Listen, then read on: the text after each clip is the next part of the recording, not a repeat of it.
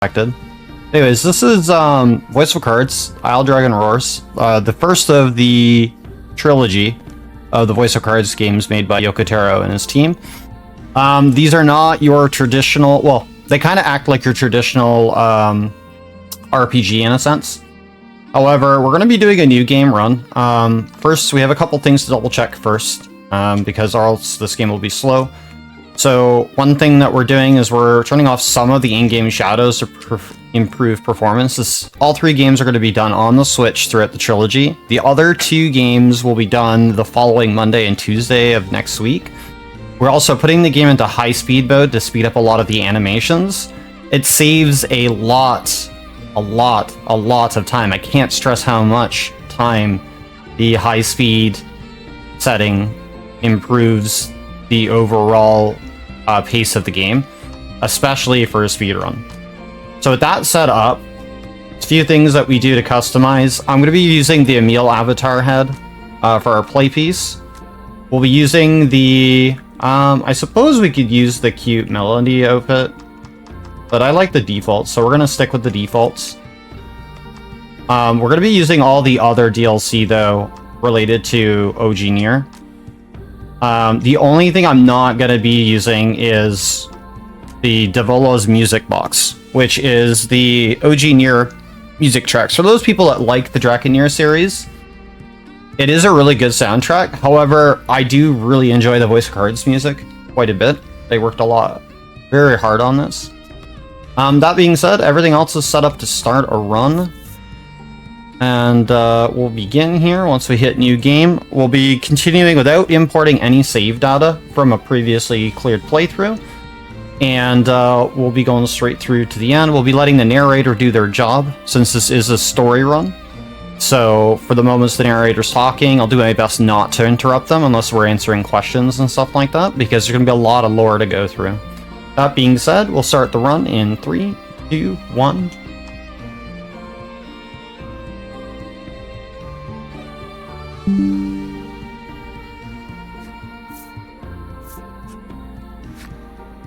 So, my name is Mash. I primarily speedrun Drakengard 2, but I also play a lot of the other Dragon Nier games.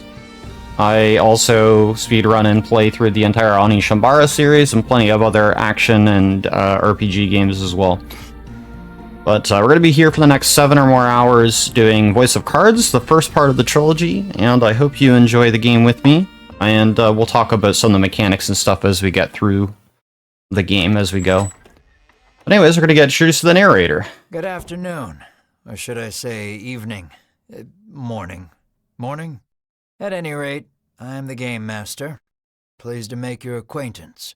Before we begin, there is something I must tell you. You see, my job is to draw you into this world with my voice and cards, which is why I believe it best for you to play with the sound on. In fact, I insist on it. However, as you can see, my voice is subtitled, so you can always read along as well.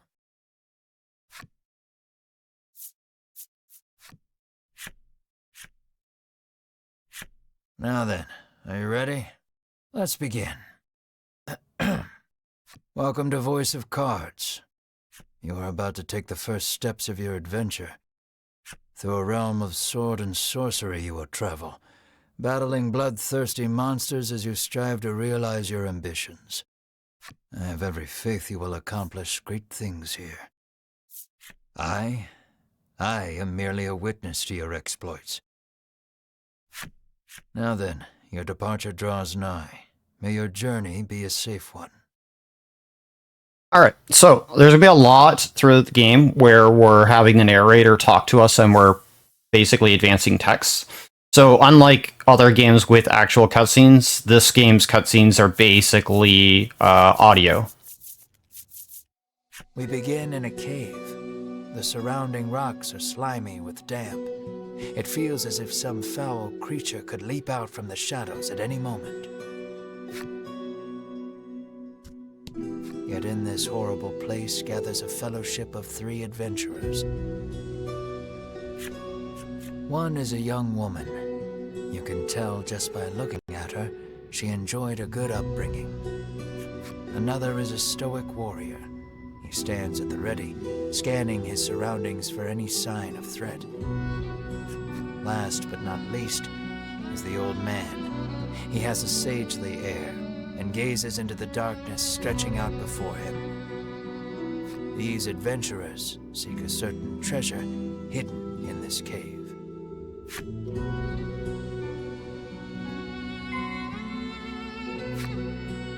Alright, so first things first, we're going to be going through the prologue. An iron door towers before you. It has rather conspicuous handles.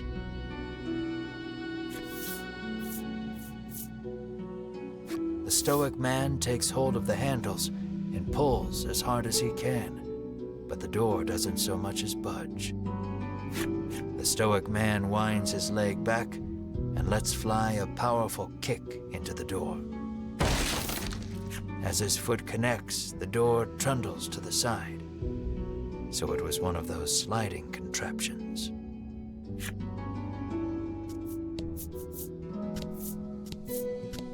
Something leaps out at the Fellowship from the darkness. And this will be our first part of the encounters with the game, sort of the introduction in the tutorial for combat. We're going to go ahead and we're going to use white light on the skeletons because they are weak to light damage. Everything has sort of like a weakness by some kind of elemental. That includes bosses, but bosses are typically immune to a lot of status effects. Congrats.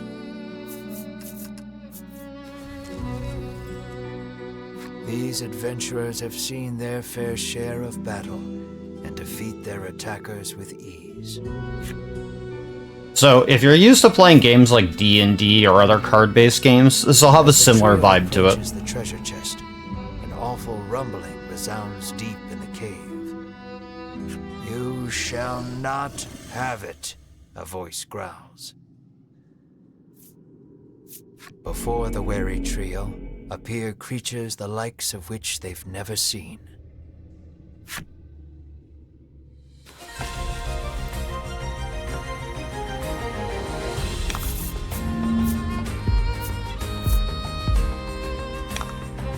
Alright, so much like before, we're going to go ahead and we're going to deal damage where appropriate. Take out the enemies. Skeletons will regenerate health at the end of a turn, so we're going to take him out first.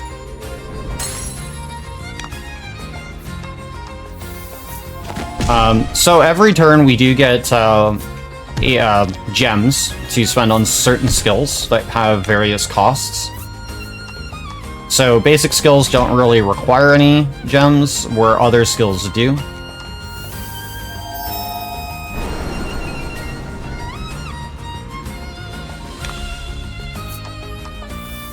And so we want to kind of plan around this. Yes, this would be the first game in the trilogy for Voice of Cards. The other two games will be played next week on Monday and Tuesday, around the same time. Edges around the monster's bulk to stand before the treasure chest. There is treasure inside, no doubt about it, but it's locked tight.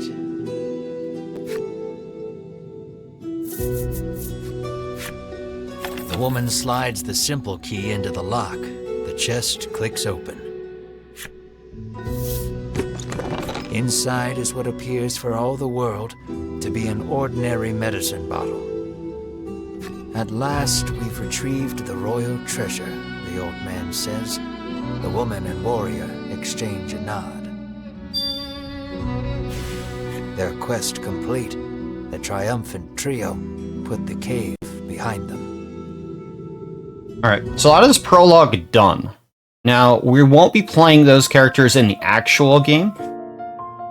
And you'll find out soon, very soon, how things go throughout the rest of this game. But that was a short introduction to the general basis of the game. There's things and other mechanics that we'll get into a bit later, such as happenstance, which is the game's RNG mechanic. That it's a lot more about using it or working around it to your advantage as best as you can. happenstance in the first game it can be the most unforgiving. In the later games, it's a bit more reasonable. So we'll have to hope that happenstance doesn't really make things too hard for us during the actual run. But with the way the routing works around this game and the other games, generally there's a bit of free flow routing that is involved with some things, depending on how certain things work out. So that being said, you can't have like a 100% scripted route for the game, because there is quite a bit of RNG to deal with. Happenstance being one of the main things that affect combat. This is Castle Advent. Queen Nilla reigns over the kingdom from within its walls.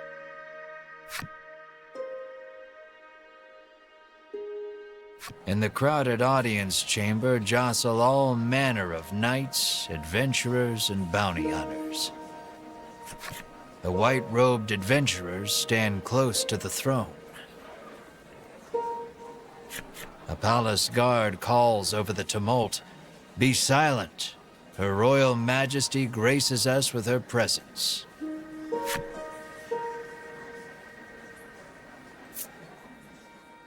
The cacophony ceases the moment Queen Nilla enters the chamber. Seated upon the throne, the Queen faces the crowd, her lips part. "Thank you all for heeding my call to slay the dragon. Whatever it takes to defeat this reawakened evil, I ask that you do it. Whomsoever conquers this beast will be honored for ages to come and handsomely rewarded." At that, the gathered crowd cheers loud enough to shake the castle's very foundations. "Leave the dragon to us, Your Majesty," say the white-robed adventurers, as if the beast's demise at their hands is assured. "Indeed, you did well to reclaim the royal treasure," the Queen replies. "I thank you, for my stomach becomes most upset without it, so the treasure is a staple of the royal medicine cabinet.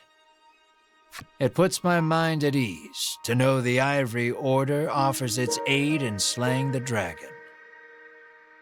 The trio are disciples of the Ivory Order, a charitable organization beloved the realm over. Indeed, anyone would think this illustrious trio the heroes of our tale.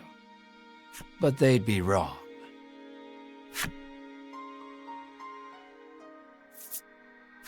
So we just gotta slay the dragon and we'll be drowning in gold."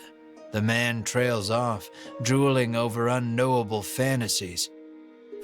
Beside him, a strange creature lets out a chirping coo. Pay attention, because this is important. There he is, or there you are, I should say, the hero of our tale. A humble bounty hunter, you love little in this realm more than coin. A seemingly tedious fellow who doesn't hesitate to claim the title of hero for yourself. When you heard about the quest to slay the dragon, it was the promise of reward that lured you to the castle. Now then, if you wish to officially register for the hunt, see me so I can get your signature.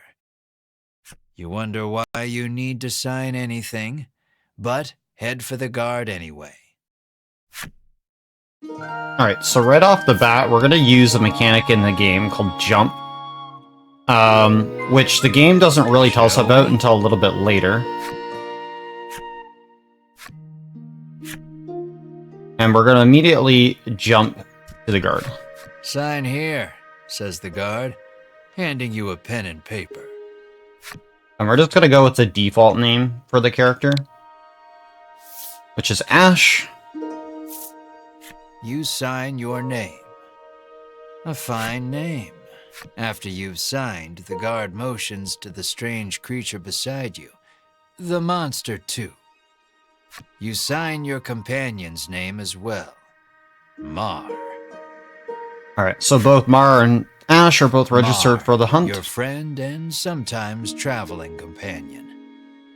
Though he can't speak the human tongue, he seems to understand it well enough. Thank you. Now we'll know what to have engraved on your tombstones. Can't ask the dead what name to mark their grave with, after all, the guard chortles. You want the reward as badly as you don't want to die. You figure you better make some strong friends.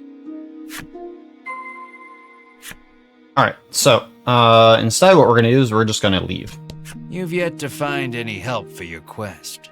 Things don't look that reassuring as they are, but the decision is up to you.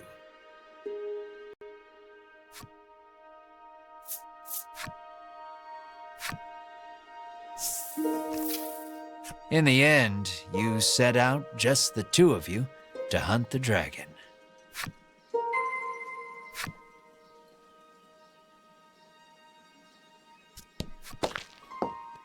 Before you stand a sign calling for people to join the hunt for the dragon.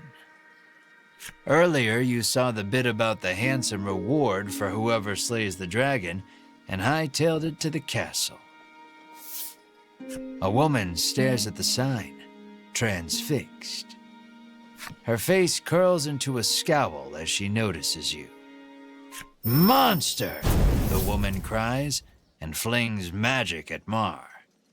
Startled by the spell, Mar grows dizzy.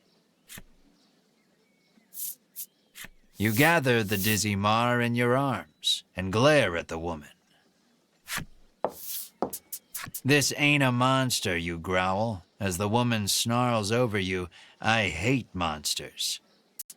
The two of you bicker for quite a while.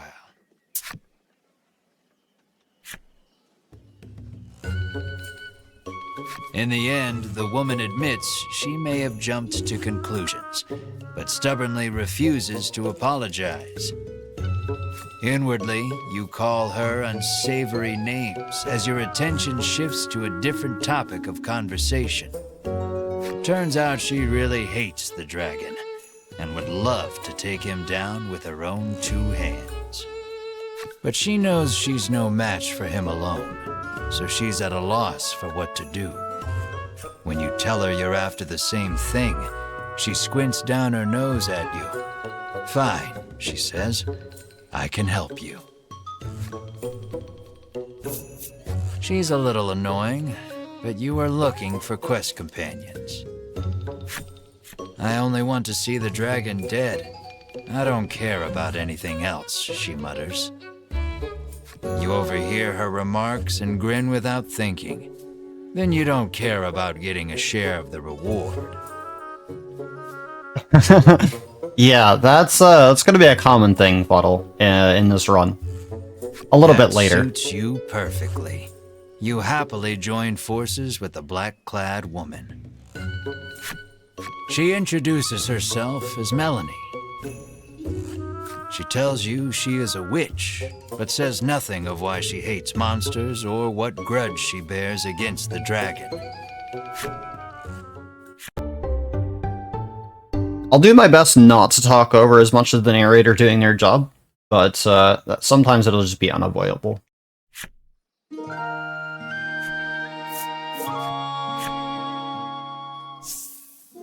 But yes, I do remember stuff like that in the past. Alright, so the game's gonna tell us about a bunch of stuff. And we're gonna continue to Nexton, which is the next town. So again, using the jump mechanic, which allows us to jump to locations that we can already see, or areas that we can visibly see. Very useful mechanic for getting around the game quickly. A woman sits hunched over by the side of the road. Upon catching sight of you, she calls out for your aid. She's sprained her ankle and needs you to take her to the nearby apothecary. You try to lift the woman into your arms, but the weight's too much for you to bear. You lay the woman back down where you found her and mutter a quiet farewell before turning to leave. Upon seeing that, Melanie snaps. What kind of person are you? We've got the dragon to worry about, you say, like an insensitive jerk. Ignoring you, Melanie gingerly helps the woman up. Mar bends so the woman can get on his back, and the two of them head off in search of the apothecary. You watch them walk away for a moment before following, complaining to yourself about what a waste of time this is.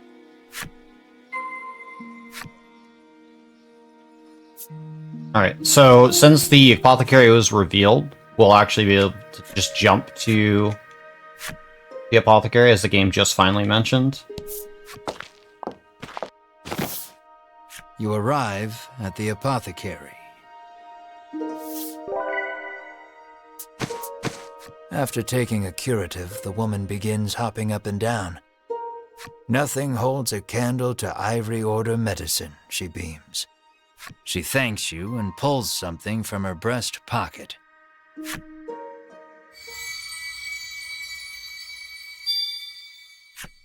Alright, so the mysterious cards are used for the true ending of the game. Might be a good idea to do that again, should you come across anyone else in need of assistance. But we're not be going for true ending, so we won't be collecting all of those. The game periodically is going to ask us to look at our collection. We're just going to say no, and we're going to continue on. The girl says if you follow this road northwest for a bit, you'll come to Thriston. And we're going to talk to some of the villagers here, get info about where to go. Apparently a monster researcher lives in Thriston and might know something about the dragon. Alright, so that gave us an update there. As your eyes roam everywhere but the path you walk, you barrel right into someone. When you turn to see who it is, you see the Ivory Order trio from the castle. Winifred, are you all right? The sagely old man asks the woman, voice full of concern. I'm fine, the woman called Winifred replies. Thank you, Hedwin. Berwin, the old man calls, turning to their stoic companion. He jerks forward, as if to defend Hedwin and Winifred. The trio advances on you. How dare you treat disciples of the Ivory Order with such disrespect?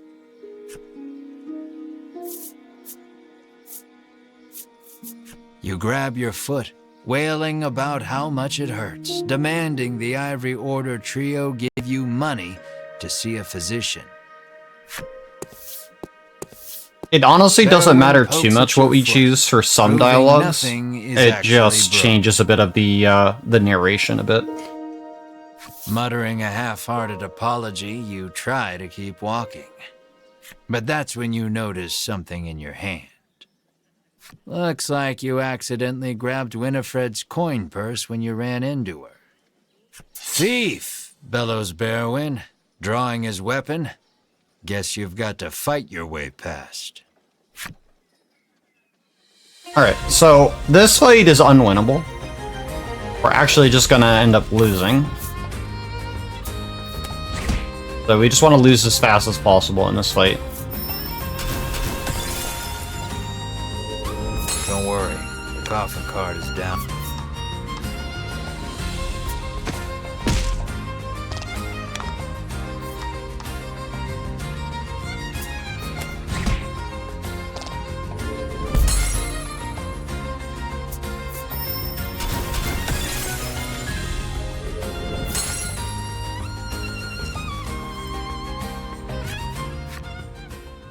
The Ivory Order laid you out flat. The Ivory Order trio looks at you like they can't believe such a weakling would even try to hunt down the dragon. taking pity on your ineptitude, the Ivory Order trio uses their magic to heal your wounds. We mustn't tarry any longer. To the monster researcher of Thriston with us, Hedwin urges his companions and the trio depart.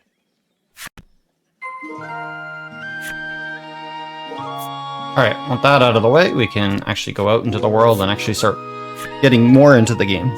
So, as you can tell, this game is narrated much like a Dungeon Master. Wandering can be fun, but if you want purpose and direction, I'd suggest sticking to the path.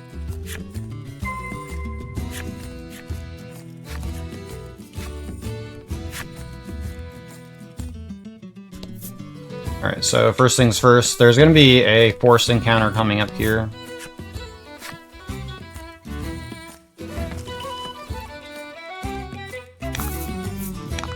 And we're going to use... The game's going to tell us about gems being used for certain skills. And we're going to use fire on the goblins. That was lucky. And it's also going to tell us about elemental weaknesses. And a lot of these prompts for different things will pop up when they're relevant.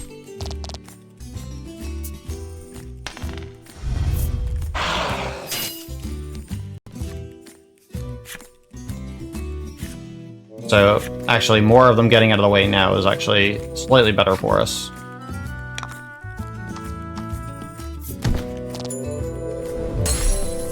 But yeah, so this plays like a traditional RPG, but again, it's handled in a very different way.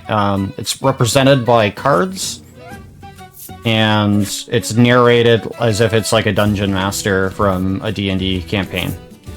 So as long as you accept that, then you're good to go. So we pick up this revive here, and that will be used later if we need it, in case a character gets downed. And then we have some random encounters to deal with. We kind of want to be level 3 by the time we get to the cave that we're going to be going to.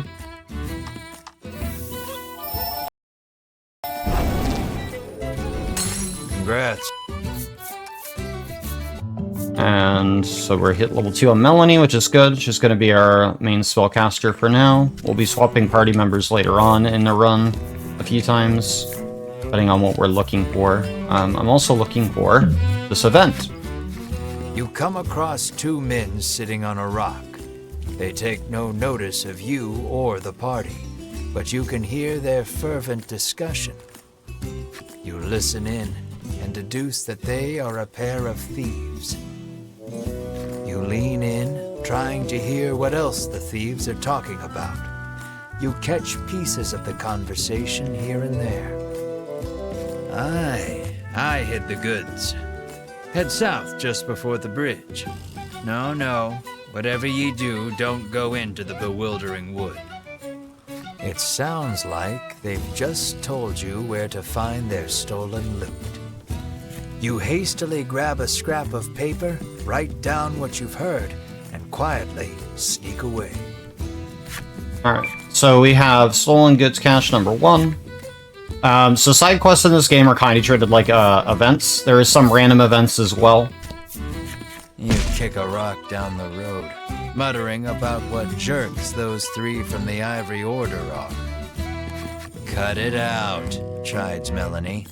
She warns you your anger will only come back to bite you in the rear. And then this is going to be a force encounter with a mini-boss, which is just an ogre, which is more of a regular enemy later. Short, when out of the thicket leaps a monster. The rock you kicked must have hit it, because it is really mad. Brace yourself for battle. Alright, so normally we'd want everybody to be like level 2 for this fight, but we can win it without that. And we do have the revive in case we need it.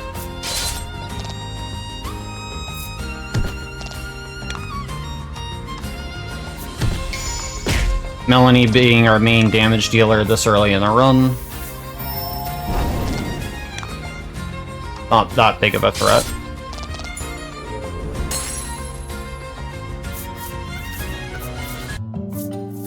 Alright, so we have heal, and we have body slam, which are both very useful tools this early in the run. And now we can head into Thraiston.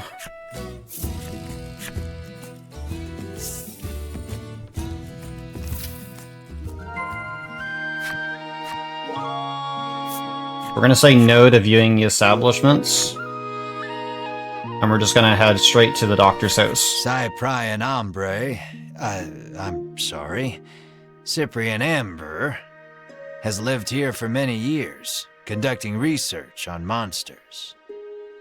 All the townsfolk affectionately call him Cypri.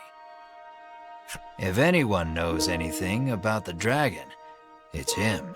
He's a veritable monster expert. You ask Cypri if he knows anything about the dragon.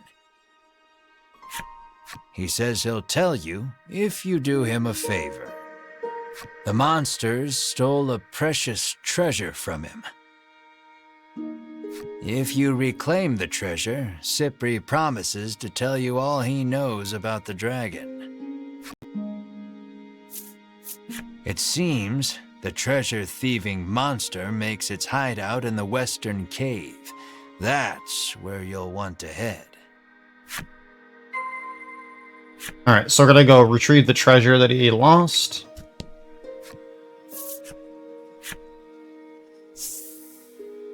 And the cave is gonna be on our west.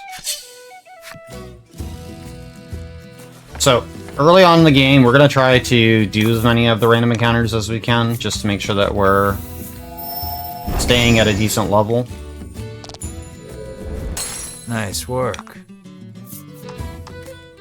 Because the game does get quite difficult as we continue on, especially if you don't have the right equipment, skills, or levels in some cases, because they do affect what skills we do get. So Melanie getting that wind skill there is extremely helpful this early in the run with certain enemies. Also, we have to hope that we get good with dice rolls, which is another thing that's kind of annoying to deal with.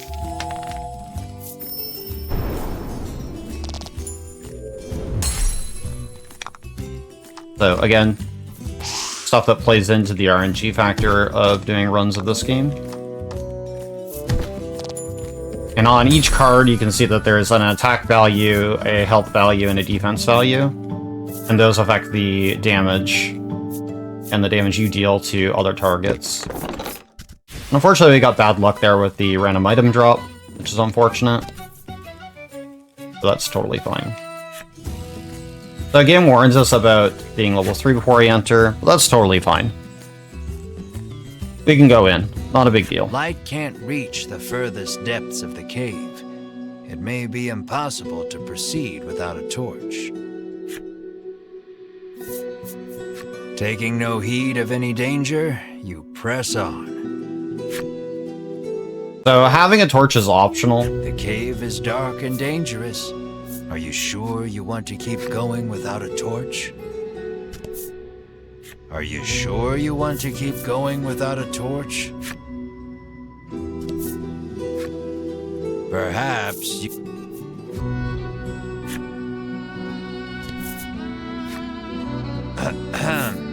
You don't have a torch, but you can always buy one at the item shop in Thraiston.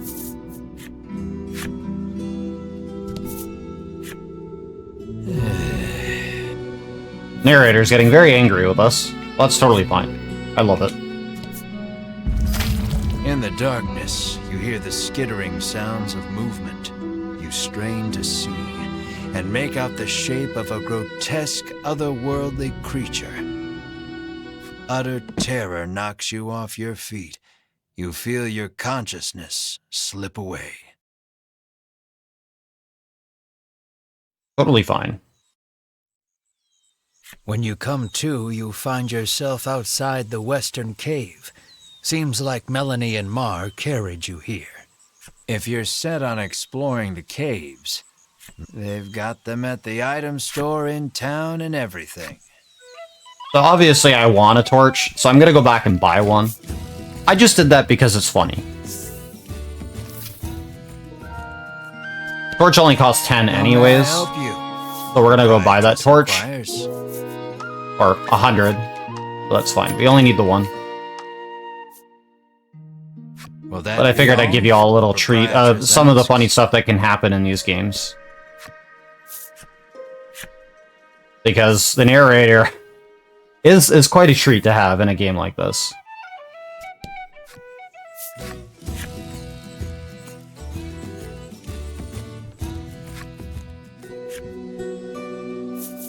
You light the torch.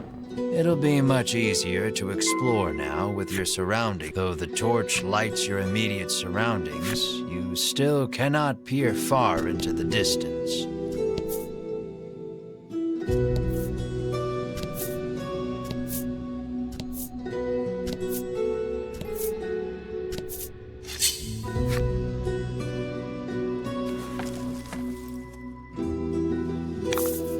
About the enemy. So the game's got us also the items that we can use, which is totally fine.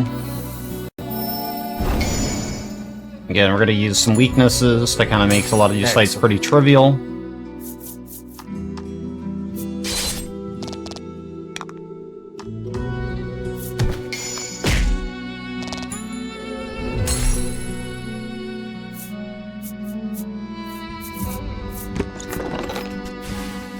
Not getting very good luck on the item drops, but that's fine.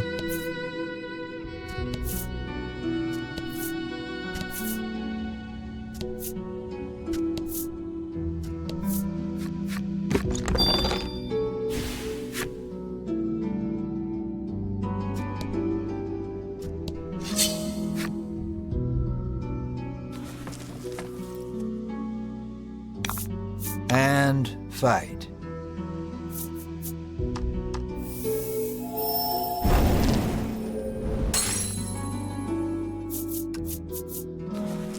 Alright, there's a branching path right here that we want to go to. I have some very specific items and stuff that we want to be picking up throughout the run. And we'll also be taking quite a few of these fights early on without running. Especially because we're supposed to be level 3, but we aren't at the moment.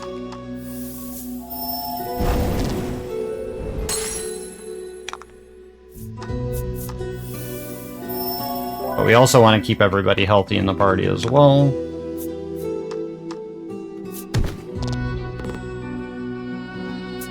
And as I mentioned before, skeletons heal at the end of every turn that they do.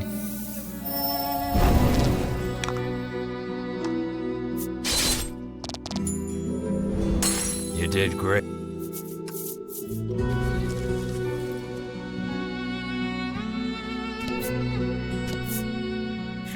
So that'll be 400 for us, which is good. We need the money. Money is very tight in the run in general. We have things rutted out pretty much down to the cent. You spot a cavity that looks like some sort of sphere should go there. Alright, so the sphere that we pulled out, You put we're the gonna magic put it in the door. sphere into the cavity, and the door opens.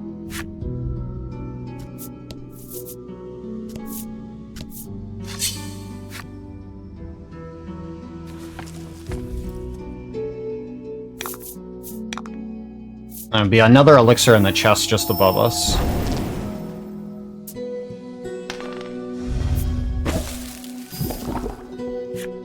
And we're gonna learn about poison. So regular poison can roll between 1 and 6. Deadly poison, I think, rolls between 2 and 12. And that gets triggered at the end of every turn rotation.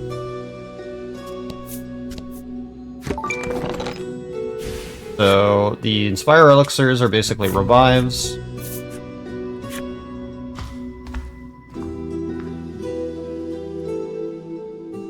And we're going to be picking up a piece of equipment coming up, which is a Numbstay Ring, which prevents paralysis. A claret trail leads you deeper into the cave.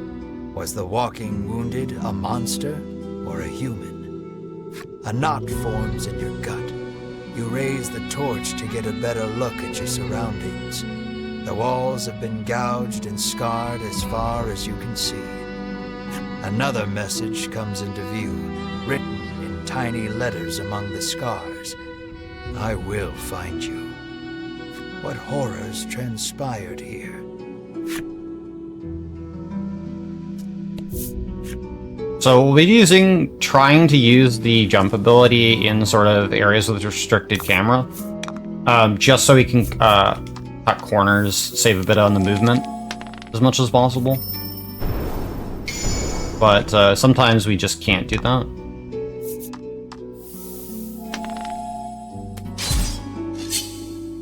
Alright, we got lucky with the crit there, but fortunately the roll was really bad. You did great. But we still killed him on 1 turn rotation, so that's fine. Now everybody should be level 3. Melanie's a little bit ahead of us, which is fine, because we do want her to be stronger than us. We're gonna duck into the side path over here to go get that numbstay ring.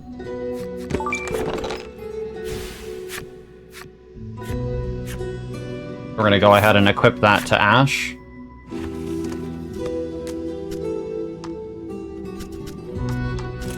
And different pieces of equipment offer different stats to different characters. So they'll offer a different attack value, speed value, that kind of stuff. In some cases, defense values, which are actually very important, because higher the defense you have versus the attack value of a target, the less damage they'll actually deal to your health.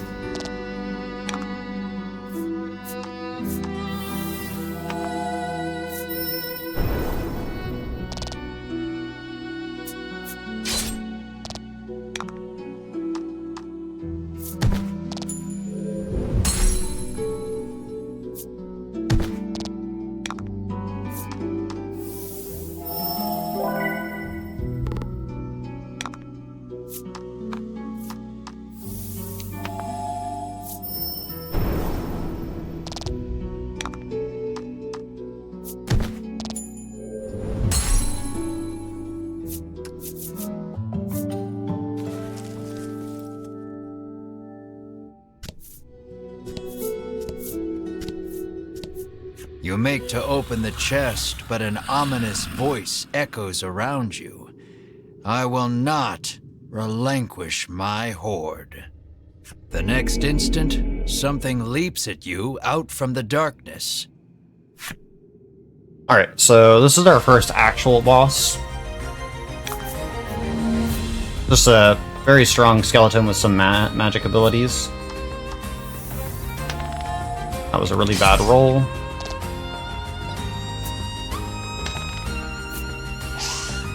He does inflict paralysis, so one reason why we have the numbstay ring on one of our characters.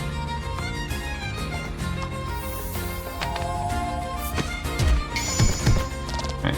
That was lucky. Decent roll with a crit, not too bad. Try to save some gems here.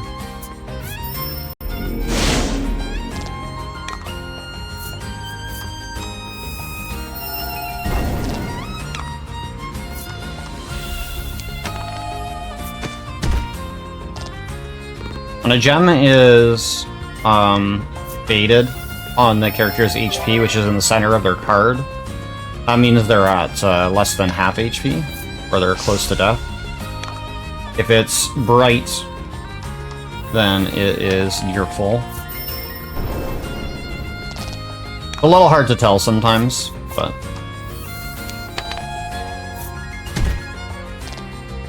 you can kind of see things working that way. So we're just hoping for some decent rolls. Ash doesn't deal quite a lot of damage without decent rolls. Same with Melanie at this point. There is flat damage value for rolls as well as an added bonus on skills. So for instance, Body Slam deals the total value of 2 dice rolled, which ignores armor, which is actually very handy.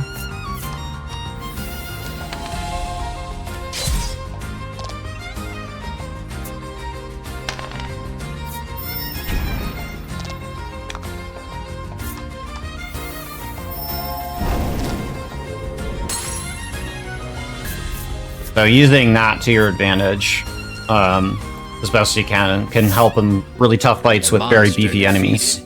You turn toward the treasure chest. and see those Ivory Order jerks rooting through it. You rush over, but you're too late to stop them. Sweet of you to take care of the monsters for us, trills Winifred, favoring you with a smile. Tucking the spoils from the chest safely into a bag, the Ivory Order trio stroll away whence they came. Knowing you couldn't stop them if you tried, you could do nothing but stand slack-jawed and watch them go. The chest is empty, save for a ragged doll. Nice of them to leave us the trash, you grumble in irritation. For some reason, Melanie picks up the ragged doll. Your shoulders slump. All that effort, and this is all you get to show for it? You find nothing else even close to treasure. Hope Cypri is ready for bad news. Leave now would be the fastest. Yeah, so when we get the option to leave, we're gonna take it, because it saves us a lot of backtracking. All I do is move the piece around. Alright, so we're gonna go ahead to Thriston.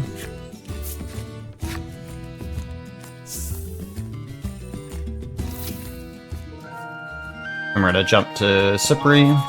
Were you able to? This is all we found, says Melanie, withdrawing the ragged doll. Cypri's eyes widen as soon as he sees the doll, and he reaches out to take it. Without breaking his gaze away from the doll, he begins to speak. Cypri tells you he gifted this doll to his young daughter a long time ago, but she fell gravely ill and died. Since then, Cypri has treasured this doll as he treasured his daughter. Then the monsters took it from him. Cypri turns to Melanie, his head bowed deeply in gratitude. So you reclaimed the treasure by complete accident. You step closer to Cypri. So, the reward's cash, right? You rudely inquire. Oh, I haven't 2 coins to rub together, says Cypri with a great belly laugh. Instead, he offers knowledge. Far to the east of town is a place called Unionville, where monsters and humans live together in harmony. According to Cypri, you might be able to learn something there, as the dragon and monsters are not totally unrelated. Upon hearing that, you turn on your heel to leave. Cypri calls out to stop you. Journeying to Unionville entails traversing the dense expanse of the bewildering wood. You'll need this, he says, and holds out something for you. You won't make it through the bewildering wood without it, Cypri says. Your sights set on the distant Unionville, you resolve to navigate through the bewildering wood. Alright, so now we can get ready to leave. First things first though, I'm gonna make sure that we're not full healed. So what we're gonna do is we're gonna stop at the inn. So the inns are if it free. isn't the head of the National Inn Association's son, the innkeeper blurts out, overcome with surprise. You've clearly been mistaken for someone else, but the innkeeper looks so excited that you dare not burst her bubble. Your room is free. So there's always some weird lore reason why the inns are always free. The party So there's leaves never the a inn feeling rested. never a reason not to use them when you can. Anyway, so with that set out of the way, we can get ready to leave. And then that will basically set us up to end chapter 1.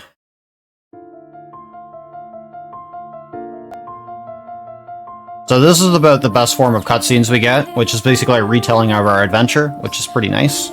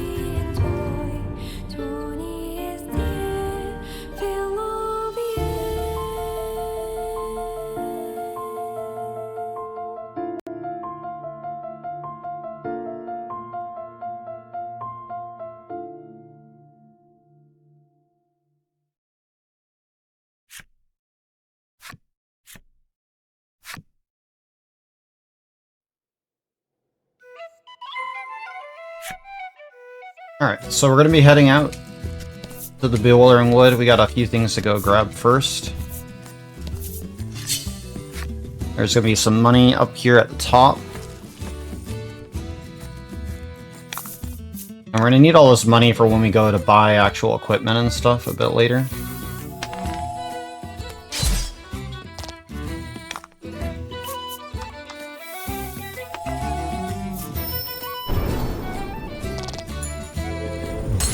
It's unfortunate that we were short on the 1 damage roll on Ash, so that we couldn't kill that guy. But we have to use Mar to do it. Excellent. And then that'll allow us to heal Melanie here. And finish off this guy.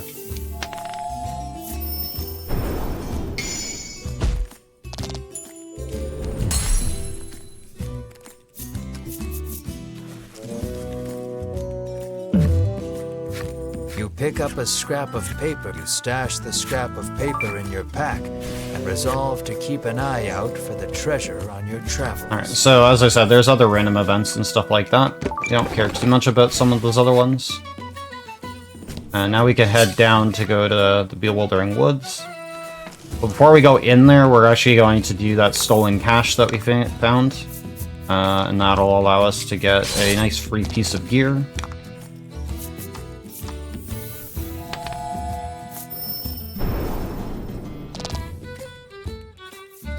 Really bad damage roll there, but that's fine.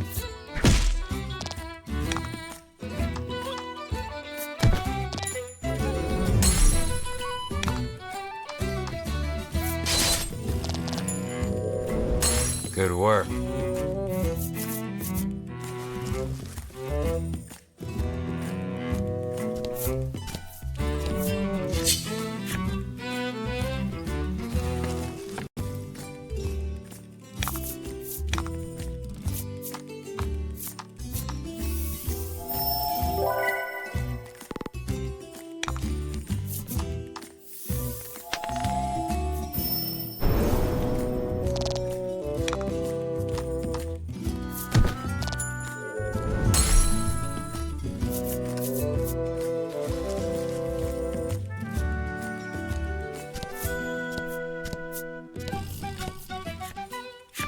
Something's catching the sunlight just so. You move closer to get a better look at it. You find a chest lodged in the hollow of a tree. Something about this feels familiar. You fish a note out of your pack.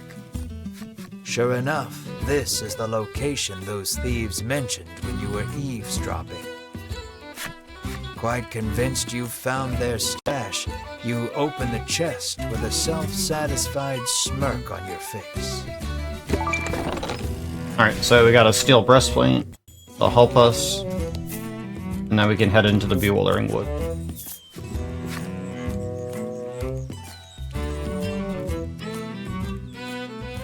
A thick fog impedes your vision. You surmise this is in no small part why they call it the Bewildering Wood. Alright, so we'll have restricted movement here. But we'll still use it to sort of cut corners and get around a little bit quicker. Anytime these events happen, we're just going to be kind of skipping through them. But unfortunately, a lot of the time they're just really bad. Right on the head. Everyone's faces screw up in agony. And us taking damage like that kind of sucks. A message is written on the sign. Seek out the Forest Stela hidden deep in these woods. Because 8 damage this early on the entire party, it hurts. It hurts quite a bit, because Melanie's almost dead.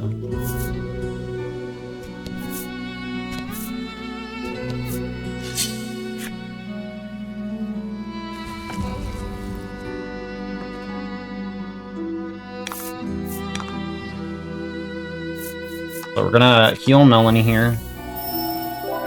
Ash can't really deal damage to this enemy.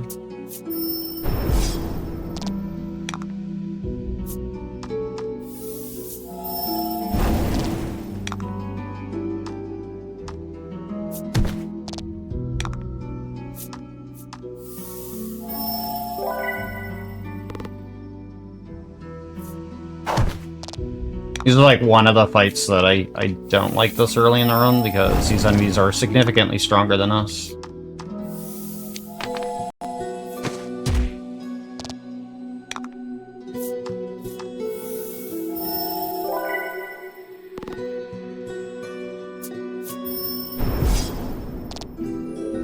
Ouch.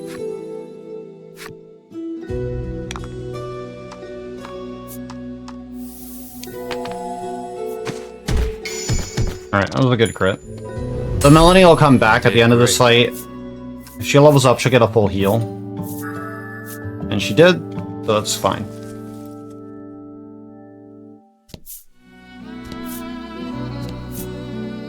There'll be a chest with some money here that we want.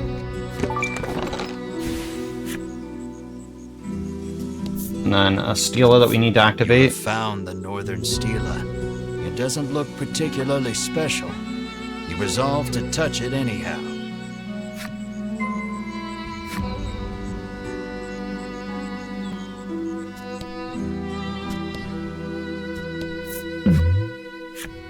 You hear a beautiful melody flowing from the forest depth. Attributing it to your imagination, you decide to ignore it. A short moment later, the melody stops.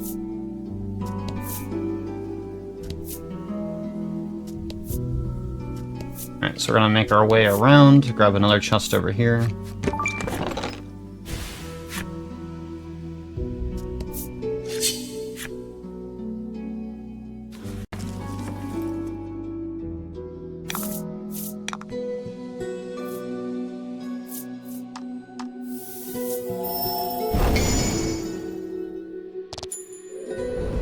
Excellent.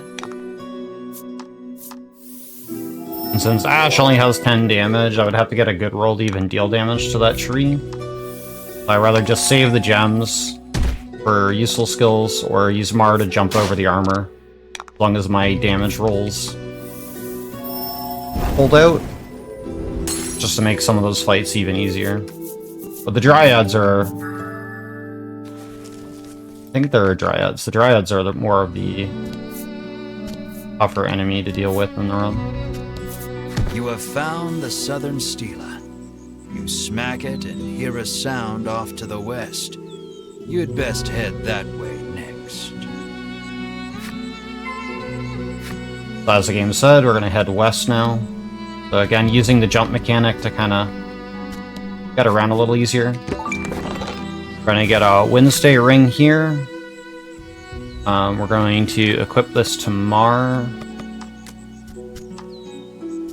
which will give a little bit more speed because Mar's a bit slow.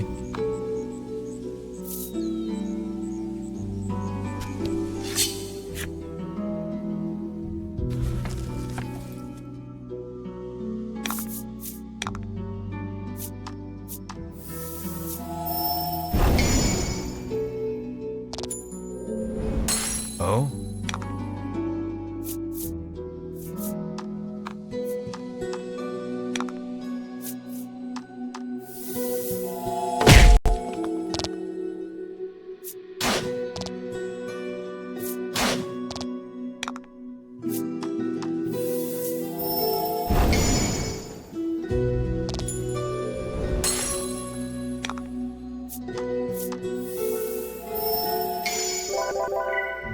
Crit heals, Excellent. nice.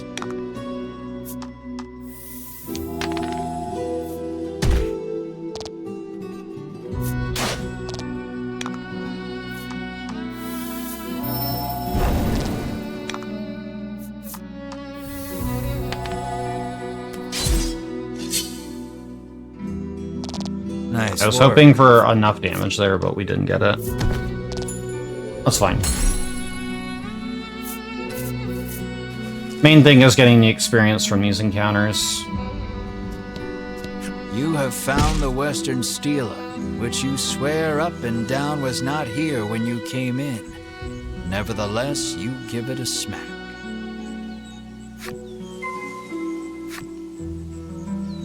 Alright, so now we're going to use jump mechanic to go back this way.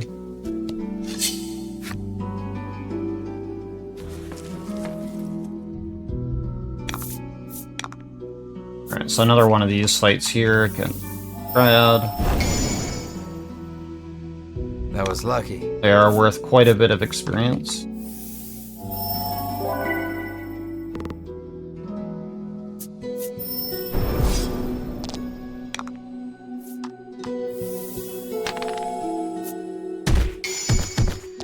And mainly we're trying to set up our experience so that in a boss fight coming up, we'll be able to deal with the fight a little bit better than being under-leveled for it.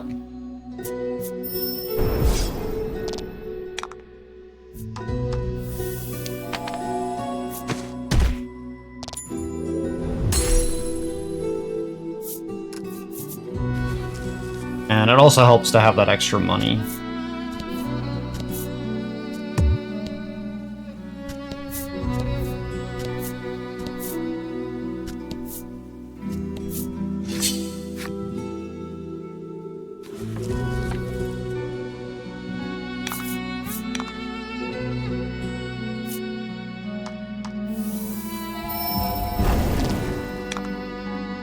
After we get out of this section, we'll be skipping a lot more fights. But for now, we're just going to be taking as many of these early fights in the game in the first couple chapters where possible.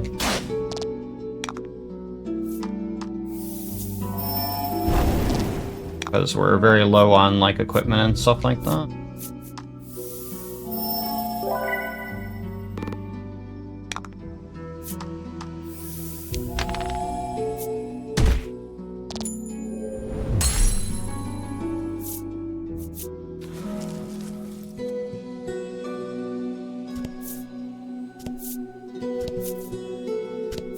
You have found the Eastern Stela. You see the words Melody of Fortune chiseled into the corner. You have investigated all 4 of the Stela and the Bewildering Wood. You hear a sound, and it's not all that far away.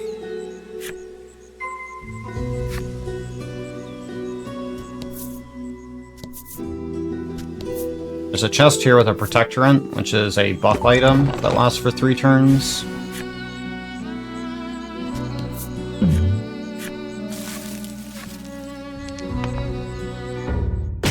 That's unfortunate. Alright, taking 8 damage again does suck. That's fine. You examine the Stela. The message carved into the Stela reads, "Play in tune with the forest." You hold the woodland flute you received from the good doctor in Thriston. Doot doot doot doodly doot doot doot doo. You blow a handful of pleasant enough notes into the woodland flute. You soon become aware of accompanying percussion, which reveals itself to be a series of impeccably timed footfalls racing toward you. Appreciate the good luck. We'll hope that Happenstance plays nice at this upcoming boss fight. A young woman appears before you. "That was absolutely dreadful," she whinges, her jaunty gait betraying her enjoyment. She calls herself Riddis and declares herself a woodlander, resident of the Bewildering Wood. By sheer coincidence, the flute on which you played those notes was one designed to call the woodland people to your side. Stunned by your good fortune, you ask Riddis to lead you eastward out of the forest. What luck! She agrees far more readily than you ever anticipated. But, she continues, extending her hand, you'll have to hand over the woodland flute first. You hand over the flute, firmly restating that she may have it on the condition she leads you out of the bewildering wood. Riddis plucks the woodland flute out of your hands with glee and begins playing it as she skips away. Well, playing is a generous term. It sounds as though she may as well be murdering the poor thing. Riddis makes it clear that the fastest way out of the woods is through woodland, where she lives. It's that-a-way, Riddis says gleefully, pointing past the stela before you.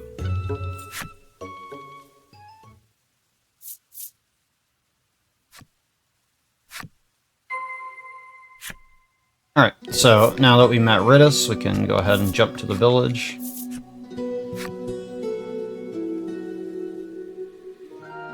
Welcome to Woodland, Riddis says, gesturing out over the village. Now, if you'll excuse me, I'm quite busy for the rest of the day, so you'll have to wait till tomorrow to leave the forest, she says, and makes her way home. Alright, so first things first, we have to go and get new equipment. How may I help you? The proprietor inquires. I'm gonna sell off some of the junk that we don't need for items that we picked up. Random drops.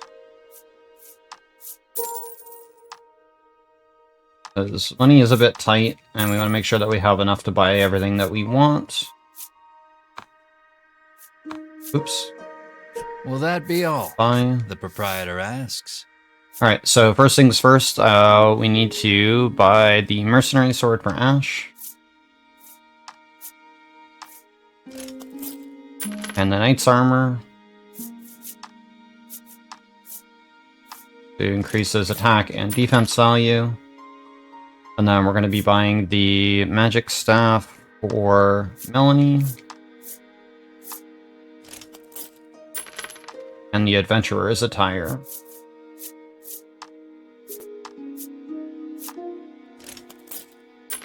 We also don't want to be carrying too many items in our inventory as well, because there is a cap on that. And yeah, we got pretty much everything we need. We actually have some spare money, so we can go ahead and buy this from Mar, at least for now. And then we can go ahead and sell off the old gear that we don't need anymore.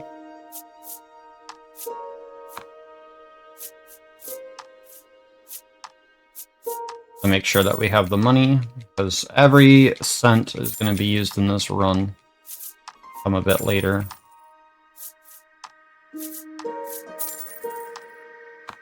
I'm going to keep those 2 pieces of gear for now. Have uses for them later. We're going to stay at the inn. Been a while since we've had any outsiders, the innkeeper says, beckoning the party inside. It turns out this inn is simply a place where the poor, lost souls trapped in the bewildering wood may recover. You may stay as long as you like, free of charge. I'm just going to click leave quickly, because I am going to make a safety save, just in case this fight does go terribly wrong, because it is quite possible.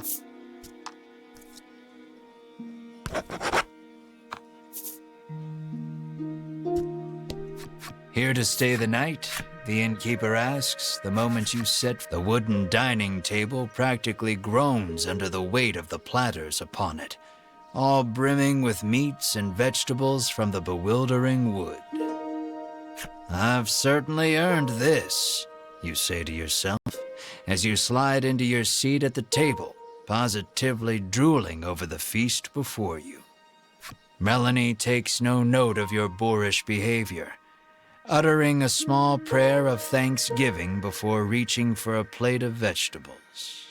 Mar sits, eyes fixed on the food upon the table, statuesque in his stillness.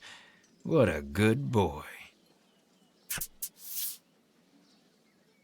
Mar clears the entire table in a matter of seconds, even emptying the water barrel in a single gulp. He lets out a self-satisfied burp that sends a small jet of just-drank water arcing out onto the floor. The sun sinks low, and the day draws to a close.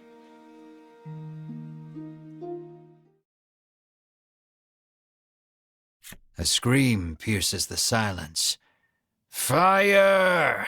You leap out of bed, adrenaline coursing through your veins. The others follow suit, and before long you've burst through the front door and into the street. Riddis's house is ablaze, a nearby villager screams.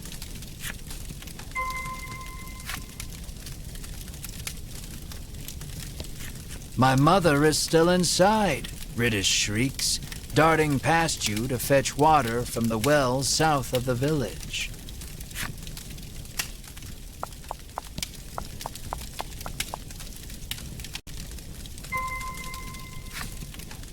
Alright, so we gotta put out the house. Water. Riddis is gathering water in an attempt to fight the blaze all on her own. Mar's eyes light up. He scrambles over the edge of the well and sucks the well dry in an instant. He pokes at his swollen belly and gestures toward Riddis's house, as if to say, "Get me back there, quick."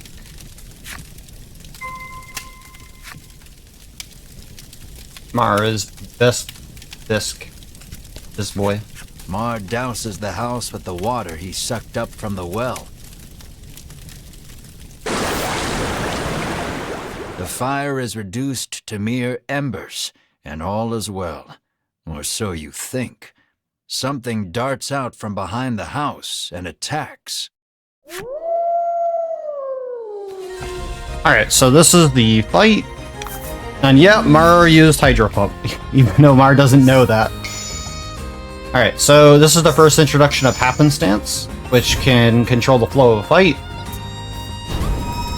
And this enemy will recover infinitely every turn with health. But we're going to do our best to try to deal with the boss. Now, normally I would have Freeze at this point, which I don't have, if I had gotten a few more levels from the earlier encounters, which would make this fight a little bit easier. But the idea thing is just to try to deal as much damage as we can every turn before the recovery, and hope we get decent rolls and crits.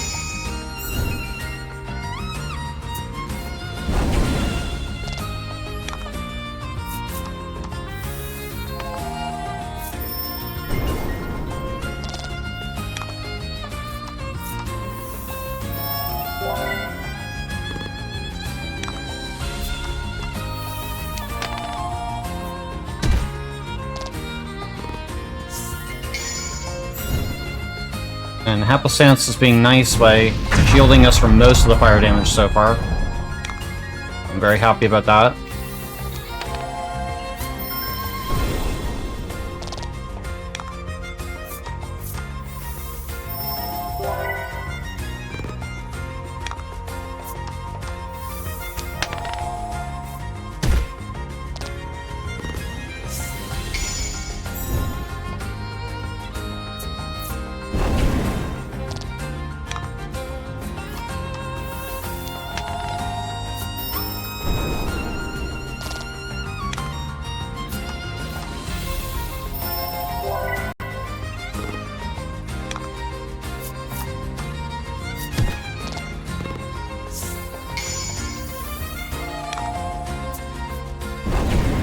Alright, Mar going down is not the greatest.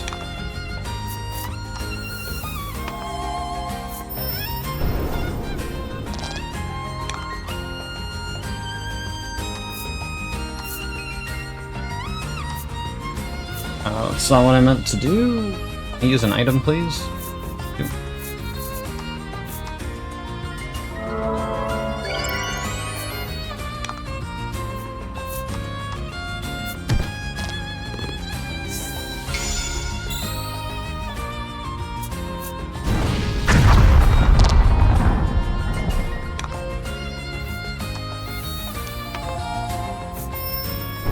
That was a very bad roll.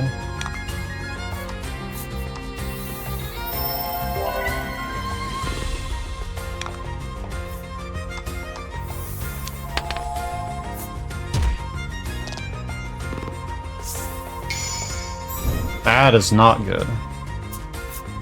Okay, going from R is fine.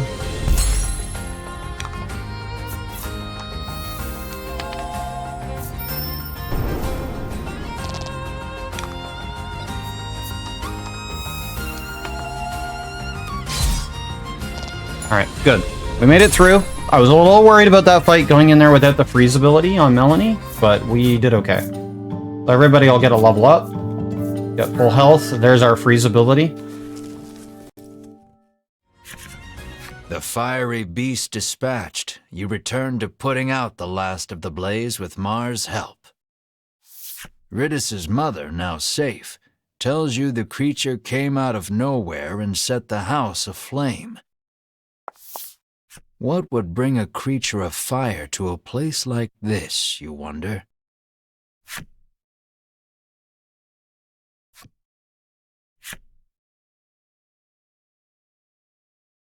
Light breaks on a new day, and the commotion of the fire feels but a nightmare.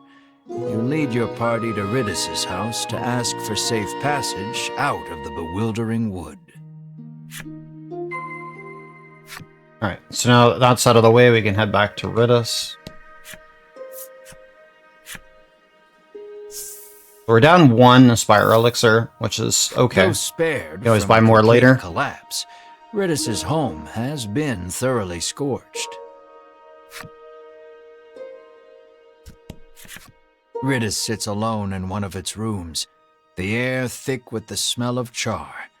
There shouldn't be any fire creatures for miles, she grumbles. She says the monster appeared while she was playing the woodland flute last night. As to why any monsters, let alone fire monsters, appeared, well, despite the circumstances, you ask Ridis to lead you out of the bewildering wood as promised. I did promise that, didn't I? She says wearily, rising from her seat. The poor girl is clearly still in shock. Why do you want to venture out beyond the bewildering wood anyway?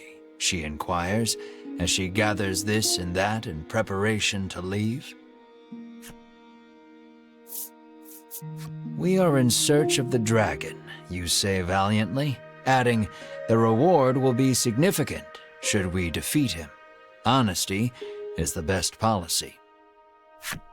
Sounds like a real risky way to make a living, she replies flatly, feigning interest. A group of Ivory Order people came through here just the other day, she explains. You connect the dots with malice. Those three, you seethe. At last, Ridis is ready to depart for the edge of the bewildering wood.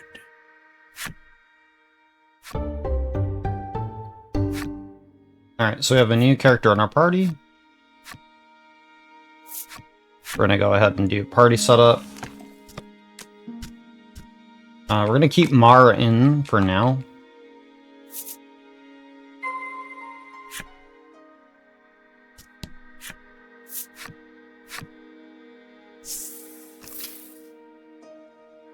We're gonna make our way to the exit. This road takes you to the east side of the bewildering wood, but you'd be hard-pressed to find your way without a woodlander's help, the guard warns. Upon seeing that Ridis is with you, he steps aside and lets you through.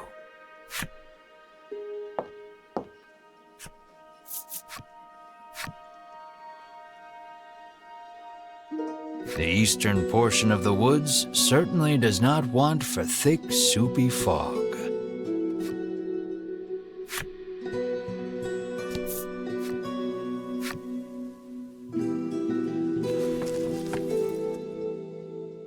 Oh?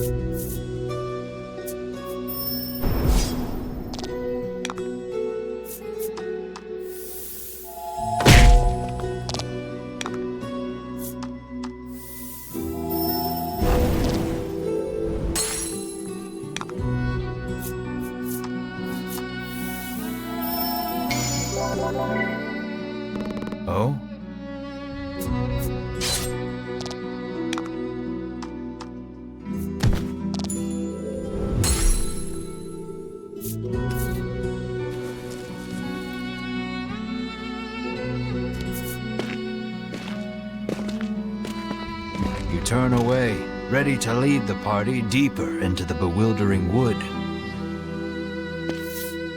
Wait just a moment, you lot, calls the voice of an older man from somewhere behind you. Ridis appears to be familiar with him. She calls him Mr. O. Here you are, young lady, he says, handing her a slip of paper. Oh dear. Further, Mr. O explains, Ridis did not have a fire insurance policy at the time of the conflagration, and so she shall have to pay in full. 1 million is a lot of coin. I'll thank you kindly to pay by the end of the month. Bye now, Mr. O says, receding from view as he returns to the forest. Hee. Ridis lets out a bemused chuckle, her demeanor remarkably calm for what has just transpired. She pulls the woodland flute from her cloak and begins softly playing.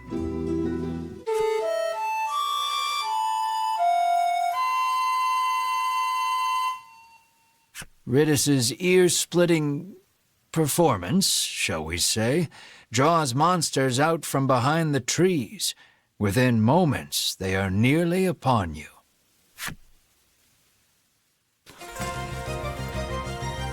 Obviously, Ridis can't play the bloody flute. And fight.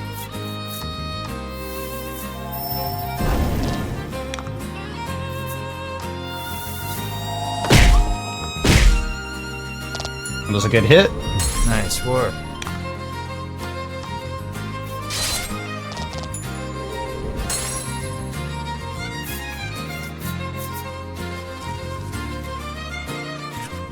That's odd. I must have made a mistake, Ridis says, burying her face in her old book once more. She opens the book to a particular page and thrusts it in your face. You can't tell anyone in the village I let you see this, okay? It's a page of sheet music with a note scrawled beside it that reads, "Play this lucky tune to reverse your financial fortunes and make money woes a thing of the past." No matter how many times I played this last night, our debt never went down, she fumes, incensed. You inspect the page a bit more carefully. Off in a corner, in letters so small as to be illegible, another message reads, "May summon monsters if played incorrectly." You finally see that so long as Ridis holds the flute, this is nothing more than a monster conjuring melody. You snatch the woodland flute from her hands. You have lost your flute-playing privileges, you inform her. But I'll never escape from this mountain of debt without it, she cries, clearly still believing in the melody of fortune. Melanie quietly opines that while Ridis is many things, bright is not one of them.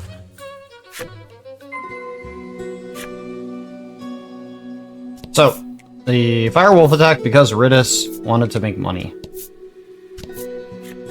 We're gonna pick up some more chests, so we have another elixir here.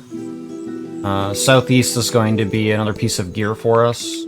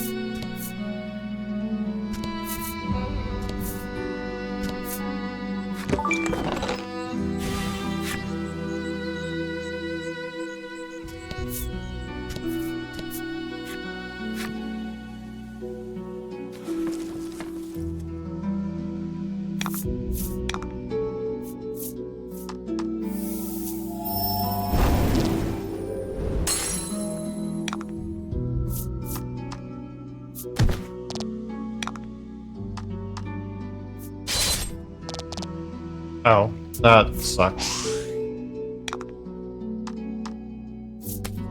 Glad he missed, though. You did great. Alright, Mart has another ability, which is good. Get out of here.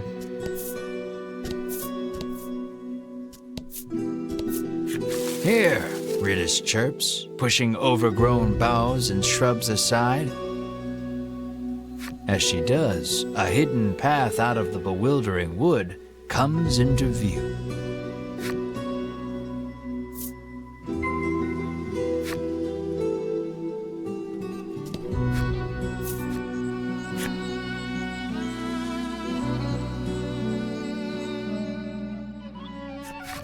At last, you are free of the bewildering wood.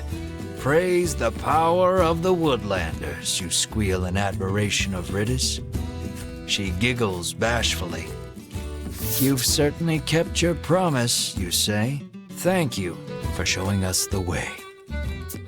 I was hoping I could join you on your quest to defeat the dragon, Ritis suddenly blurts out.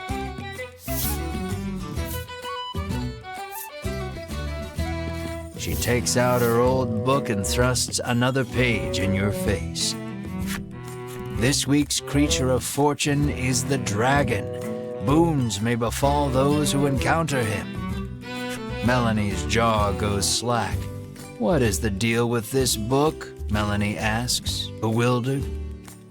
I can probably pay off my debt if we can just defeat the dragon, Ritis chirps, revealing her true intentions. No. I won't dilute my share of the riches any further. No more additions to the party, you bark. Have you no heart? Are you just going to leave a young helpless girl like me to drown in an ocean of debt and deal with that crusty old man? Ritis fires back relentlessly. I want to go. No. So goes the endless chorus of your thoroughly unproductive argument. Melanie calmly reminds you that the party in its current form stands little chance of defeating the dragon.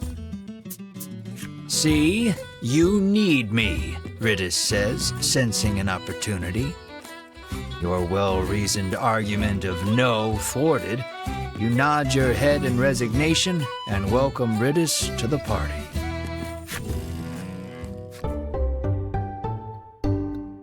Alright, so now we officially have Ritis in our party, and that ends Chapter 2. So, if you have any questions about the game, or the series, or any of the Yoko games, feel free to ask them. I'll do my best to answer them along the way. Trying not to interrupt the narrator as we go through this experience. But yeah, so we'll be heading to Unionville next, which is where Chapter 3 will take place. A lot of the early chapters are fairly short. The chapters a little bit later do get a bit lengthier. They didn't really get longer until about Chapter 5 onward. To give you a retrospective of how many chapters we have to go through, we got 7 to go through. So we're already a good ways through the game at this point. But since we're letting the narrator do the job, that doesn't mean that things will go as quickly as an actual speedrun would go. But we're still going to be following through with speedrun stuff. But anyway, so we're going to be heading over here to the west to get on the road to find Unionville.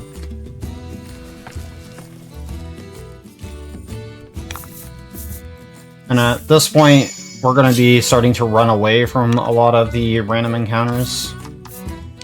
Specifically, as long as we can get rolls that are reasonable, in the sense that they're not like rolls that require me to roll like a perfect 12 or anything high.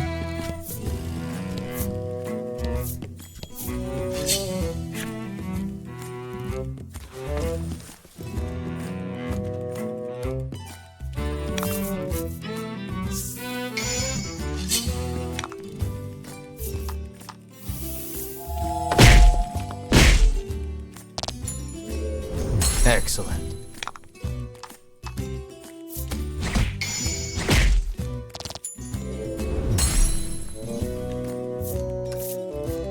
Most of the experience that we're going to need is going to come from the forced encounters. The chest, I believe, behind here that we want to grab. We'll grab that early. Plus 1,000 gold there. Jump back down here. Keep following the path till we get to the town.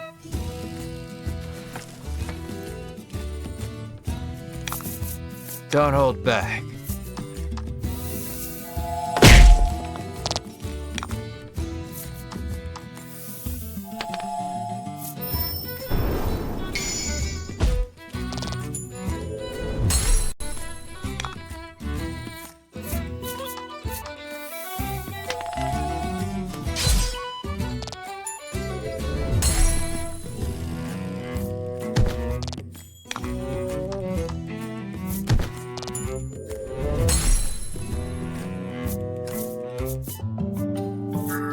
And even though we don't have characters in our party, everybody still gets experience, which is very nice for when we do swap out characters.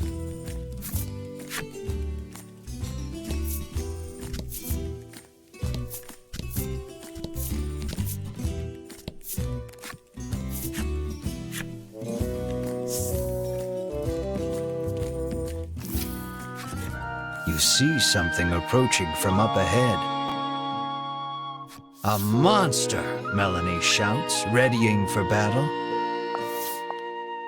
Mr. Flobby, get back here. It's dangerous out there, a young girl chides, taking the creature back to the village. It seems you've finally arrived at Unionville, a village where humans and monsters live together in peace. What a weird place, remarks Ridis lightheartedly. I like it. We aren't staying a moment longer than necessary, says an unsettled Melanie, her distaste for monsters plain on her face. Alright, so we're gonna go talk to the girl that's over here. However does your mouth become so filthy, Mr. Flobby? Sighs the girl as she wipes the slime clean. Clearly embarrassed, Mr. Flobby murmurs, "That's not my mouth." Just for the amusement. Don't get too attached to Mr. Flobby, chat. Travelers, Okay? You hear a voice call from somewhere. Don't be like me. Don't get too attached to Flobby. Down here, at thy feet, you look down to see a small clump of fur by your boots. The clump of fur speaks. I am Lappy, and I should like to journey forth with thee. Lappy the furball looks at you with amiable expectations. Why do you want to join us? You ask candidly. I heard a voice calling my name, so I must find to whom it belongs, he answers with a faraway gaze. No more monsters, comes Melanie's cold reply. When you say more, do you mean Mar? You ask, but Melanie doesn't answer. Thoroughly rejected by Melanie, Lappy bursts into tears. Lappy says he has no friends because of his aged face and speech. All alone, he decided to leave the village on a journey. Your party is silenced by the crying child with the face of a grown man. You tell Melanie to be nice and quip that both she and Lappy could use a friend. Exhausted from arguing with you, Melanie half-heartedly agrees. Fine, we can be friends. However, she says that they are on a dangerous journey to defeat the dragon. As such, they cannot take a child with them. Lappy leaps up and hugs her in his excitement, exclaiming, "Thou hast made me so happy." Thank you for the good luck, Muffin. Till next time, Melanie says, peeling Lappy off of her and placing him on the ground. Though she thought all monsters to be evil, Melanie feels that the ones here are different. Finally, a friend. Melanie's warming up to monsters. That's good. Alright, time to talk to the Elder.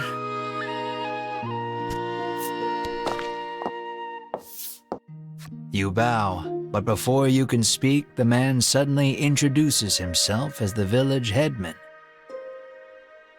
He laughs, then shamelessly praises his own village as being wondrous and peaceful. "And who are you?" he asks. "We are a traveling circus," you say.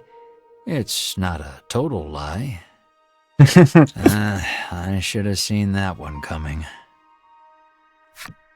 "I too traveled the world once long ago, eating every delicacy I found along the way," he reminisces, then welcomes you to his village. Feeling sorry for the old man, Melanie explains that you are actually looking to defeat the dragon. Seemingly unaffected by your lie, the headman speaks. "I see. How brave of you." He says that he had heard rumors of the dragon when he traveled the world. "You must be tired from your journey. Have a seat. I will have my chef prepare a feast," the headman says, then claps his hands twice to summon a stewardess.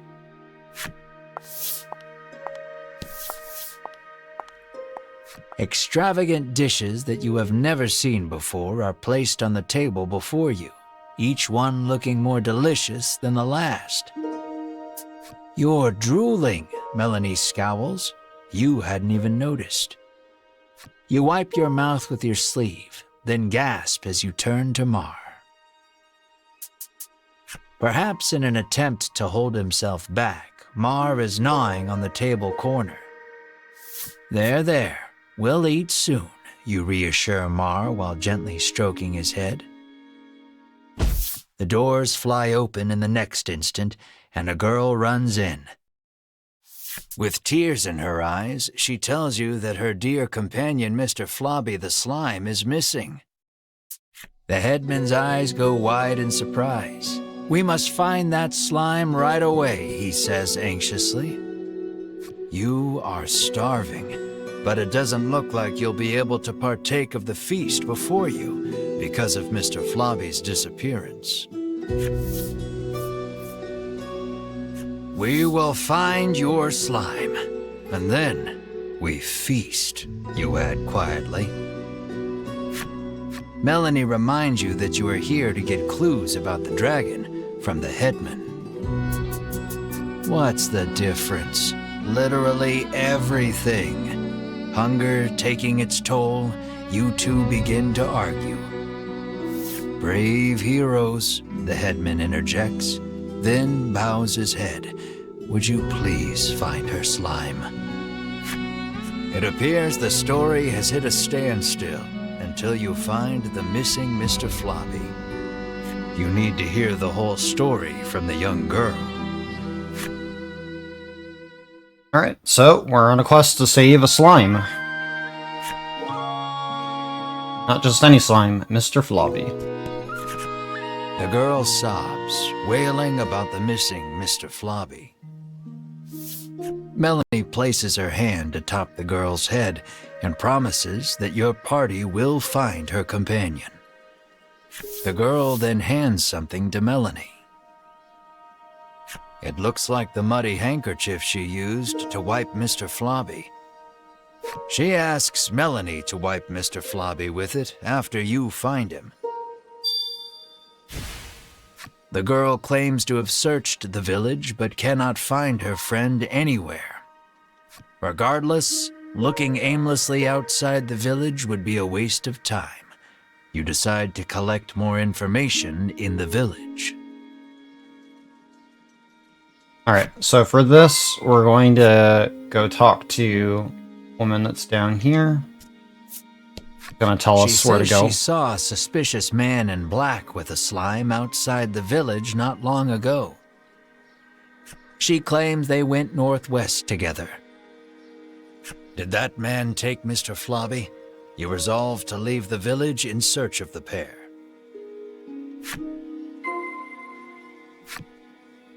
Alright. We're gonna make sure that we're full health, which we aren't, so we're gonna stop at the inn. Any travelers with magical little critters can stay for free, the innkeeper informs you. It appears the headman's long-standing pronouncement on the welcoming of all magical creatures also applies to you and your party. So we're gonna heal up and then get ready to leave. Alright. We're gonna leave here and we're gonna be going to a cave, which is right over here. A bizarre rock appeared. It seems primed to explode. That was good luck for us. Transformed into a gold rock.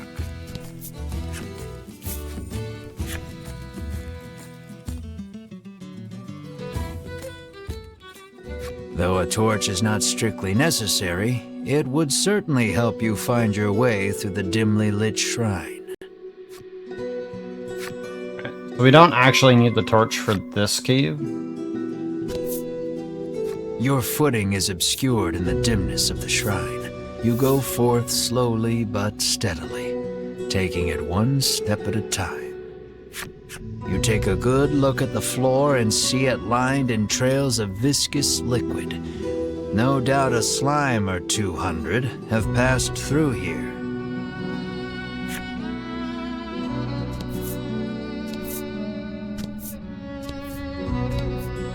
Alright, so first things first, we're going to make sure that our skills are set up. Good there. About as good as we're gonna get for now.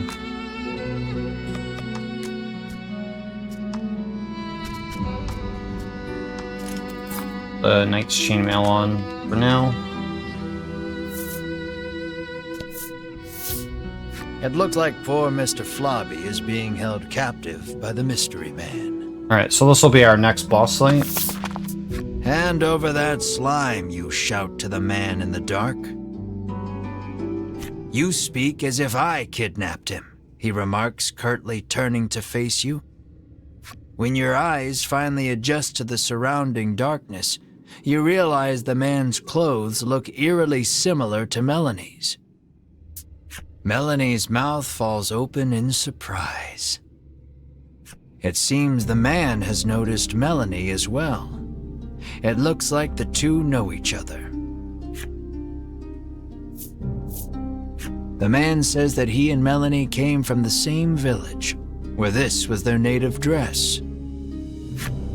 The man's revelation makes you realize that you know almost nothing about Melanie's past. You ask her if he is a childhood friend, but she holds her tongue. Then the man speaks. With forbidden magic, our clan has ensured the dragon, he begins, when Melanie cuts in. She rattles on about the man, telling you that he is Vince, a lunatic obsessed with the dragon. Vince resentfully claims that he is searching for the noble dragon to protect it. You ran away from home with your tail between your legs, he ridicules. Enraged, Melanie lunges at Vince. You have so many questions, but realize that the most pressing matter is getting Mr. Flobby back. So you ready for battle? Alright, so for this fight, we just have to get Vince under about 20 HP. And some of the stuff that was mentioned just before this fight will be relevant when we do part 2 on next Monday. So maybe we'll do a pop quiz for that when we get to that section. Alright, good roll.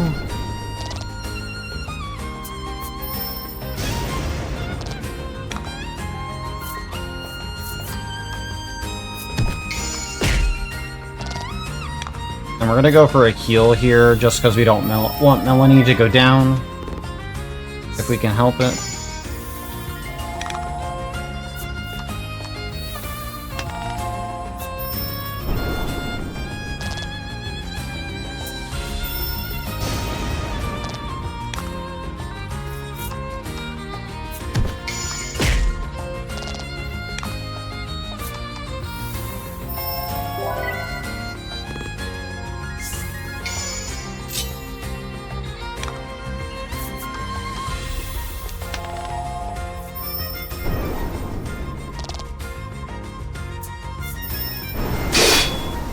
hurt.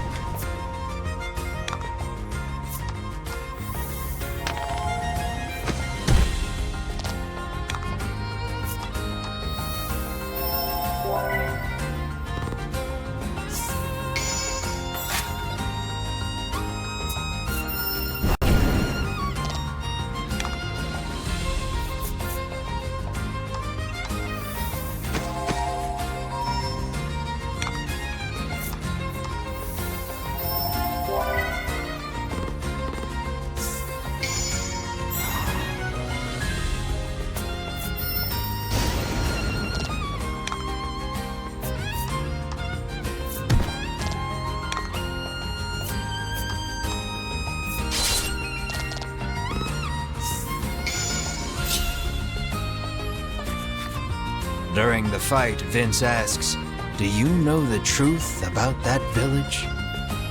The headman may look like a nice old man, but he keeps those little monsters around too. He begins, but before he can finish, Winifred, Hedwin, and Berwin of the Ivory Order appear. The three brush you aside, fixing their attention on Vince. "So you are the one who disturbs the peace," they exclaim, then charge at him. The Ivory Order and that false justice they serve are the true evil here, he retaliates, fighting back.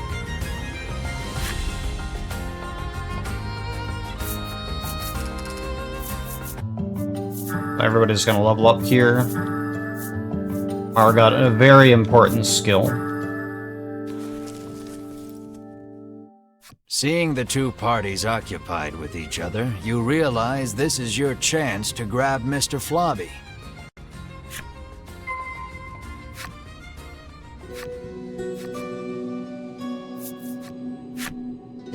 Alright, so we're gonna quickly do a skill setup.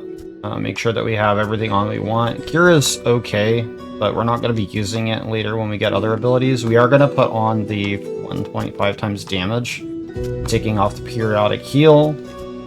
And then we're going to be putting on Thunderstorm here,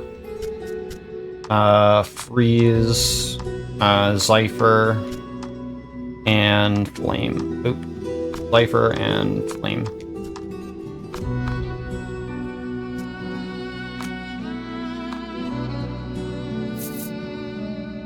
And now we're going to go get Mr. Flobby. Perhaps wary of humans, Mr. Flobby dashes out when you draw near.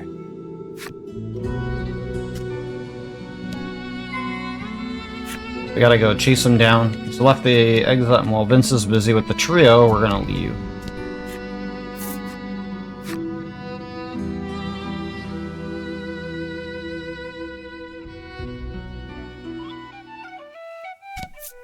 When you reach out to grab Mr. Flobby, he suddenly attacks. Lower Mr. Flobby's stamina to calm him down.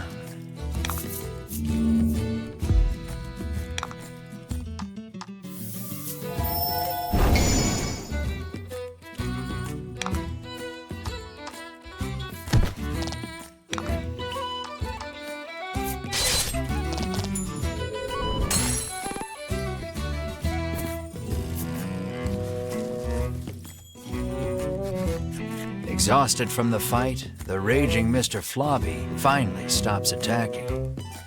But it seems he hasn't yet come to his senses. He glares warily at your party. Find something to help return Mr. Flobby to normal. We're gonna use that handkerchief that we got from the girl. You wipe Mr. Flobby's mouth with the handkerchief you received from the girl. Then you hear a quiet voice speak. "That's not my mouth," Mr. Flobby murmurs bashfully. It looks like the girl's familiar scent on the handkerchief returned him to normal. Having regained his senses, Mr. Flobby heads back to the village. You place the increasingly sticky handkerchief in your bag. Alright, so now we can go see the girl back at the town.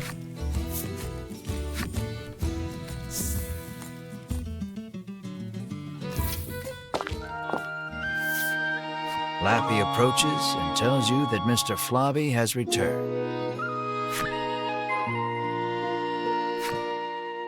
Yeah, the story in here gets increasingly crazier as we go. The girl is ecstatic that Mr. Flobby is finally back home. And if you're paying attention to some of the lore bits with the narrator, a lot of this info will be interesting and relevant a bit later, especially in the second and third games when we get to them on the following Monday and Tuesday. The girl bows her head and thanks you deeply. Mr. Flobby looks as slimy as ever. You just hope it's a happy slime. The headman wants us to bring Mr. Flobby to him. Would you mind, you ask? Of course not, but bring him back soon, she answers with a bright smile.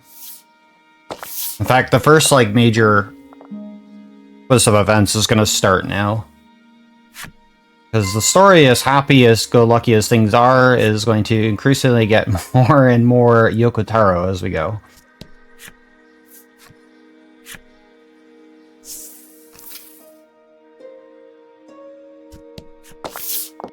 I am so happy to see you safe and sound, the headman exclaims, giving Mr. Flobby a hug. You explain everything that happened, including the incident with Vince and the Ivory Order. He expresses his relief that the Order will be taking care of the criminal. He then thanks you for your hard work and instructs his stewardess to prepare dinner for your party.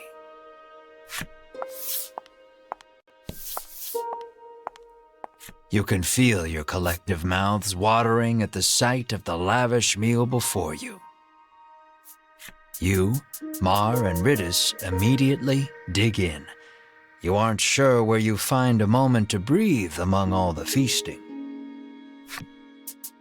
Please, eat to your heart's content, the headman insists with a smile. Once your belly is full, you realize that Mr. Flobby is gone. And then... Room for dessert? The headman asks, offering you a plate of slimy jelly. You feel your stomach churning at the very sight of it. The color strikes you as familiar, and the stickiness sends a shiver down your spine. Is this Mr. Flobby? You ask the headman, your voice trembling in disbelief. I told you all not to get too attached to Mr. Flobby. The headman looks at you with a plain expression, one that holds no malice. Is that a problem? He questions back. This dish is a masterpiece, he remarks with a light-hearted chuckle as he gazes at the jelly. And I have you brave heroes to thank for it. Had you not brought that slime back, we would not be able to enjoy this exquisite dessert.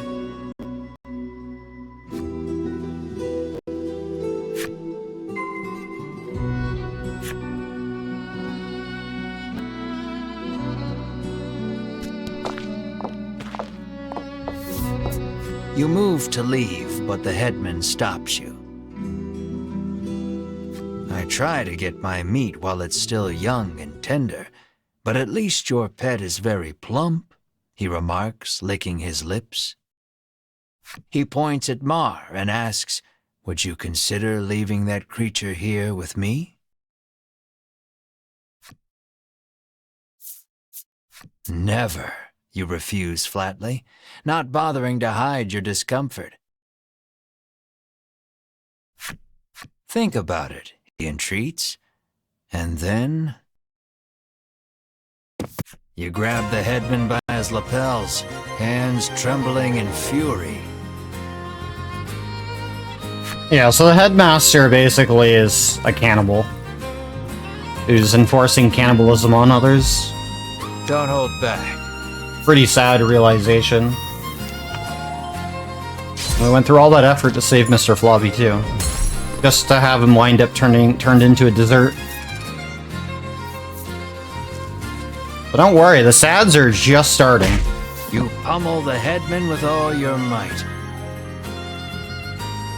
Curled up on the ground, the headman groans in pain, but insists that monsters were meant to be eaten. You hug Mar tightly, reassuring him that you will not hand him over to anyone. Mar looks at you with his round eyes and mews softly. You meet eyes with the rest of your party and reach a tacit agreement. Together, you all stand and leave.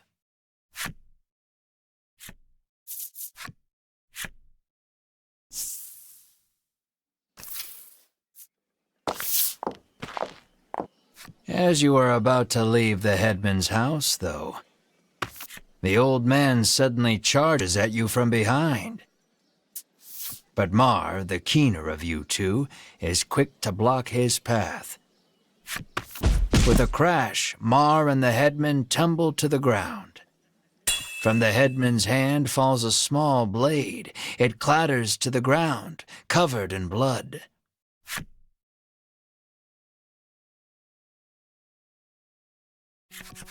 You take the injured Mar to an inn where you can watch over him. You gaze at the unconscious Mar with concern. Despite the shallow wound, no amount of medicine seems to rouse Mar from the bed. I heard that my friends were in danger, so I came as quickly as I could, Lappy says. As he reaches Mar's bedside, he leans over and licks his wound. "This is what-you-call-it extract," he shouts. He explains that it is a poison extracted from a certain monster. If it enters the body, it drastically reduces one's stamina. Hearing those words, you realize the headman's blade must have been coated in this poison. Mar's condition starts to make sense. "Isn't there anything we can do?" Melanie asks. Lappy's eyes widen in realization before he places his mouth over Mar's wound and begins sucking. He then puts the what-you-call-it extract into a bottle and hands it to you.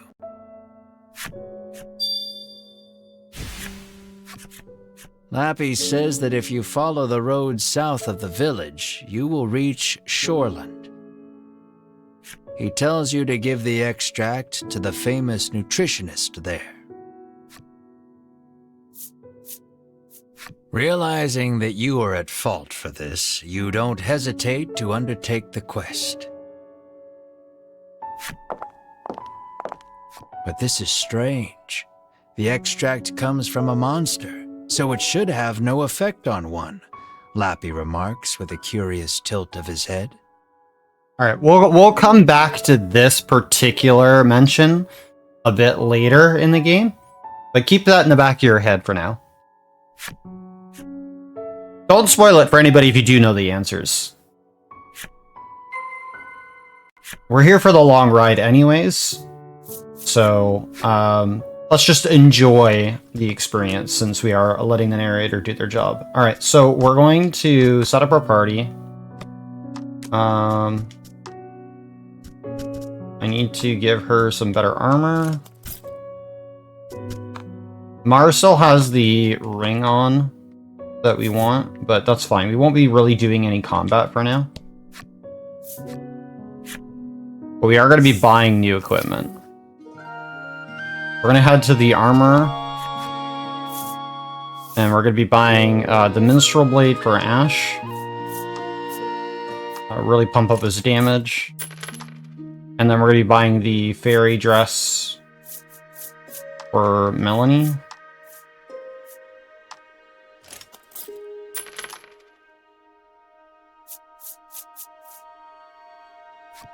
And then we're just going to sell off the other gear that we had.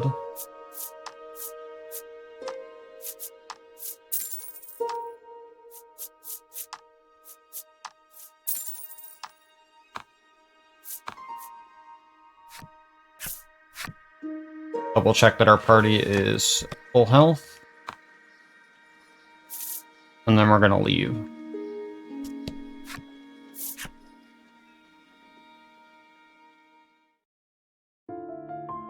And that ends chapter 3.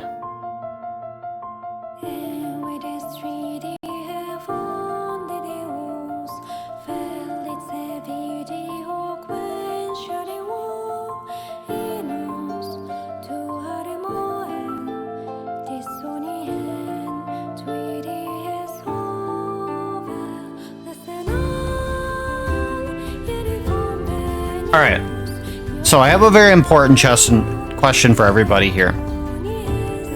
Are you team exercise or are you team nutrition? Very important. Decide now if you're team exercise or team nutrition. I want to see what everybody decides they want to support. They'll be relevant in this next chapter.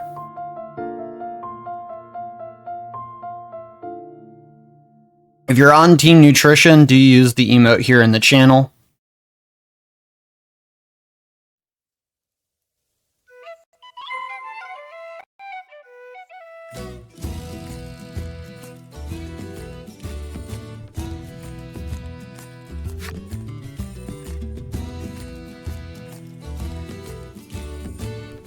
Alright, so now we gotta head south.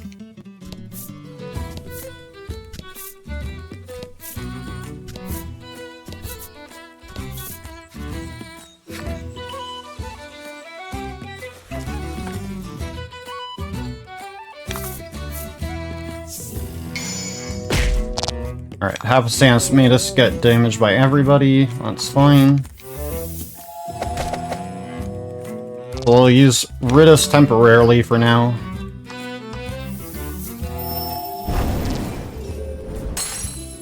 Yeah, that's what I want to see. I want to see those pecs in chat if you're for nutrition.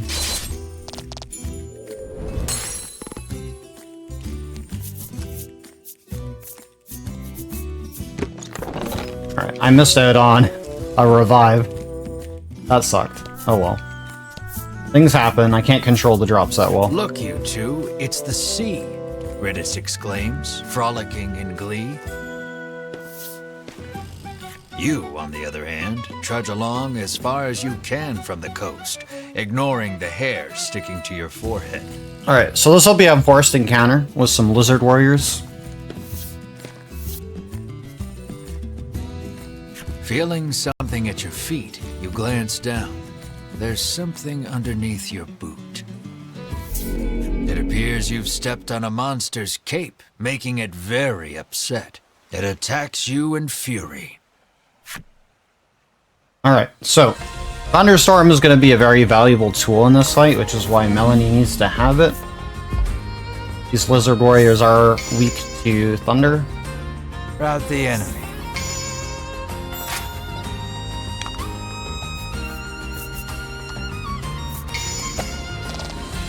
That was lucky. And they are really strong, so try to make this a quick fight if we can.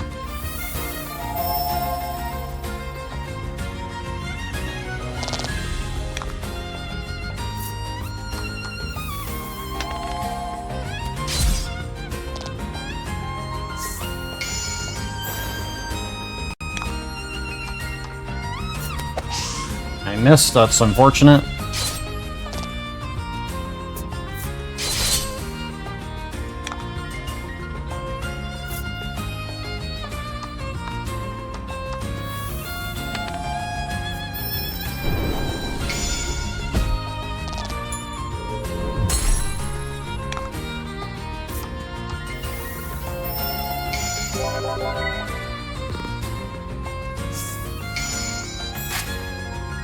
If Ridus goes down, I'm not too worried about that. I just want to keep Melanie and Ash alive because they have skills that actually deal damage to them.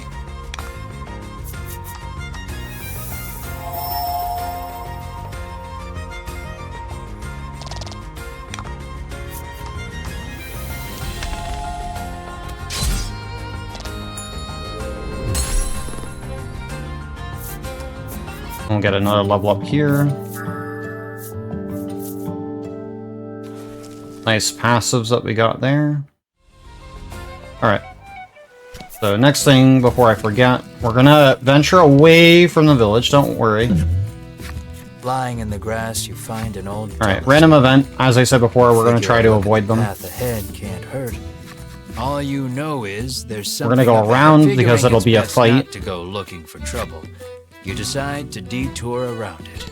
Still, you can't help wondering what that thing was. So we're going to go around this mountain here to go get an item.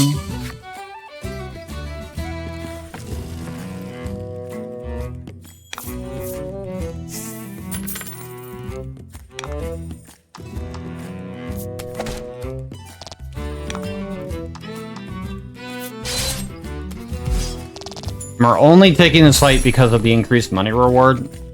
It's not gonna be huge, but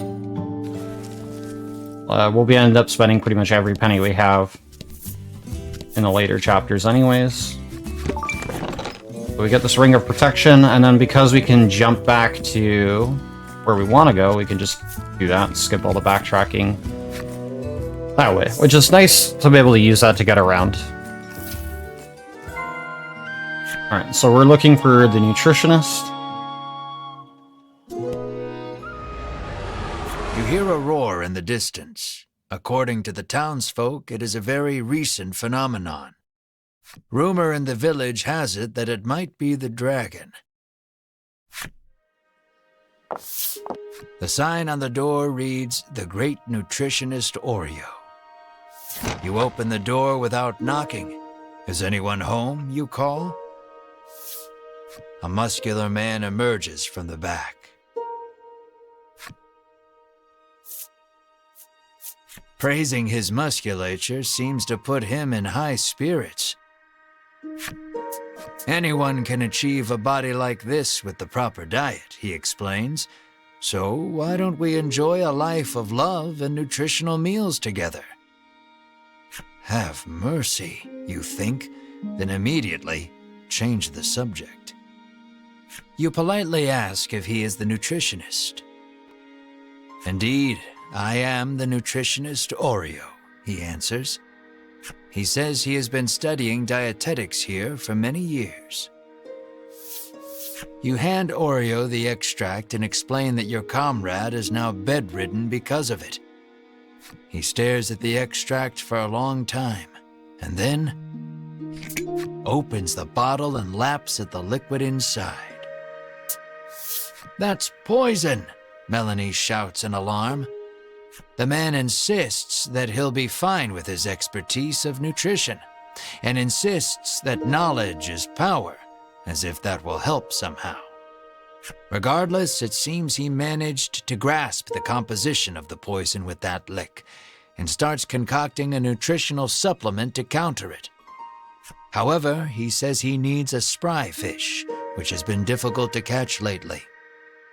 He needs a special fish to make the necessary supplement. You ask if there isn't anything he has at the ready that can help. He explains that only a certain composition will work on those affected by the extract. You wonder if it's truly possible for someone to discern that with a single lick. When he explains that you can catch one in the surrounding sea, Riddis confidently interjects. She shows you a page from her ancient tome, which explains the ecology of the fish in detail.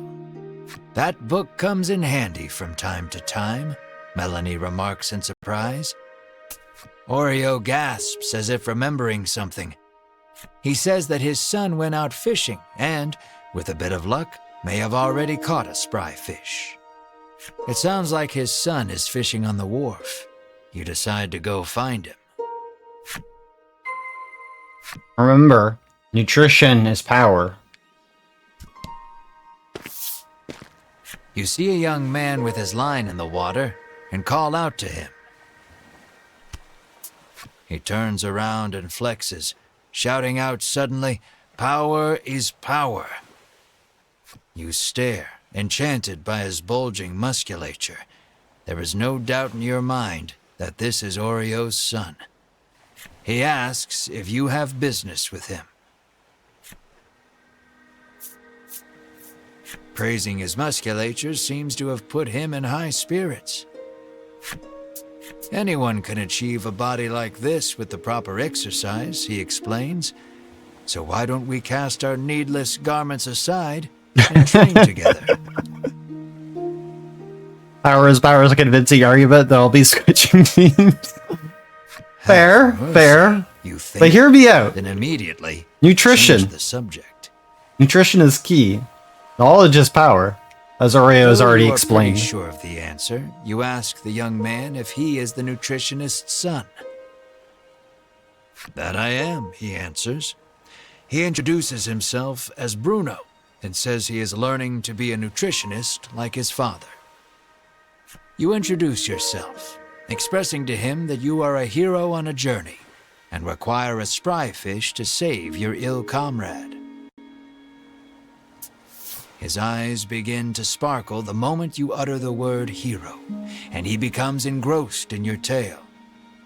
More or less grasping the situation, he regrets to inform you that he has not caught any spry fish yet.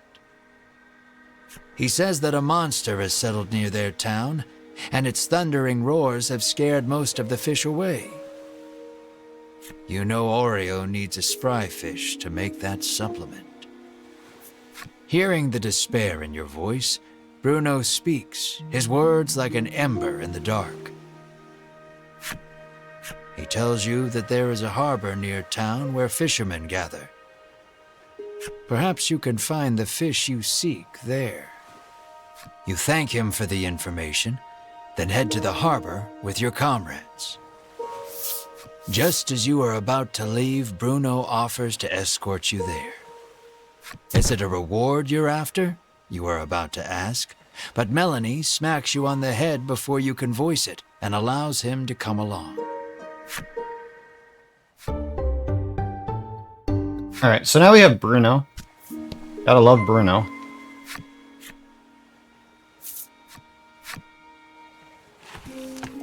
Alright, so we want to make sure Bruno is in the party.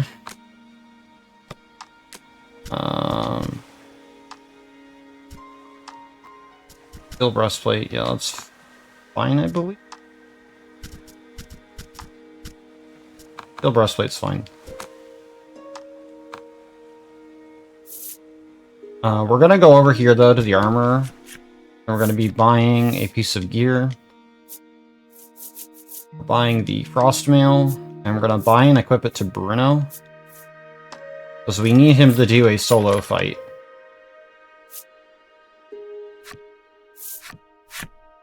We just need the extra armor so that he doesn't die in the solo fight. We're gonna end up leaving. So we're gonna go back to that other spot by the harbor that we passed. Bruno looks ecstatic that he was allowed to join your party. When you ask him why, he tells you that his dream is to be an adventurer and has thus been training every day. But his father, famed in the world of nutrition, forced him into following in his footsteps. One desires strength, the other knowledge. Unable to see eye to eye, the two fight nearly every day. What will you ask Bruno? Curious about his attire, you ask why he does not wear armor. He confessed that he once wished for armor, but deemed it unnecessary after gaining so much muscle. You ask Bruno about his sword arm, saying you are something of a swordsman yourself. Bruno replies that he specializes in hand-to-hand combat, then flexes his bulging biceps as proof. Apparently, he only carries around a sword to look like an adventurer. In that moment, you realize something. While his passion for being an adventurer is true, he is dumber than a sack of rocks. The words "birds of a feather flock together" run through your mind, but you quickly chase them away, afraid of what that means for you. Such a lovely party we have being formed at this point.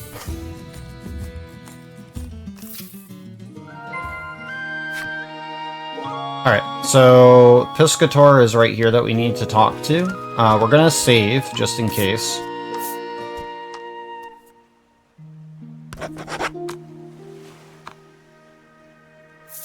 It is possible we could lose this. A rough-tempered piscator stands there, having just returned from fishing. Mars' fate rests upon this man's haul.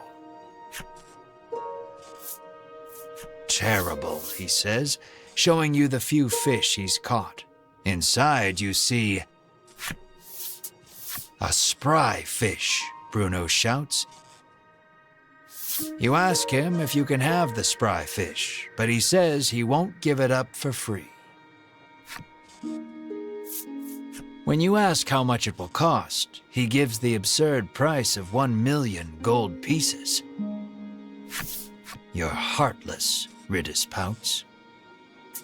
The man is enraged by the rude response. Just then, Bruno prances forth and shouts, "Stop right there! Your fisherman muscles are simply sublime," he exclaims. He challenges the man to a competition of muscles with the spry fish as the prize. The piscator seems interested and agrees on one condition. If you lose, you must become my servant.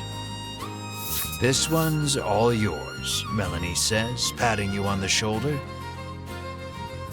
Then let the carnival of might and muscles begin, Bruno roars, completely fired up. Your puny body is no match for mine, the piscator shouts back, throwing a punch. Alright, so we have the Battle of Muscles with Bruno and the piscator.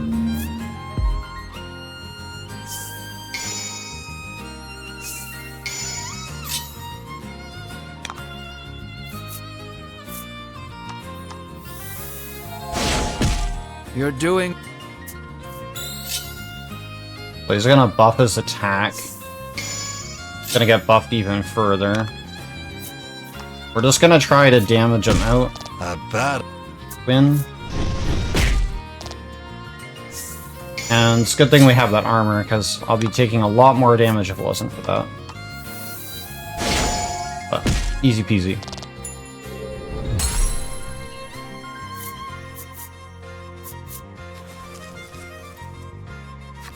His victory sealed, Bruno strikes a glorious pose and shouts out, "Witness the power of power." Defeated, the piscator hands over the spry fish to Bruno. Bruno extends a hand to the piscator, who has fallen to his knees. With a serene smile, he takes the offered hand. An unspoken friendship begins to form between the two. Or at least, you hope that's what the prolonged silence between them means.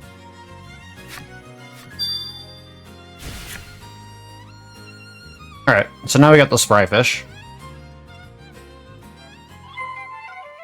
And head back to Oreo.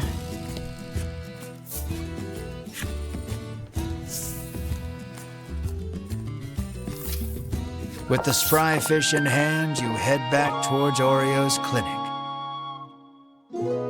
Bruno looks at your group sadly, reluctant for this little adventure to end.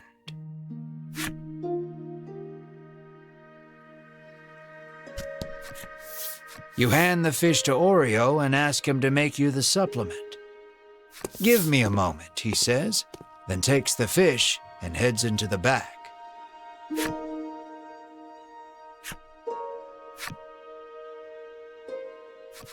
"It's ready," he says, emerging from his room and handing you a bottle.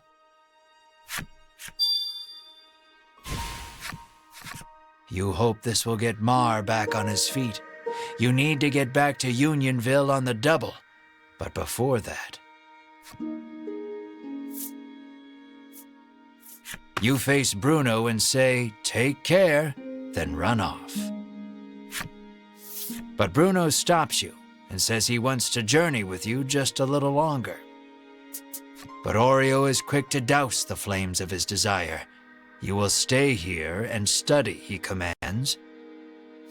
"Then you leave me no choice," Bruno's expression reads as he raises both hands behind his head and squats at hyper speed. I want to show this power to the world, Bruno proclaims to his father. You have much to learn, my son, Oreo retorts as he starts sidestepping at breakneck speed. Only the sound of their labored breathing and bodies moving resonates through the otherwise silent room. You can only look on in stunned silence at the enigmatic display. 30 minutes of hyper squatting later. Bruno falls to his knees, panting. This is my limit. You have grown, my son, Oreo says, looking no worse for wear. So are you coming with us or not? Melanie interjects, ever the blunt one. Only our muscles know the answer, comes Bruno's cryptic reply. I don't get it, Ridis remarks frankly. On the condition that he study nutrition upon his return, Bruno is allowed to go with you for just a little while longer. You realize that these two have a very special way of talking that no one else can understand. All right, time to head out. Hearing yet another roar in the distance, you realize you need to get the supplement to Mar so you can investigate the sound together.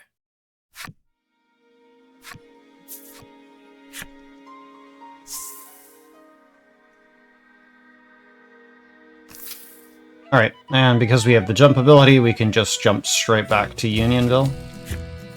Head back to the inn. So we can go and give the supplement to Mar.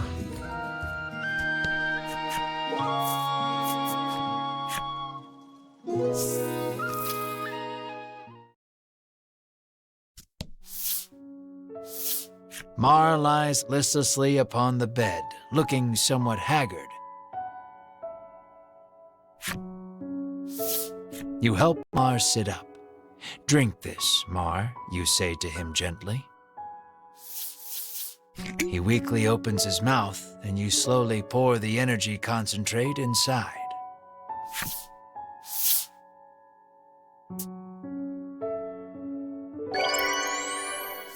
Mar abruptly bolts up and turns his head toward you with a puzzled look. It looks like Mar is all better now. Bear hug. You give Mar a tight hug. Mar mews softly in discomfort. Overcome with joy, you sob and stroke Mar's head. Remember, the only reason why Mar's still alive is because of nutrition. Melanie and Ridis watch you too with a smile.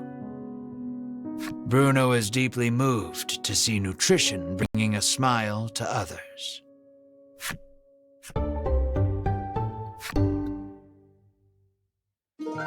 With this, you can finally put the happenings of that strange village behind you. You decide to take Bruno back to Shoreland, then continue your search for the dragon. Alright, so we're gonna go ahead and set up our party now. Alright, so first things first, we're gonna get Mar back in here, and then we're gonna go deal with our equipment. I'm gonna take off the frost mail and put on the iron armor on Bruno. Go back over to Mar. Go ahead. Yeah, that's good enough for now, I suppose.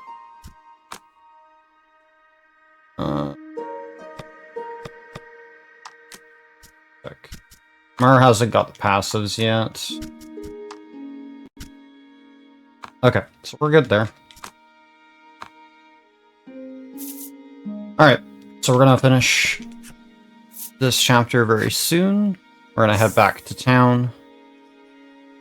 See Oreo once more.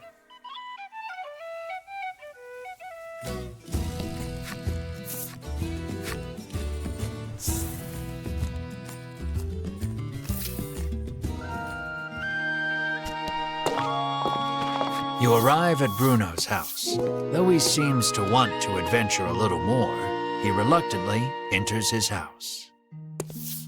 You ask Oreo if he knows anything about the monster behind that mighty roar. He says that the creature nests atop a tower not far from town. With that, your next destination is decided. Here, you will part ways with these two, but you owe a great deal to the nutritionist and his son. Bruno looks at you, his eyes begging you to let him come along. What will you say?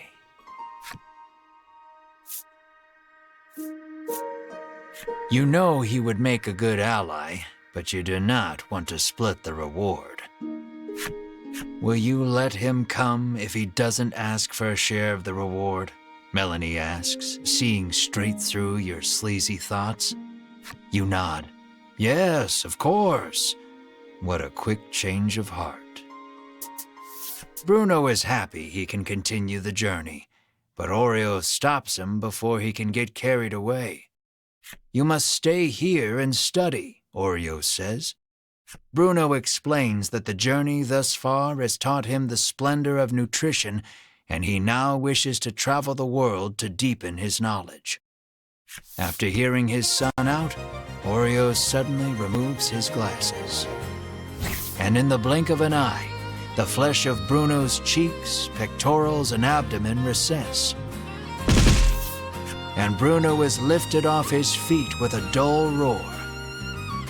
Your eyes go wide at Oreo's assault, which was too fast for your eyes to catch. Knowledge of nutrition can help save lives, but also strike down enemies, Oreo says softly. Wow, nutrition is incredible, Ridis marvels, not putting too much thought into the events before her. Knowledge is the true power. You tremble, never wanting to make an enemy of Oreo. Though Oreo still deems his son's knowledge insufficient, he tells him to travel the world and surpass him someday. Thank you, Father, Bruno says from the ground, moved to tears by the strength of Oreo's knowledge. So it comes to pass that you journey to the tower with Bruno to find the roaring beast.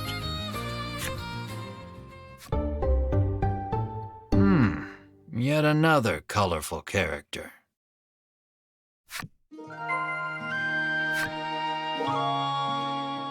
Alright.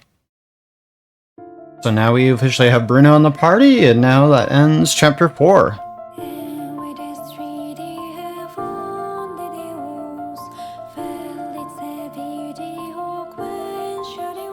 So the next 3 chapters are the longest ones.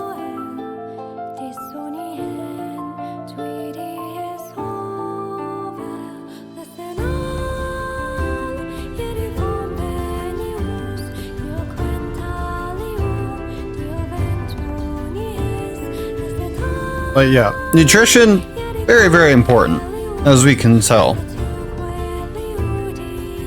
But yeah, that was a very touching, moving moment between Bruno and his father, Oreo.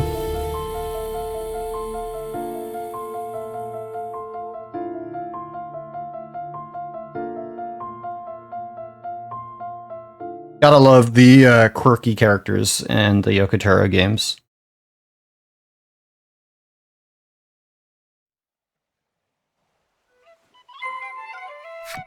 Alright, so now we're going to be heading to the tower. So we're going to follow along this path here. You are surprised to find and there's a merchant, but we're going to ignore him. Nothing you need to buy, so you pass by without paying it any mind. And then south here is going to end up being another chest with some gold in it that we want to pick up.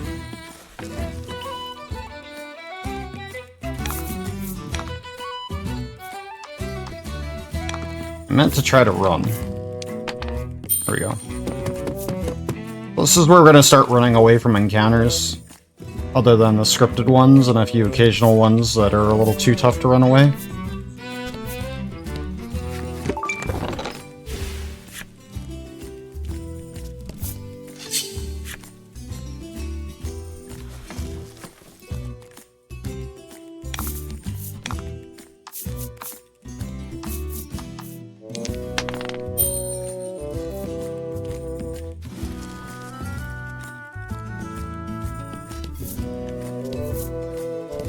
You'll know as well, like, when enemies in an area are significantly higher or stronger than you as well. Because your chance to escape is usually, like, very low. Like, anything under 5, there's a very good chance that you'll have a chance to escape combat on that. The other thing I did forget to do was equip that ring of protection to Melanie, since she's a bit squishy. Give her a slightly bit more defense. We're going to make a save here. And then we'll make another save later in the tower.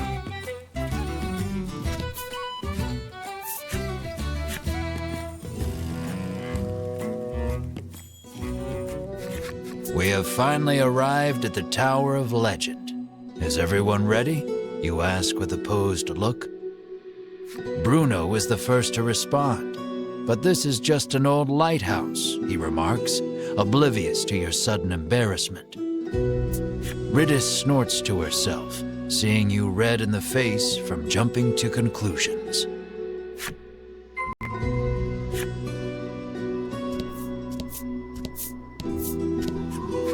It appears this sturdy door has a magic seal on it. Unfortunately, it is out of her realm of expertise.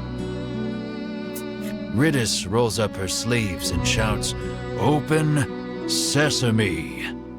You all watch in silence as the door stays shut. You snort to yourself, seeing Riddis red in the face.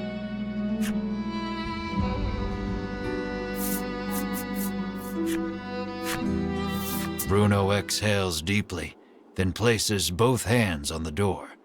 He pushes with all his might, his breath labored, chest heaving, sweat dribbling. And it opens. It seems the magic seal could not protect the door from the physical might of your most stalwart companion. Power of nutrition. This is the power of power, Bruno pants, but you promptly ignore him and enter the tower.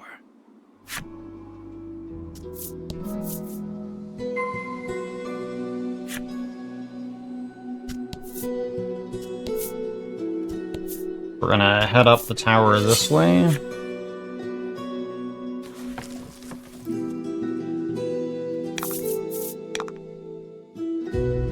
We're also gonna... Yeah, so this is one of those fights where it'd be a little hard to run away from, so we're just going to take this fight.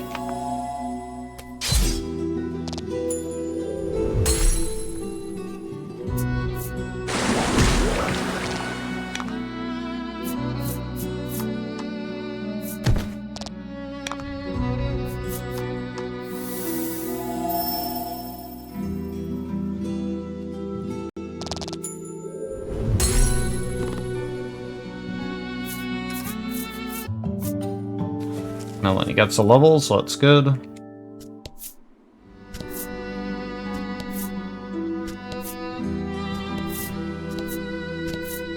Oops. Gotta go up and around here.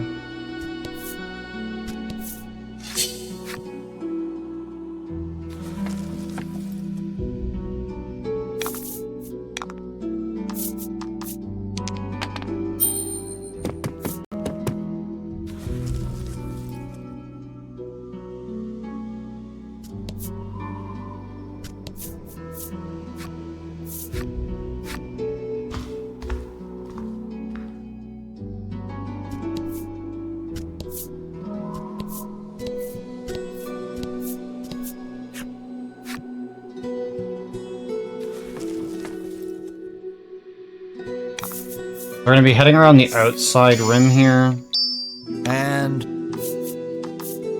And we're doing that so we can get another chest with some more money in it. I want to be careful not to step off the edge, because like I can actually like land on the tiles that we can't see there, and that would make me fall to the floor below.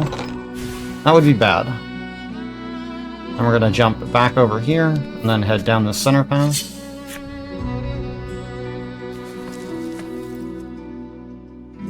Ideally, we want Melanie to get to level 12 so we can get the charge skill, and then we'll reassign her skills. Seal is bad. It's probably one of the worst things that can happen to you in the middle of a fight because you can't use any of your skills that cost gems. Your footing suddenly crumbles. With no way of saving yourselves, you fall downward. Alright. Once more from the bottom. And that's fine, because now we can come back up there. Up to this. Give us a Curse Day ring. And that just lets us to get around that bend there a little bit easier and get that chest. Because jump mechanic is extremely underrated when playing this game, playing these games in general. Just makes getting around and backtracking significantly easier. Being able to cut corners as well. Alright, so the mini bosses to fight on the way up. Did you come here to consign the drops of salvation to oblivion? The monster asks. It sounds like he is saying something important, but you do not understand it in the slightest. Ridis has given up on thinking and whistles an offbeat melody to herself. You have made a poor choice. Bruno is admiring his own muscles gleaming in the torchlight. You have made a poor choice. While everyone is distracted, the monster attacks.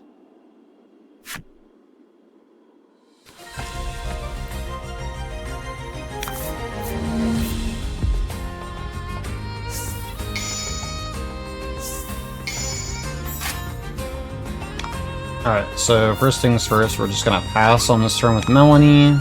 Lightning Strike. Okay, we got a crit, that's good. Oh?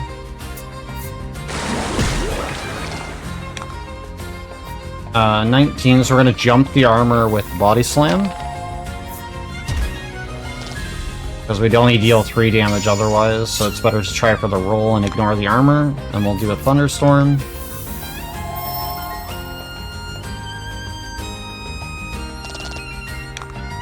We'll heal Ash so he doesn't die.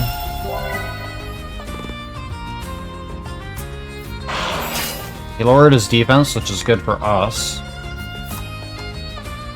We can deal more damage to him.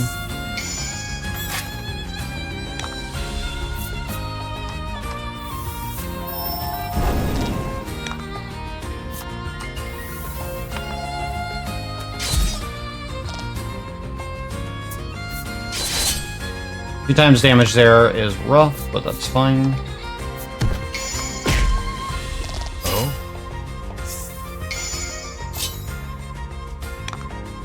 And she can just kill him.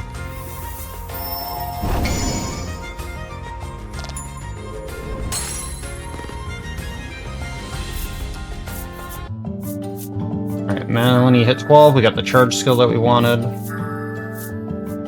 We'll be reassigning skills on Melanie now.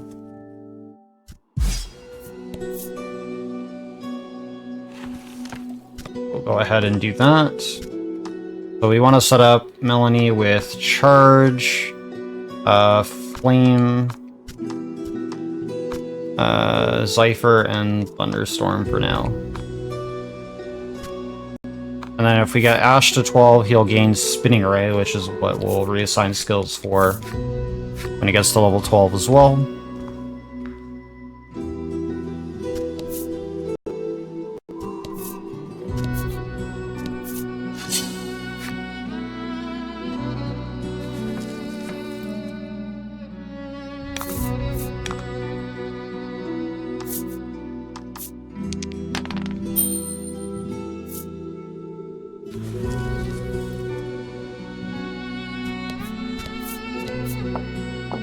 Something glimmers on the floor. Melanie suggests it might be money. You are instantly upon the shining object, picking it up. Melanie asks why you have such a fixation with money. We were poor, so you begin. Then remember being serious isn't in your character. Leaving your past a mystery, you quickly throw aside the shiny piece of glass and move on. Ah, yes, we were poor. Anyways, on.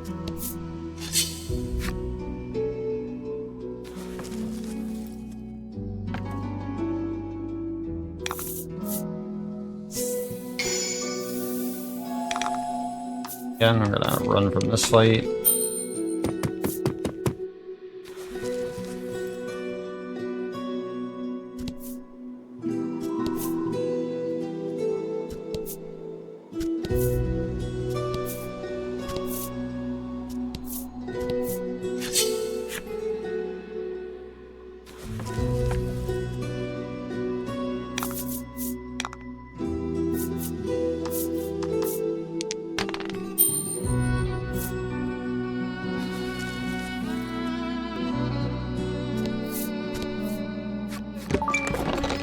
We got another numbstay ring we'll use to sell later.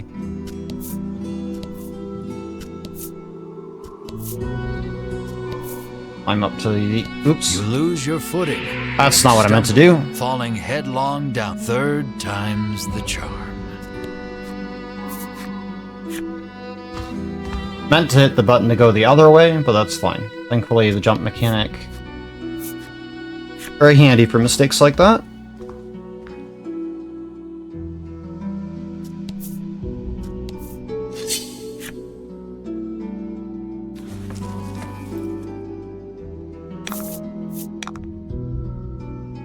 We're gonna run away from this rock because he has like huge defense, which we can't really break through, so it'd be a really slow fight, and it's not worth the money or experience for it.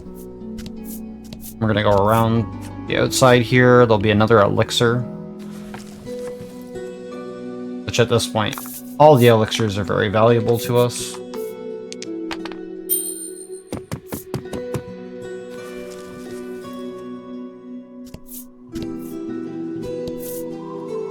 We're gonna barely be on par with the expected levels and such going forward from this chapter onward.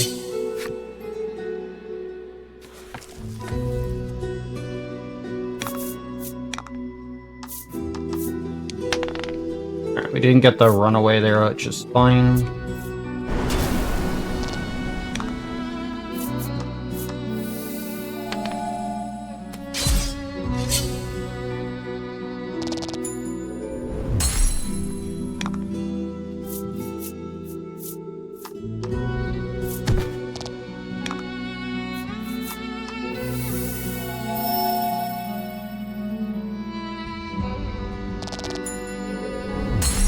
Good work.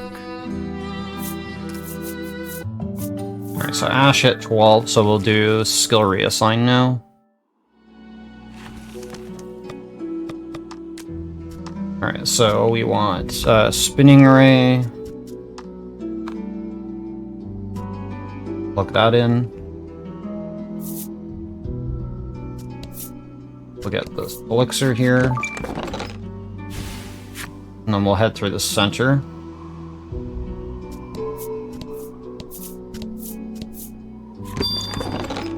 Got a magical key that we need to open a door at the top floor.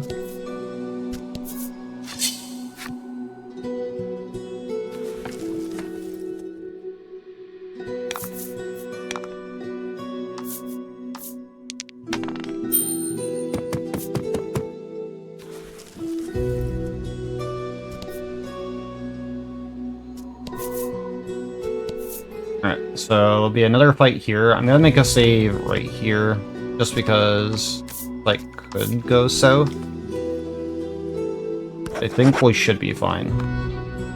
I'd rather be safe than sorry, though. And It seems did something like silly. You are assailed with a sudden dizzy spell and feel your consciousness fade. You realize that you're back at the entrance of the floor. Right. That dreadful fall. Pretend that didn't happen. Like he is Thankfully, the saying game is something. nice. Realizing the creature's words are beyond her comprehension, Ridis gives up on thinking and yawns loudly. Melanie considers the words, but cannot seem to concentrate, with the oppressive heat radiating from Bruno's sweltering pose. You feel your eye twitch, realizing that your comrades may be the death of you. While everyone is distracted, the monster attacks. And it doesn't matter which options you take for the interpretation of what the monsters are saying, because it's just flavor at that point. Don't hold back. Our characters are too dumb to understand them anyways. Alright, so we have Cypher here, which will do extra damage to the ogre. Weak to it.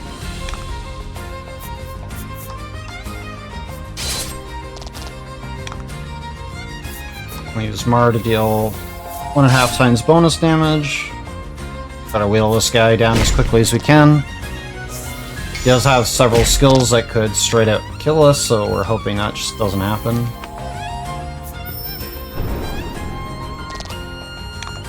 We are gonna heal for safety.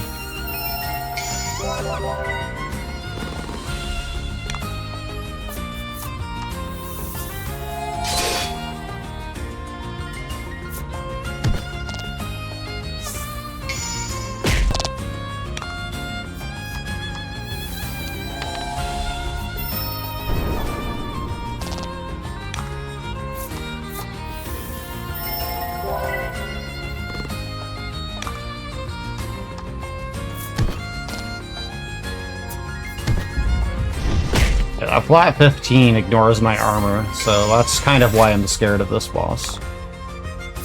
Or, not boss, but mini-boss. And that completely missed, which was unfortunate.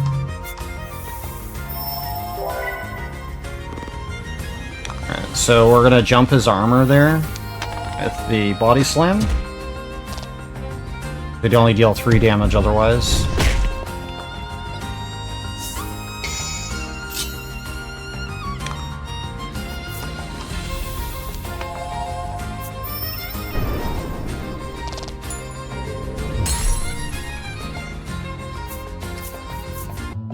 Another level here.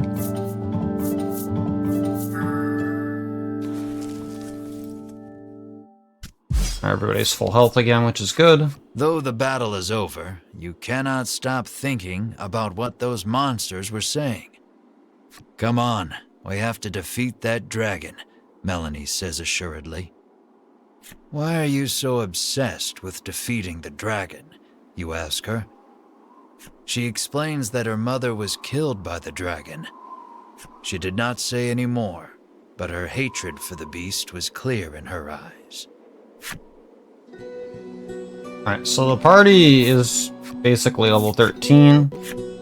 It'd be nice if we were 14 plus, but be okay regardless. We have all the skills that we need. You hear the roar again. It seems to be coming from the upper levels. Mar mews, as if in response to the creature's growl. Enamored by the adorable noise, you pet Mar on the head. You're obsessed, Melanie remarks snidely, but looks at you two as if wanting to pet Mar too.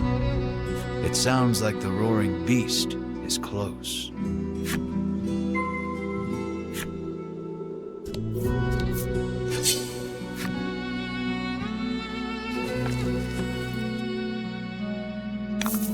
About the enemy.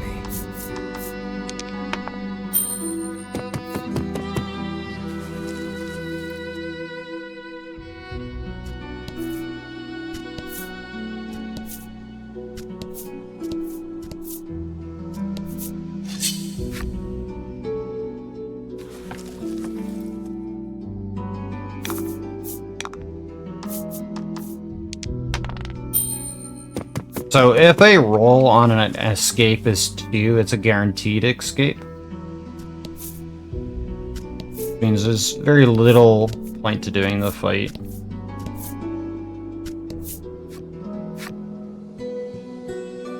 Since the lowest you can roll between 2 dice is 1 on each.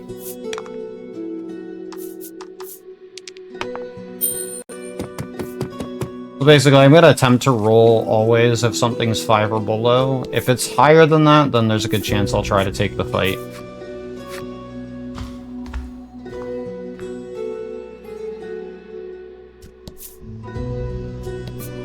The door before you is shut quite tightly. It appears to have a keyhole. You insert the magical key into the hole and turn. You hear the lock come undone with a loud clank.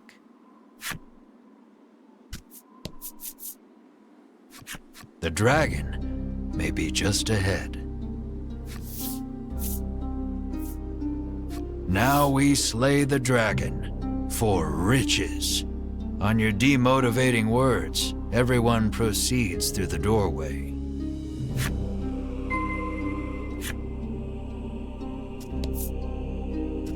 Alright, okay.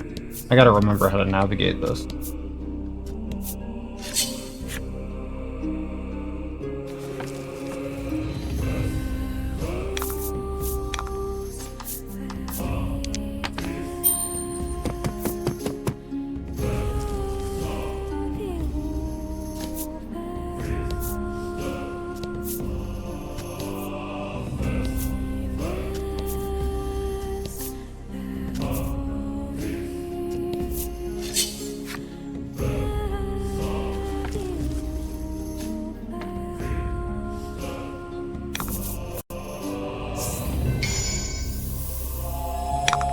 Because Melody could do Thunderstorm, we'll just take the fight.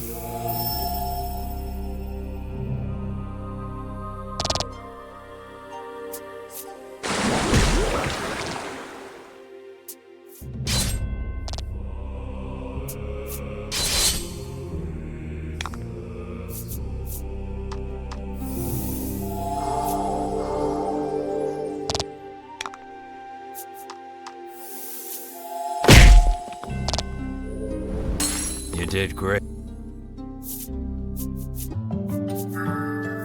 Mara hit 12, Bruno hit 12.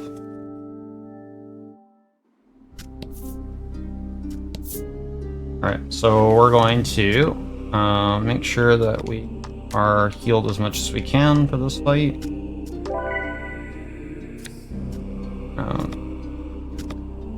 Going to make it safe.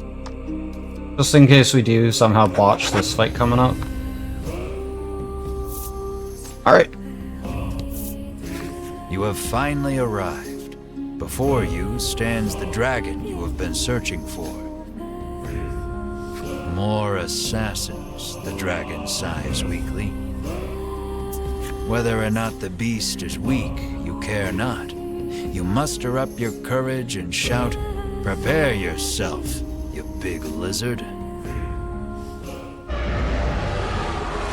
But the dragon's roar sends your bravery flying with the wind. Your legs tremble in fear. But no matter how scared you are, the dragon will not wait. It's kill or be killed, I suppose. Alright, so we gotta get the dragon down to around 10 HP to end the fight.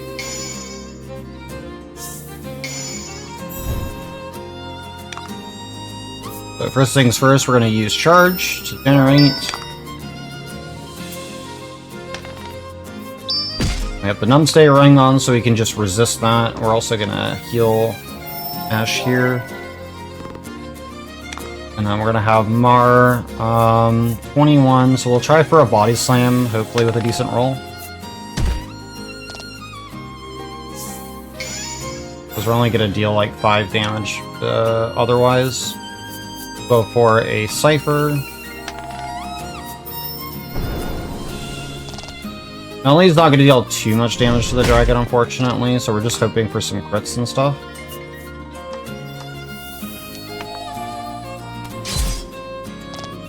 Most of our damage is going to be from Mar and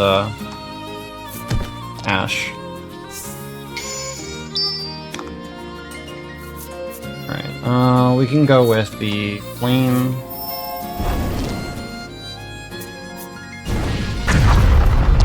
Hurts.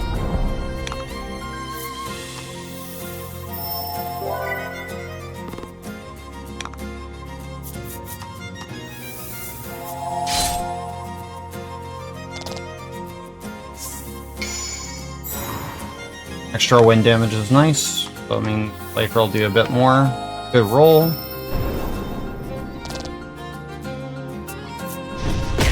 That was unfortunate. So instead, Mars is going to use an item here. We're going to use one of those elixirs to bring back Ash.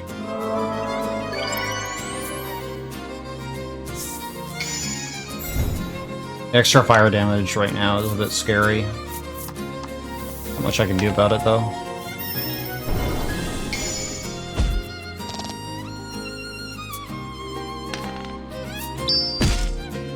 Yeah, thankfully we have resist, so that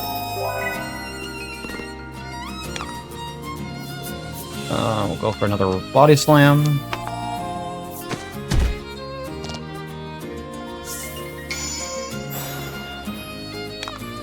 Increased lightning damage. We can go for a thunderstorm, we still have plenty of gems.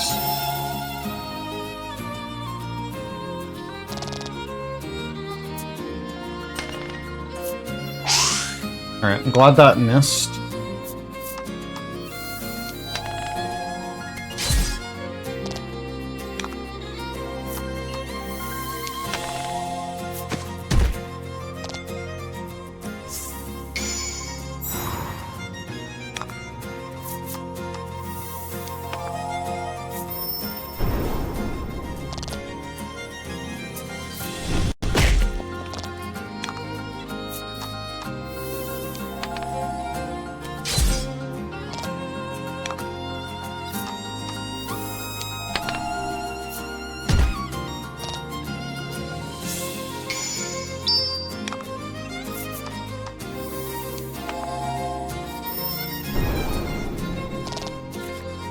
Alright, there we go. Strike you down, you exclaim, slashing out while cheering on your comrades.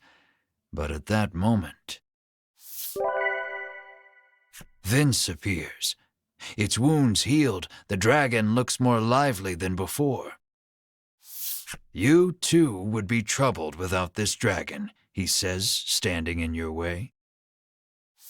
Stop spouting nonsense, the normally collected Melanie shouts. It seems Melanie has lost her composure before her mother's killer. She unleashes a fireball imbued with her hatred.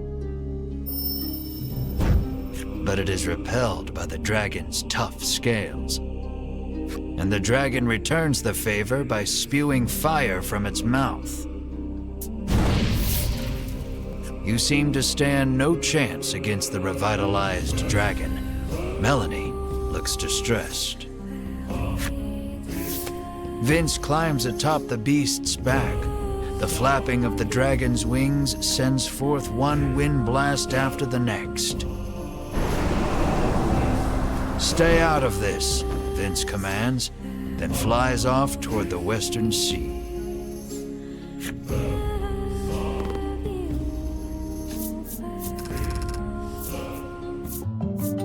Alright, so we hit 14 now, which is good.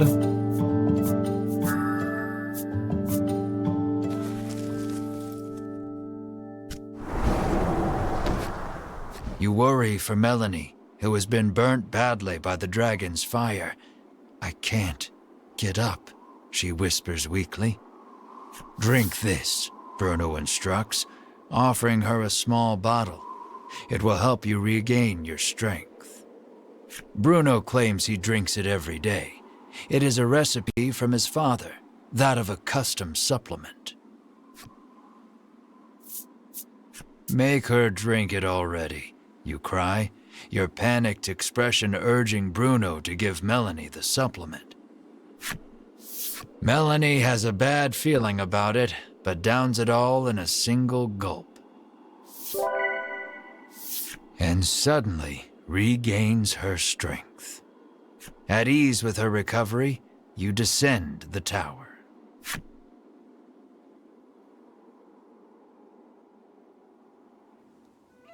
The ocean spreads out before you to the west, whither the dragon went. Return to shoreland in search of a boat to pursue the dragon. Alright, so we're heading back to Shoreland.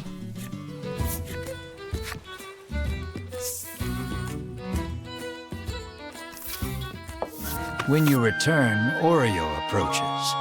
It seems like something has happened to the town. He says a raging wind blew through and destroyed the town. You surmise the flapping of the dragon's wings is to blame. You explain that you need a boat to go after the dragon, and Oreo's look turns grim. Sensing there may be a problem, you quickly make your way to the wharf.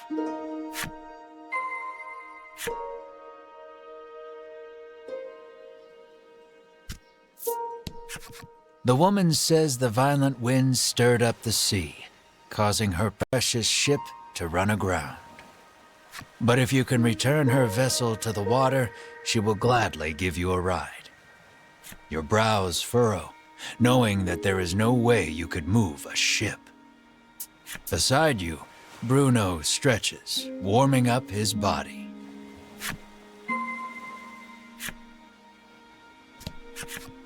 After striking a fantastic pose to show off his muscles, he charges straight at the boat. No matter how hard he pushes, though, the boat does not budge. It's pointless, you sigh, turning around when a muscle-bound Melanie stands before you. Now it's working, Bruno exclaims, unsurprised at the sight of Melanie. Swole Melanie! Nutrition! It appears the custom supplement she drank in the tower bulked her up. Let us combine our power, Bruno entreats Melanie. Her whole body racked with chills, Melanie screams out to the sky. You need Melanie's help to catch the dragon.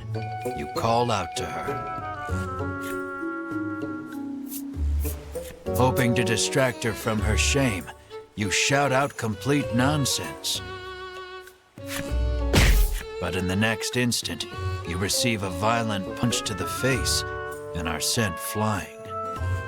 You hear your bones creak in a way you've never heard before. But afterward, the two muscle-bound forms work together and return the boat to sea. I will never be a beautiful bride like this, Melanie mutters sadly. You're wrong, Bruno exclaims. Those muscles are the most beautiful thing a bride could ever have. At any rate, you leave the port town and follow the dragon.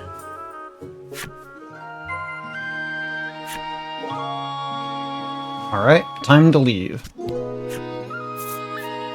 Just as you are about to leave, Oreo comes to see you off. It looks like he has something to say. According to him, the dragon flew to the west, where there is an island called Mount Medica. Rumor has it they are actively researching medicine on this island. He thinks he can use their knowledge in his work. Understanding his father's wishes, Bruno nods. Say no more. Mount Medica. Something stirs deep inside your chest, but you blame your imagination and board the boat without another thought. Alright, so that ends chapter 5. Now we have 2 major chapters to get through, which are the longest ones in the game. Also, thank you everybody that has been around since the start of the run. But yeah, this game is just full of Yoko Taro nonsense and jokes and memes. It's great. Swole Melanie, that was a great thing.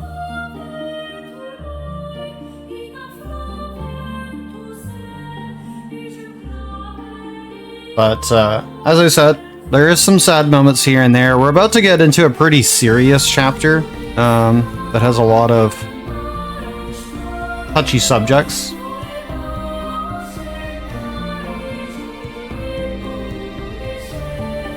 And as I said before, like, when we get to the part 2 and part 3, which will be the following Monday and Tuesday of next week, some of the context from this first game will be present in those games. We'll be able to have a bit more of a lore discussion when it gets to those. Right now, it's just more or less preparing to get you sort of into the whole flow and story with the mechanics and such. But again, it plays pretty straightforward, like a regular turn-based RPG. Ritis can hardly contain her excitement as she seeks a similar reaction from Melanie. Sure, Melanie croaks, her face a sickly shade of green. The custom supplement has worn off completely. Ritis turns to you and carries on, oblivious. Wasn't that just the greatest? You, however, are a bit worn out, as your mid-voyage teasing of Melanie prompted her to wring you like a rag. Your first order of business should be a sweep of the island to ascertain the dragon's whereabouts. Tread carefully, as danger lies in the unknown. A road stretches west from the docks, suggesting the presence of a house or settlement at the other end.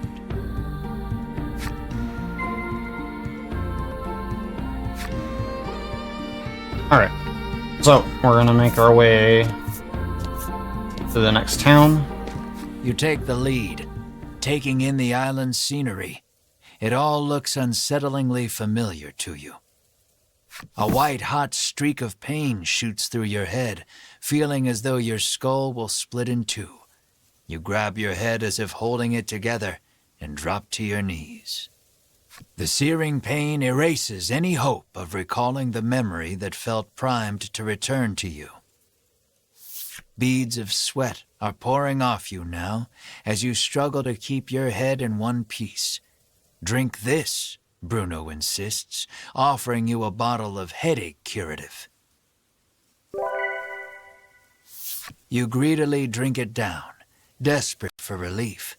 The pain begins to ebb, and you hurriedly resolve to press on. So this is where the game officially starts opening up a bit more with what's going on.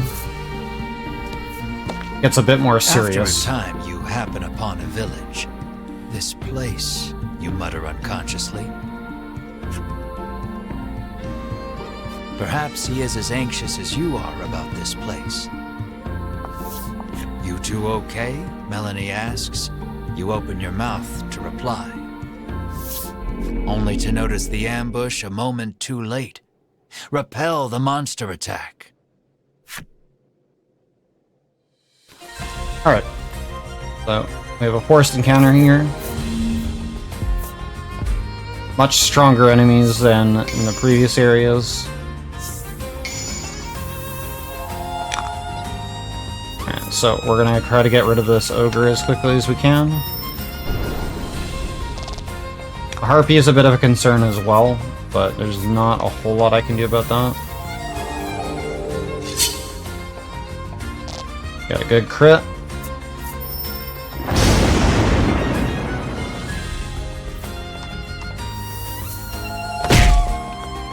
Another good crit. That was lucky.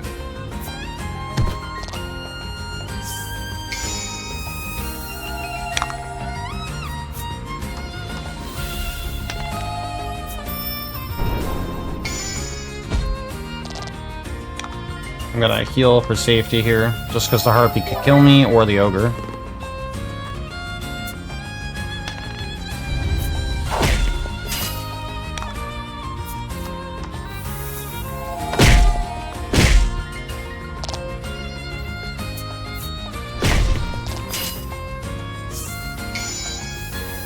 Apostance is really doing us a favor right now.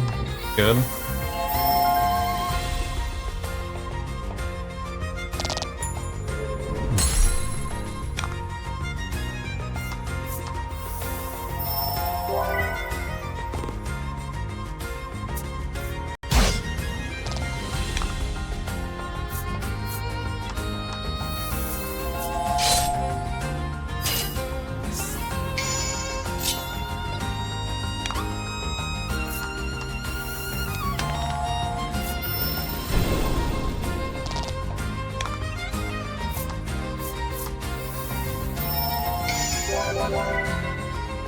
Excellent.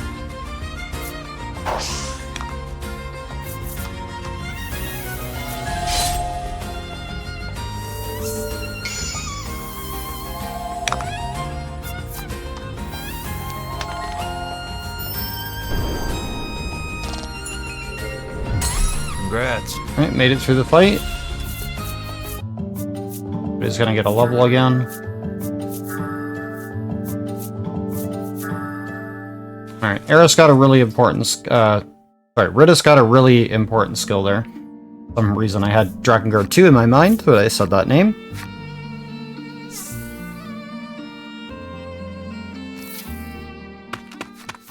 You are accosted by a man the instant you set foot in the village. Medicine, please, he begs. His eyes are glazed over, and his general demeanor unsettling. Should he really have medicine? You start to refuse, only to see Melanie's arm reach past you, medicine in hand. Here you go, she says sweetly. The man runs off to who knows where, making noises that can only be described as inhuman. You and the party resolve to continue exploring the village, despite the unsettling encounter that just occurred. Something is askew in this village. It would be best to proceed with caution until you can determine what is happening.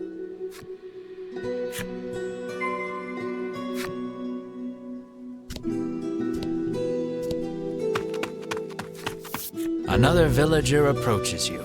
Though his speech is slurred, the demand remains the same: medicine.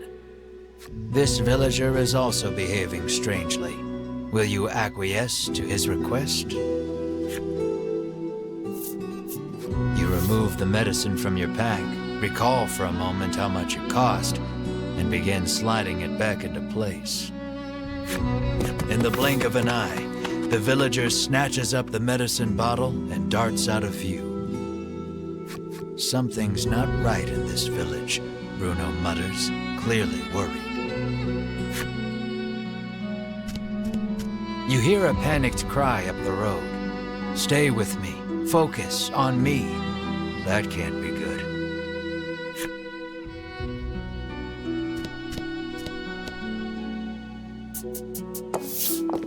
You arrive on the scene to find a man collapsed in the street, convulsing. Another man kneels over him in an apparent attempt to provide comfort and care. The nobleman wears impressive white armor befitting a knight. He continues talking to the fallen man as he provides emergency care. Seeing the knight's devotion makes you feel a bit like a putz for doing nothing. The villager is in quite a state. In a rare move, you volunteer some medicine with no strings attached. He'll have none of that, the knight barks, stopping you cold. The villager is now clawing at his own face with his fingernails, crying out for medicine. Blood, as black as tar, begins oozing out of his eyes, ears, and mouth. It proceeds to leak from every orifice imaginable. The convulsions subside. Within moments, the villager lies still. A horrific thought makes itself known. This is the first time you have witnessed the death of a fellow man. Even in a world where medicines and elixirs can cure most any ailment, none are safe from death's icy grip. And as well you know, that which is dead can never return. Your mind goes blank. You drop to your knees in shock. Melanie clamps her hand to her mouth, stifling a scream. Ritus shakes uncontrollably. The knight hangs his head. Bruno nervously asks, "What are you doing here?" The knight's name is Sherwin. He identifies himself as a member of the Ivory Order. His travels brought him to this village, where he has been caring for the ailing residents.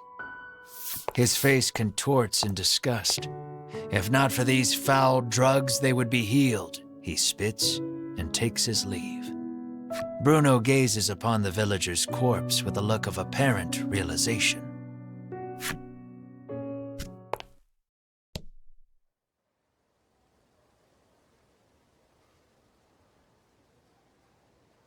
Oh yeah, I gotta go talk to him. Oh yeah, I can't jump. Forgot about that. You knock lightly on the door. An elderly man opens it, beaming at you. He announces himself as Selfor and beckons you inside. Might he be the headman you've heard so much about? Ask me anything you like, he offers. Selfor receives your party, for whatever reason, rather graciously. He could well be a font of knowledge. What will you ask him?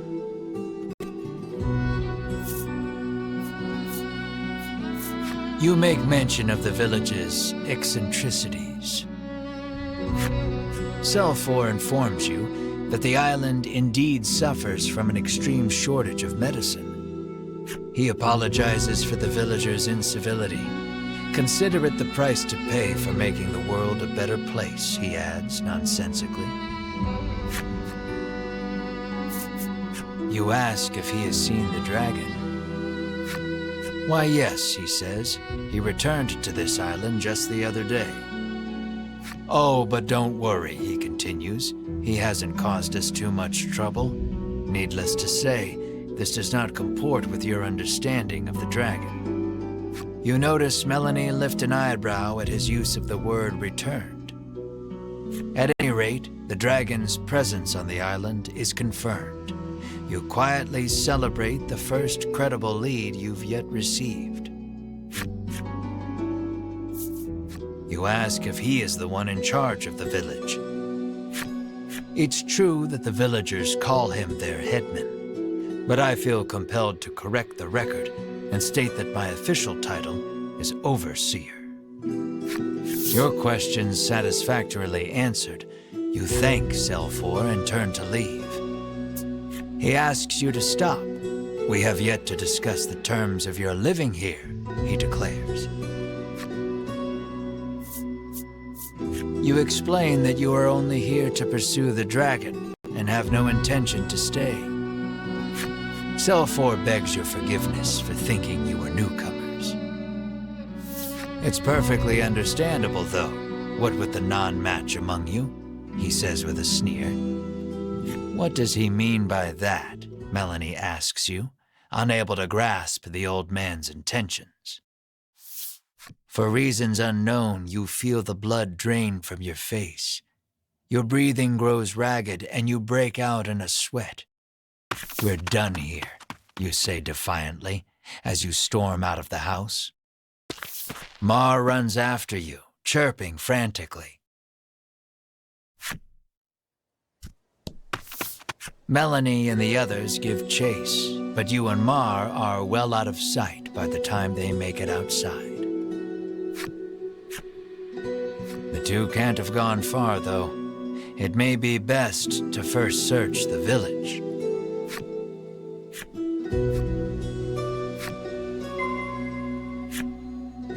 Alright, as we can tell, some strange things are going on. Melanie and company find you standing in front of a house. She can't quite make it out, but it sounds as though you're saying to Mar, "This place is..." Melanie calls out to you, prompting you to blurt out, "Sorry, just had a bad stomach ache back there," in your characteristically glib manner.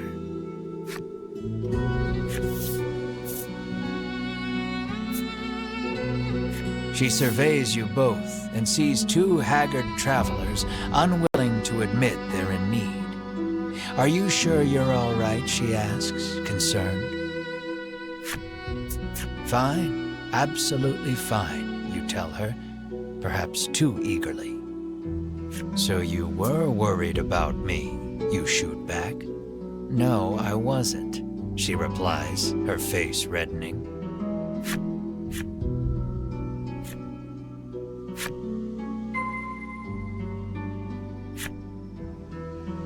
Alright, so we're gonna run back You into spot a Winifred. familiar-looking mage on the village streets. Winifred takes no notice of you and ducks into the apothecary. So, the Ivory Order buys their medicine just like everybody else, you muse to yourself as you prick up your ears and listen carefully. Winifred and the apothecary speak in hushed tones. You'd guess it's an order for special medicine, but you can't make it out. Alas, she's just buying the usual stuff. Nothing remotely interesting about that. Though her presence suggests that other members of the order might also be in town. With no desire to run into them, you make yourself scarce before she catches sight of you. Alright, so we're gonna head south here, run into Sherwin and Hedwin. You spy the very people you were hoping to avoid, gathered near the village gate. The last thing we need is a confrontation, you mutter, spying them from the shadows. Why are we always hiding? Melanie hisses under her breath. Two members of the Order are speaking with Sherwin. Given how deferential they appear to be acting toward him, you hazard a guess that he's their superior. Have you determined the dragon's location? Sherwin asks. Hedwin launches into his report. The dragon appears to be occupying the volcano. I suggest we move to capture him immediately, he counsels. Now who should appear but Winifred, fresh from her shopping excursion. Preparations for our journey into the volcano are complete, she reports, handing Sherwin a bottle of something. Splendid. Sherwin walks off and out of sight, the other three following close behind. Lucky for you, your hastily improvised hiding spot afforded you valuable information on the dragon. Yet their conversation raised as many questions as it answered. The medicine bottle Sherwin received is probably related to their journey into the volcano somehow.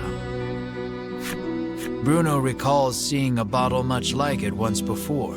He says it contains flash freeze, which can chill most anything. Maybe that's what Winifred bought at the apothecary, Bruno continues. You know that the dragon is lurking in the volcano, but you haven't a clue how to get from here to there. Isn't it that mountain with all the smoke pouring out of it? Ridis asks, pointing westward. Why, yes, that sure does look rather like a volcano. There was talk of capturing the dragon. Melanie picked up on the incongruity as well. The Queen ordered the dragon killed, she reminds you. You narrow your eyes. You three have no right being this helpful, you think. Mar pinches your cheeks without warning. You yelp in pain, which at the very least crosses dreaming off the list of explanations. Returning to the matter at hand, it's clear what must be done. You'll have to get your hands on some flash freeze if you hope to enter the volcano. Alright, so first things first, we're going to be buying some new equipment for our group. So we're going to head to the armorer. We're going to be buying dark mail for Ash.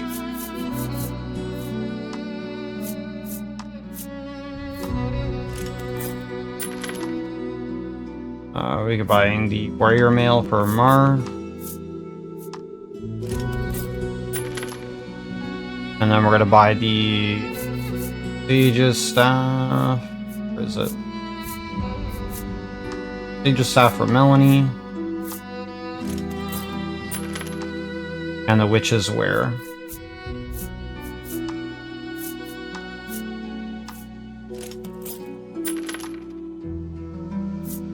Alright, and next thing is next.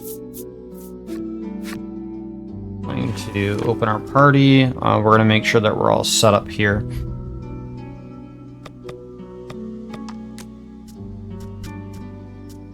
So we're going to quickly swap to Bruno. We're going to put on the frost mail. Rid us. We're gonna make sure we can put on the best gear that she can wear.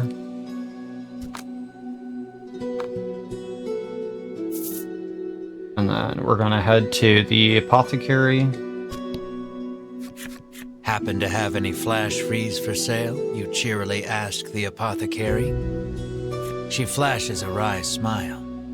How do you steady the roiling magma's flow? She asks cryptically. The meaning behind the question is utterly lost on you. She needs a password, Melanie mutters over your shoulder. The answer, then, would be the password. So, how do you steady the roiling magma's flow?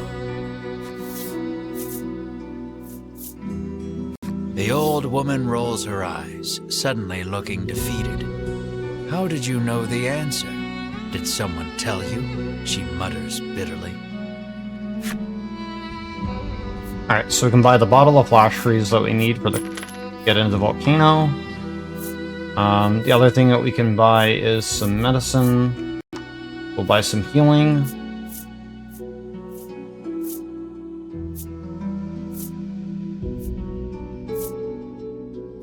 Buy 9 of these. We're also gonna go ahead, buy some elixirs. So we have them in case we need them. Will that be all? The proprietress And then we're going to asked. sell off all the other stuff that we're not currently using.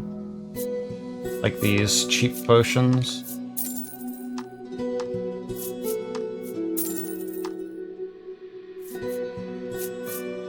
And we're going to sell off the protectorant. The oil pot as well. And then now we just have the inventory of items that we want. And we can sell off equipment as well. We're going to need every single penny that we can afford at this point for when we return and do our last shopping trip of the run.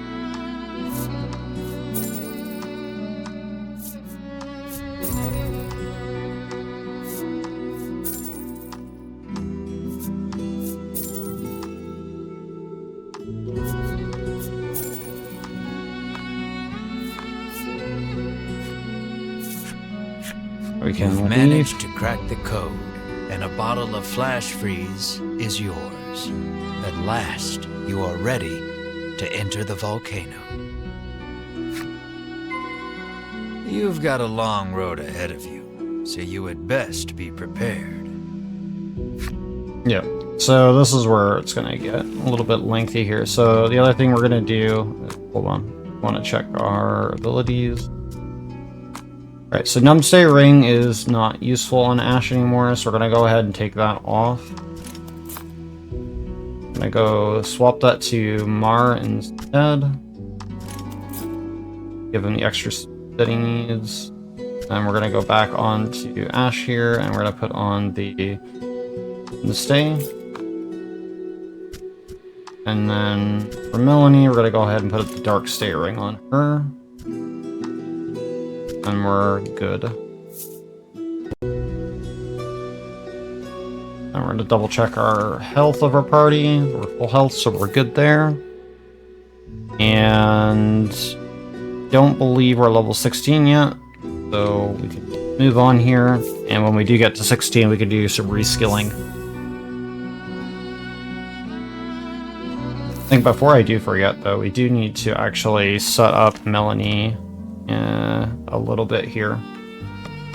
So for the volcano, we're gonna want freeze. But we order these here, and then eventually we'll pick up darkness with her, and then we want to make sure that we have our heal. Yeah, that's all good. And then for Mar, everything seems fine with him as well. So we can go ahead, we'll make a save here for now. And then we can head to the volcano.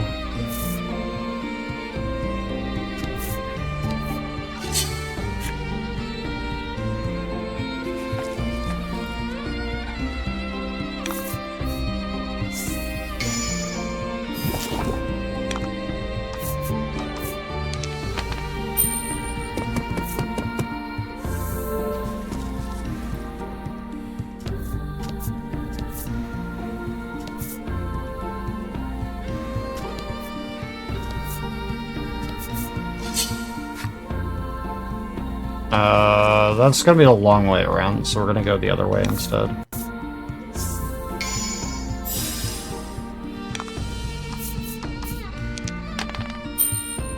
So guaranteed escape from all of these fights since the minimum roll is 2. Alright, so there's the volcano.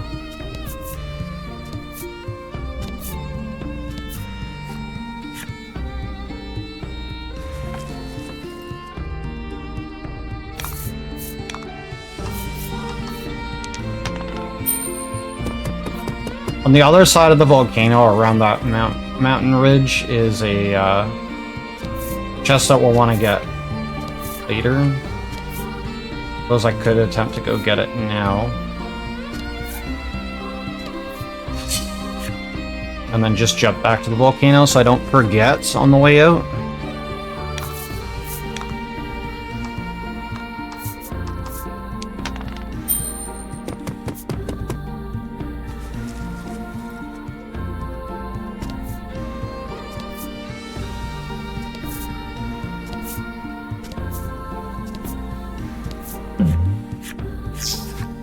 Be able to aid it by administering some. This is just the natural order of things, you tell yourself, until you believe it.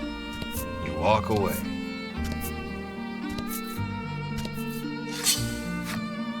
Alright, so there's the chest that we wanted to find.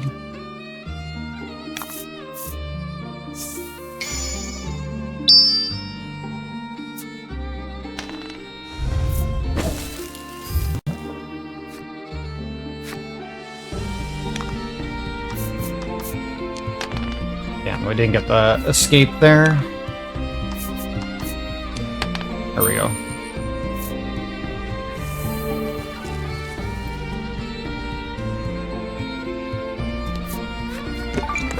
So that's an extra revive to pick up now, in case we do need it.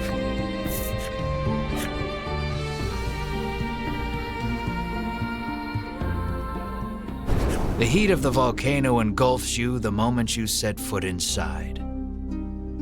Of course, the dragon is hiding out here. Guess it's as good a place as any to corner him, you reason with yourself, trying to keep your spirits up. Crossing this river of lava won't be easy. Here's how you cross a lava river. Bam! You open the bottle of flash freeze and pour some into the raging river of lava. The lava instantly hardens, forming a bridge of rock.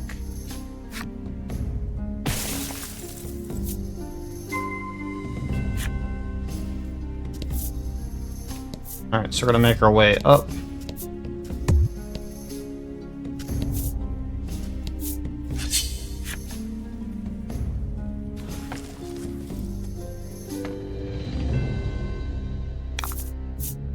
Alright, so having the freeze ability on Melanie is going to be very useful for most of the enemies in this area.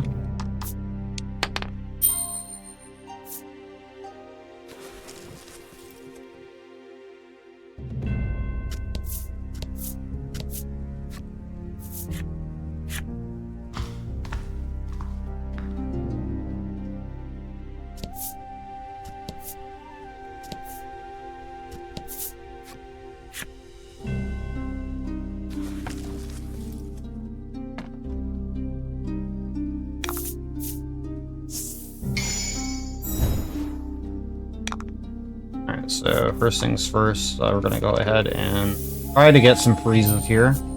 Gotta roll at least a 5 or higher.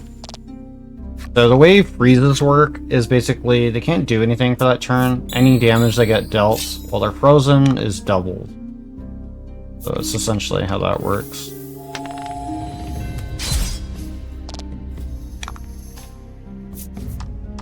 So we're just going to leave that guy frozen for a little bit while we focus on dealing with this target.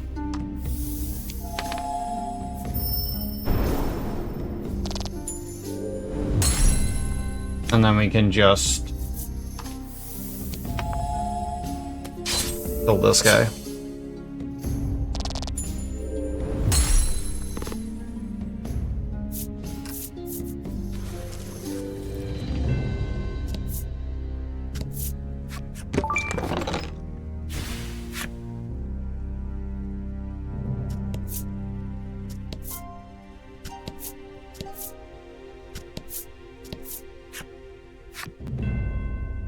The Sue Stone will be useful if we do need it to generate extra gems in a tight situation. We are going to try to at least try to get to level 16 before the boss coming up. As we're climbing the mountain. Or the inside of the volcano, I should say.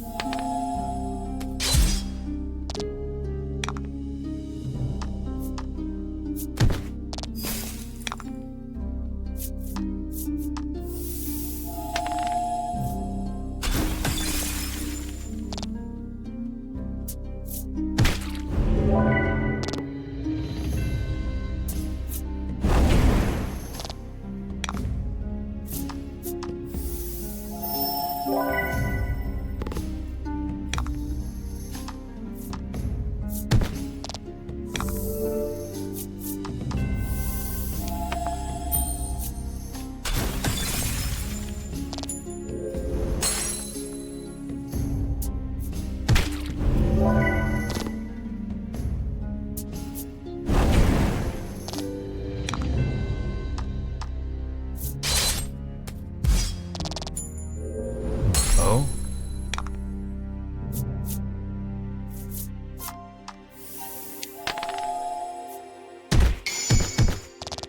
Oh?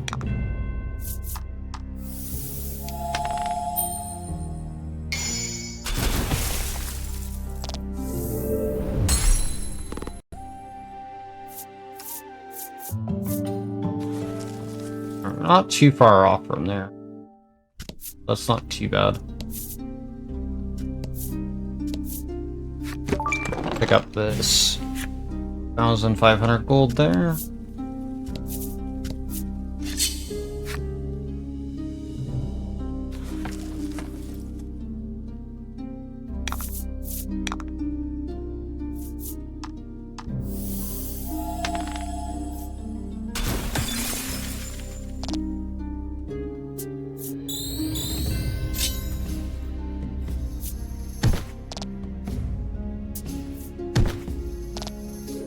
A bit of a bummer there.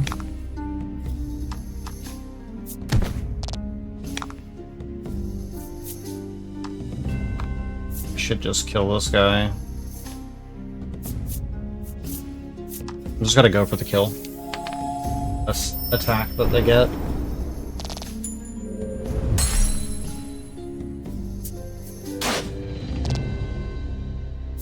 Fortunate that Ash went down there.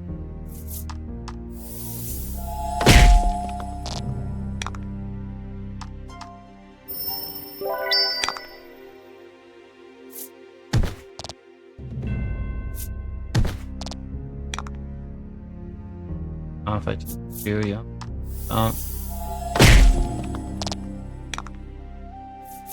Go for this guy.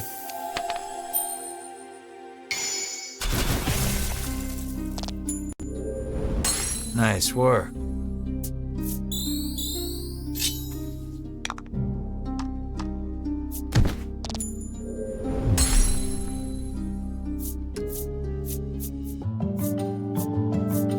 There's a level up there. We gotta heal up our party, which is why we bought those medicines when we did. The 20 heal. We're gonna use those. Get everybody back up in fighting shape.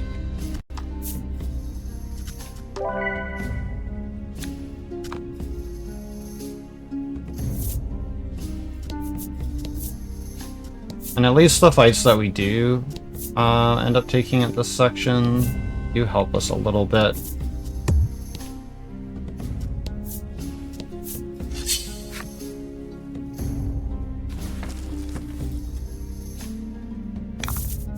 But at least having money for when we return back to town to do our last shopping trip of the run.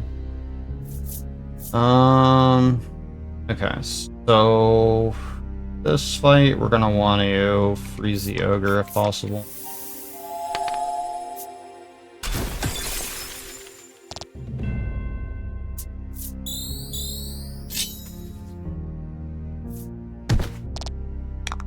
The buff not being on the ogre is a good thing, but guys do hurt quite a bit. That was lucky.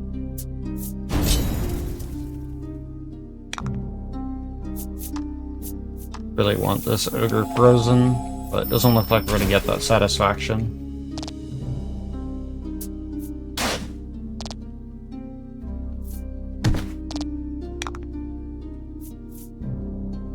Alright, I gotta hit the ogre before he hits me. Alright,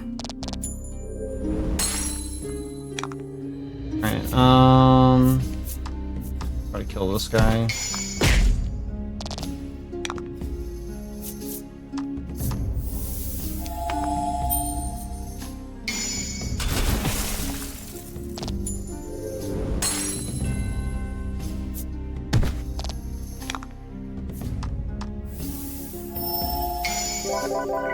Okay, crit heals, nice. Oh, you can finish it off. I'm not getting too lucky with our rolls on the freezes, but at least we're able to deal bonus damage with it on the enemies that are weak to it. Hit 16 there, so we have heal plus. Is exactly what I wanted to see. Nothing there. That's just a dead end over there, so we're gonna head up.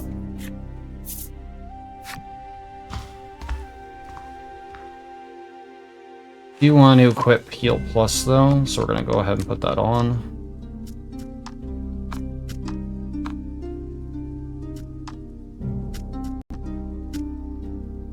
Okay. Now we just need Melanie to get to 16. She gets the next attack he unlocks. You can't help but chant, "It's hot, so hot," every couple of steps, as if conjuring a spell. You're just wasting energy, Melanie chides. Perhaps you could stand to learn a thing or two from her rational approach. Bruno seizes on the moment. Yeah, this isn't even worth whining over, he says, flexing at you. It is way too hot for this, Melanie screams, forgetting her own advice. Alright, we're gonna head around the side over here. There's conveniently somebody here that we can use to get a full heal off of before we continue on even further.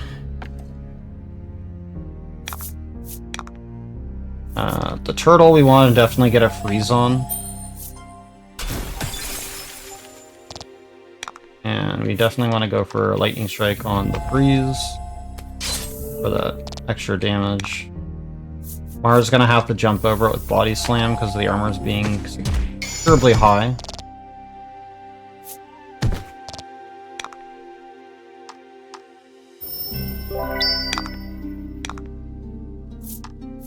Gonna heal here. We're gonna body slam over the armor again. Mara's getting some crits, which is nice. And then Melody can finish off with a freeze.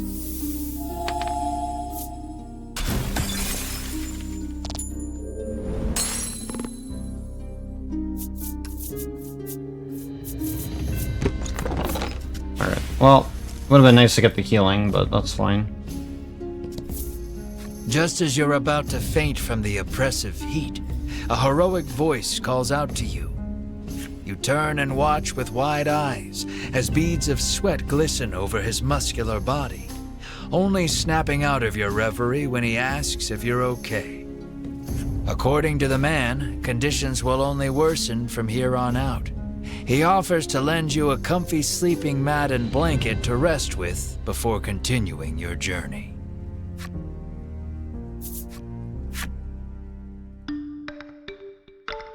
Your party is fully recovered, but now your body reeks of sweat. You thank the man before heading on your way. Alright. We're gonna continue onward here.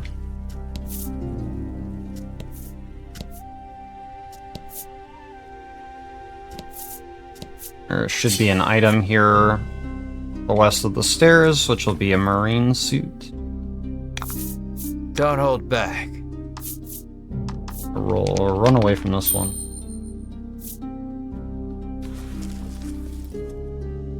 Ideally, I want easier fights to take. Can't remember if Mar can equip the Marine or not. Gotta go check that. No. Oh, yeah, you can. Okay. Let's go ahead and do that.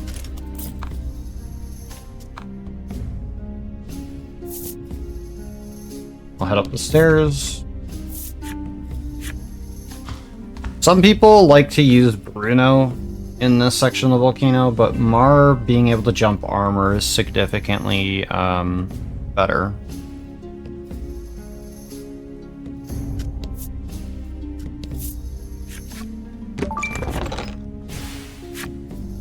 Bruno does have his uses, being able to buff the party, allowing them to take more or less damage. So those stairs leading down are to an actual optional boss in the game, but we won't be doing that. That's an optional boss for much later, though. Can't do anything with that yet. But if you were going for like the getting all of the cards to get a through finish, then that's spent so long definitely something here, we'd be even doing. I'm starting to sweat. Another item below here that we want to grab. Another revive in case we need it.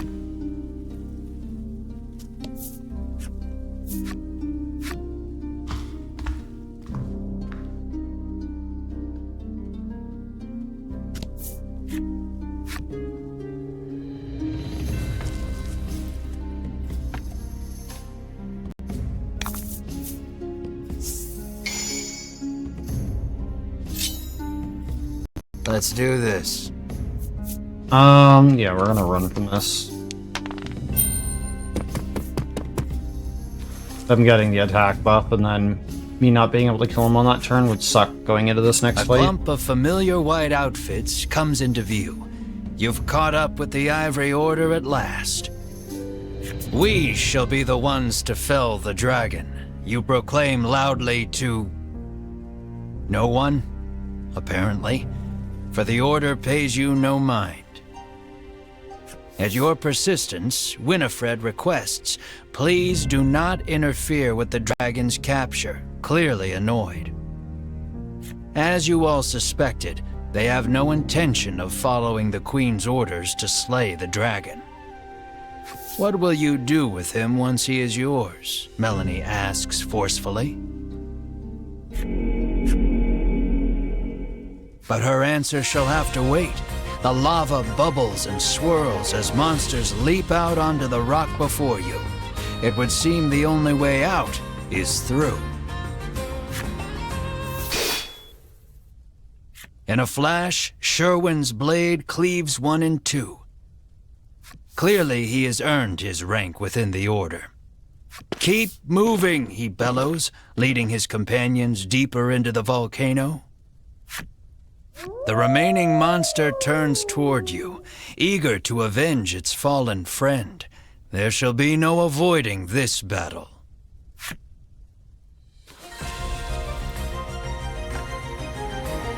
Alright, so now we have to do this force fight, so we're gonna go ahead and freeze the wolf. Glad that we actually did that. We at least got a turn to deal with this guy. That was lucky. And Mark and Roundhouse and kill them both. Kind of. Ours damage is a little low, apparently. Nice work.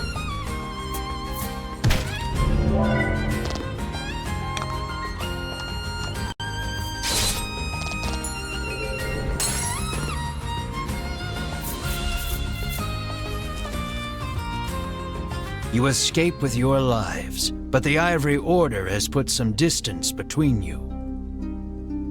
All your efforts will be for naught if they reach the dragon before you do. You hurry the party onward. Alright, so we're almost at the top of the volcano.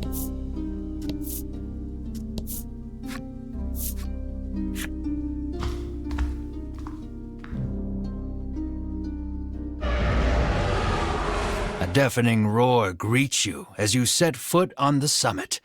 The dragon must be close.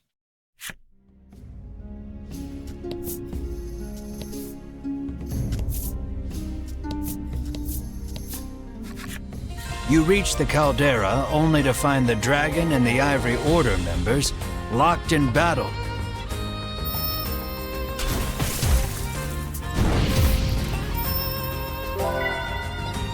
Their teamwork is impeccable. With each strike, they drive the dragon further back. Vince is doing everything he can to protect the dragon, but nothing can slow Sherwin and company's advance. The Ivory Order approaches the dragon, quite sure of their victory. They shall have their quarry at this rate. You can see the writing on the wall. You shrink away from the fight. Go on, get out there, Melanie yells, kicking you square in the rump. We'll be the ones to collect the bounty on the dragon's head, you yell. What vulgar ambition, Hedwyn says with a sneer. Hedwyn and Winifred each keep one eye on you as they begin incanting a spell to hold the dragon in place. Without warning, the dragon slams his tail against the ground. Cracks in the earth form beneath his feet. The rock beneath the Ivory Order gives way, sending them tumbling down below. You surmise the fall wasn't far enough to kill them, but they won't make it back here anytime soon. The dragon spreads his wings and flies towards the caldera. This may be your only chance to slay him without the Ivory Order interfering. Alright, we just gotta press on a little bit further here, get around this bend, and then we'll have a very interesting double boss fight coming up. Don't hold back. Hopefully we can get to 16 before that happens. We take out these other ogres as best we can. Gonna go for the ogre here. Most threatening out of all of them.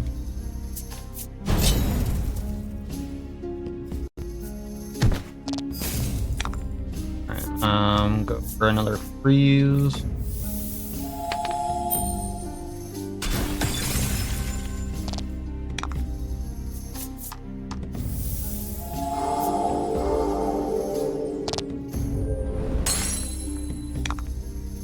Mark can kill off this other ogre. Now it's just the turtle. And you can hopefully get a freeze here. Go. There's a crit, which is nice. That was lucky. I'm gonna go ahead and pass on that turn there, and then Mars is gonna do a body slam. That was a really weak roll, unfortunately. Oh?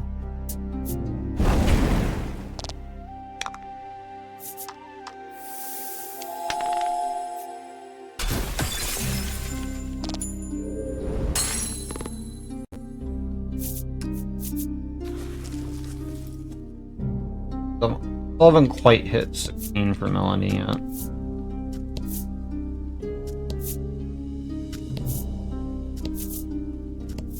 The boss is just down here. But we got 16 off this fight because we're going to heal and save before this boss fight. Because I could potentially lose it. So we're going to go ahead and freeze the wolf.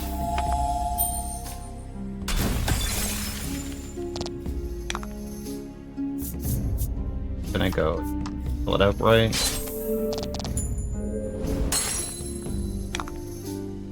Now we're body slam over the armor. Good hit with a crit. Excellent. Hopefully Melanie gets another freeze. Good, that's good. pass. Gonna pass here. Have Melanie kill it.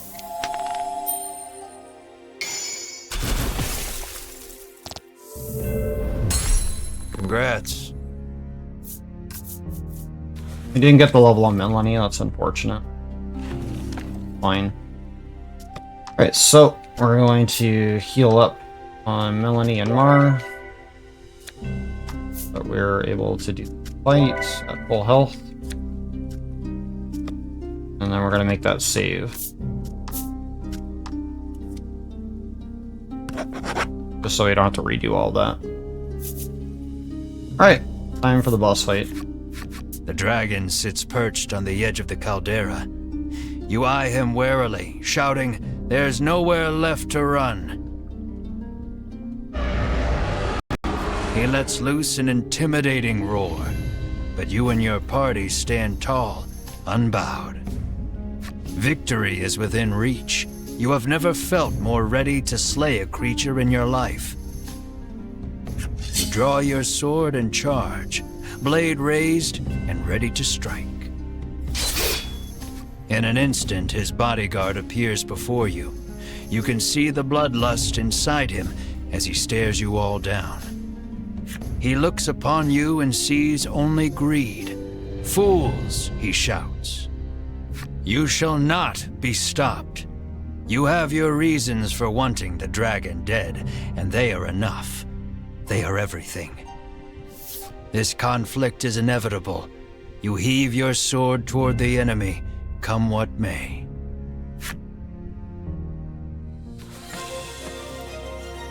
Alright, so this fight is in two phases. The first phase, we want to get Vince's HP to 40 or below. You can do this.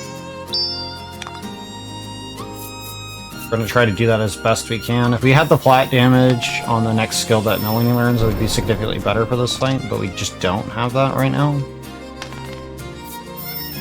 We'll have to make do without it. Right, Melanie getting paralyzed kind of sucks there. Go for a lightning strike. Hopefully our rolls are decent.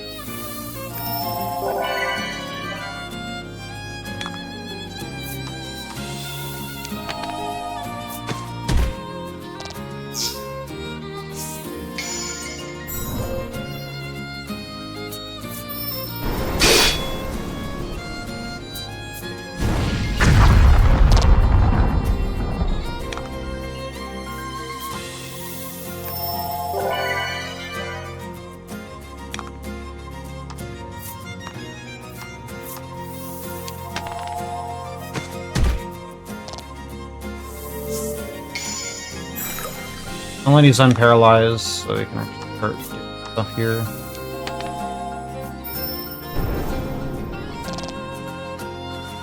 Go.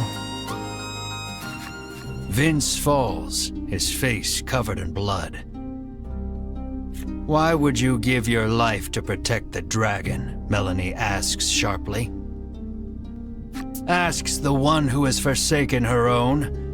"What would you know of loyalty?" Vince roars, consumed with rage. He begins chanting, no doubt preparing to cast a spell.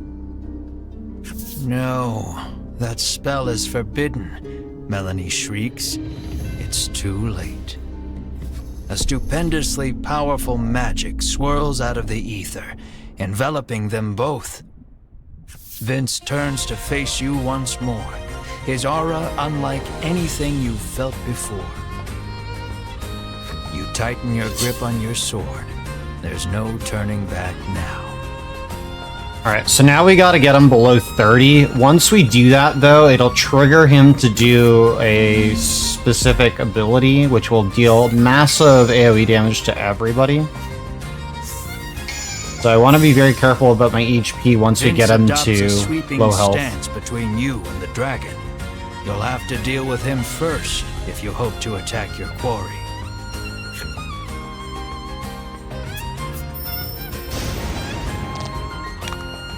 The main thing here is we need to get charge going off so we can get some gems here. I need to make sure that I heal everybody back up in the party.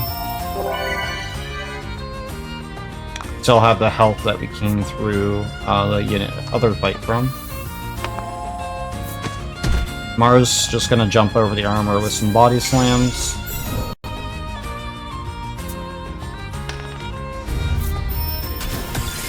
Freeze there is kind of a bummer. As the next hit on him deals double damage. I don't have an item here to clear that, unfortunately. We'll just hope that either it hits him now so we can revive him, or hopefully just have enough HP that we can survive the later turns.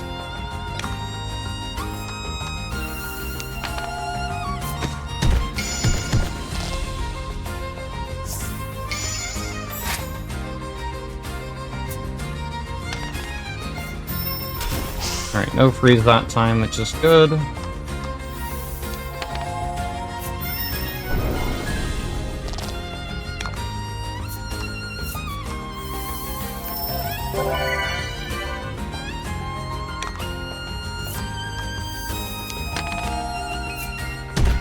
And again, taking advantage of Mars' ability to just ignore armor by jumping over it. But I hope our rolls are decent. Ashkot's frozen again. Just keep piling damage on as we can.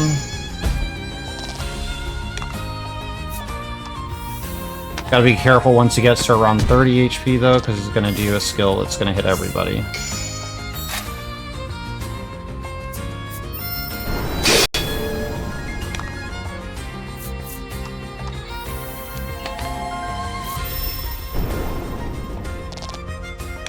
So I'm gonna heal Melanie now.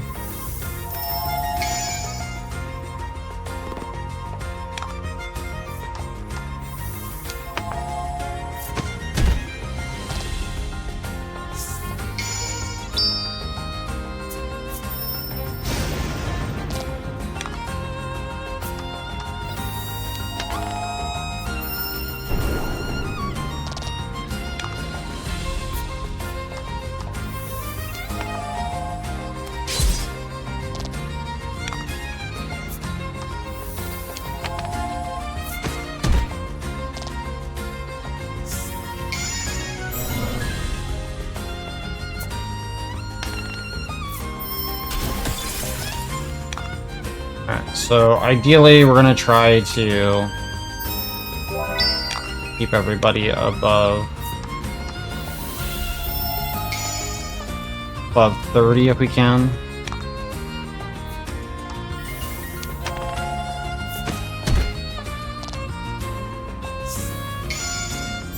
That skill is gonna go off very soon. Here it comes.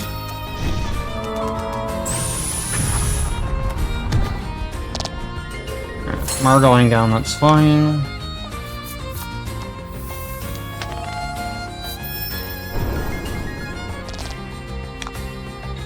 Gonna heal Melanie here. The main thing is that we had at least 2 of our party members survive. But now he's got to start using an attack that deals flat 20, so we have to be a little careful about that.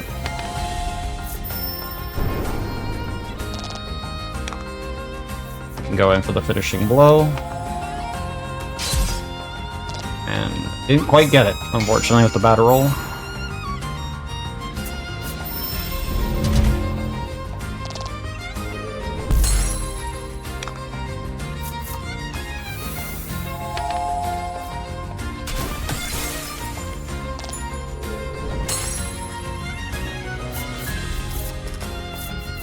Alright, everybody's gotta level up again. Mars got Clobber, which is a flat 25, which is really good. Incredibly useful skill in the next chapter. Tears stream down Vince's face. You watch him out of the corner of your eye as you turn your attention toward the Yeah, that fight went really well, surprisingly. Vince, undeterred by the wounds that now cover his body, rises to his feet and moves to protect the dragon one last time. Enough! The dragon speaks. He declares that he wishes to see further harm befall none. Then you ought not to have brought harm upon us, you shout, listing off the horrors you have heard on your journey. Vince, filled with righteous indignation, denounces each and every one as a lie. The dragon admits that your prowess in battle and willingness to pursue him the world over have earned you the right to hear the truth about this world. The dragon claims he shares a special bond with the medicine that helps people the world over.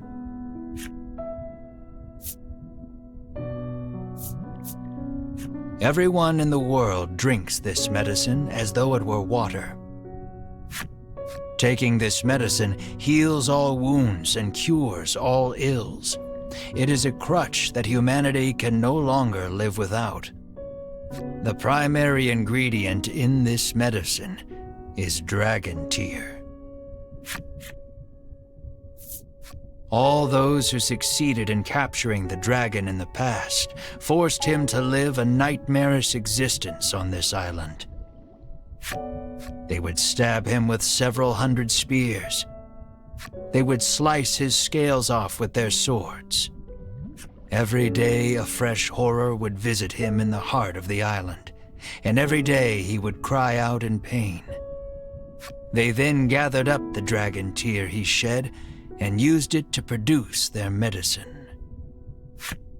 You cast your mind back over your travels, over all the people who sought the medicine and were saved by it. The mere thought that so much good was born of the dragon's torture makes your mind reel. You feel unmoored. No one moves, or so much as makes a sound. His words weigh on each and every one of you. The dragon claims he has grown weary of suffering for the benefit of humankind. And so, he intones, I beseech you, strike me down. You hear only hurt and fatigue in his voice. Comply, and you will fulfill the order that was given you. The riches you have coveted for so long shall be yours. But know that if you do, the medicine upon which people have come to rely shall cease to exist, threatening the very foundation upon which humanity was built.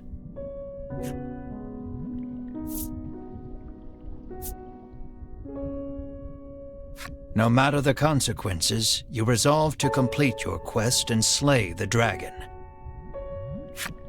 You adjust your grip and move to strike the dragon down once more.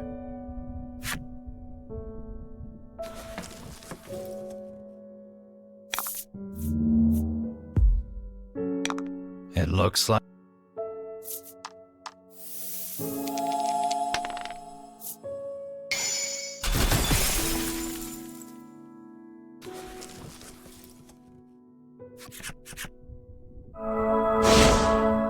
out of nowhere, a burst of magic crashes over the entire party, rendering you unable to move. The Ivory Order have found their way back to the caldera and stand before the dragon once more. Sherwin stares the dragon down, fire in his eyes. At last, the world is safe, he says. Seize him at once, Edwin urges. With a nod, Sherwin approaches the dragon.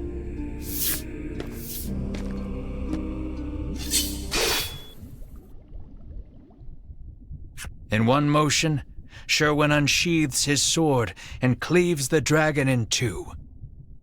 The dragon's lifeless corpse lurches backward, before dropping over the edge into the caldera. "What have you done?" the others asked quietly, unable to comprehend Sherwin's actions. The earth shakes. The dragon's body seems to have energized the lava enough to spur an eruption. "All that remains is to destroy that place," he hisses, and storms off with purpose. The remaining members of the Ivory Order are still in shock, but Hedwyn orders them out, and they flee out of sight. The volcano is about to erupt, and will surely take you with it.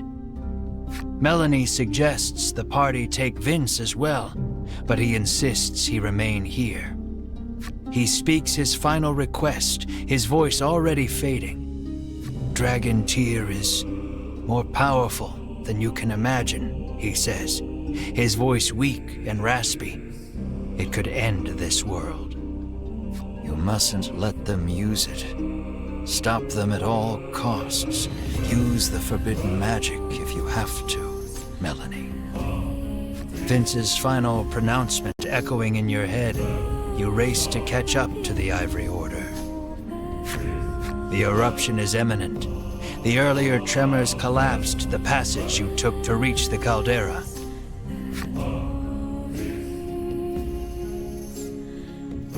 Follow the other passage out and escape before it's too late. Alright, so we have a bit of an escape sequence to deal with now.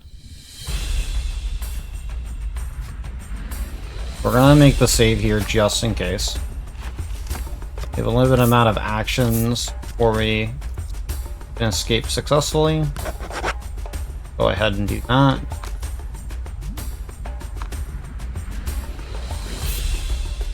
And time to start moving.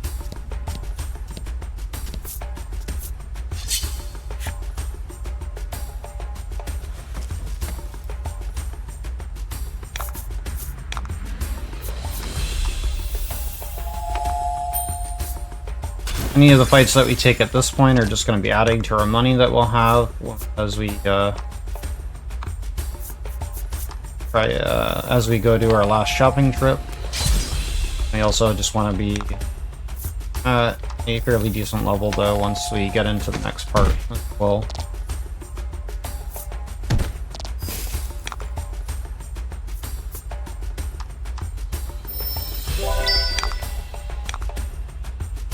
Go ahead and do spinning right here.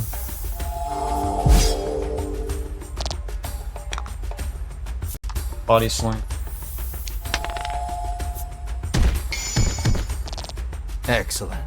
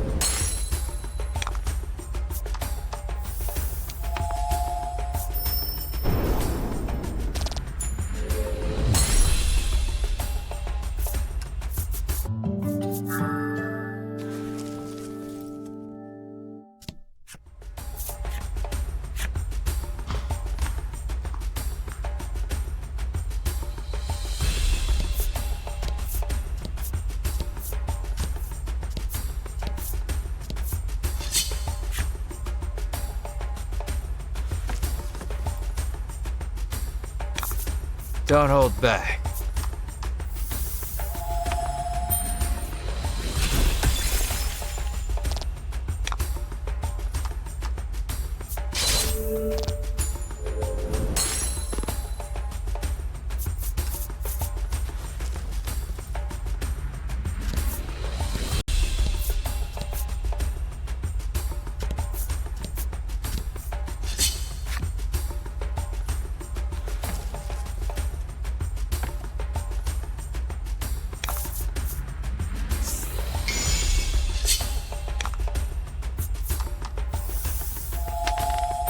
Alright, so freeze turtle.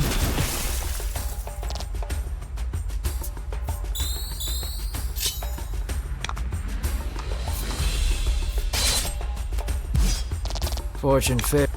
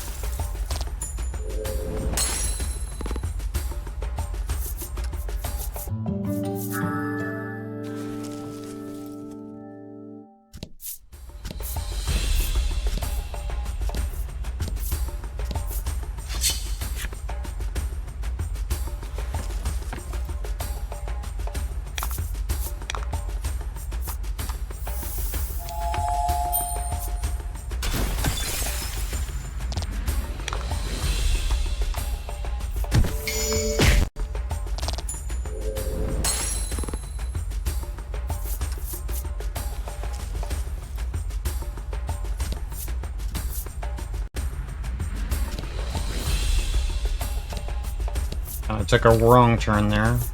Second.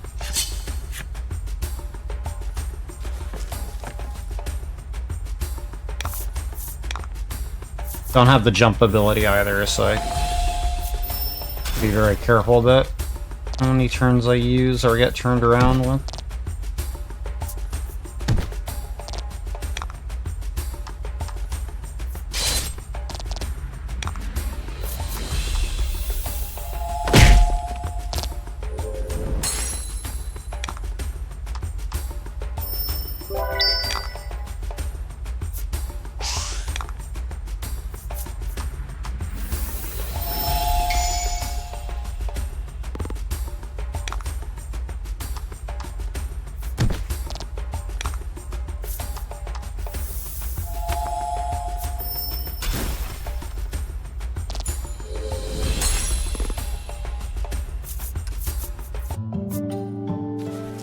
We're getting the levels that we need.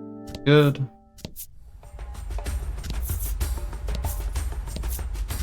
Take your time. There's no need to rush yet. Oh, that was a wrong turn again. Lava oozes from the rock beneath. You miss stepping on it through sheer dumb luck. Best proceed with caution. Don't hold back.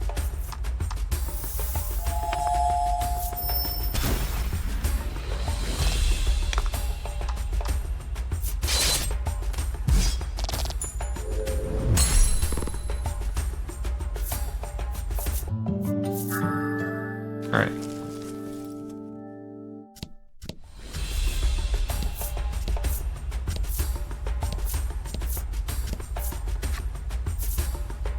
Alright, almost out. Of how like half our moves remaining. Oh, a little under half.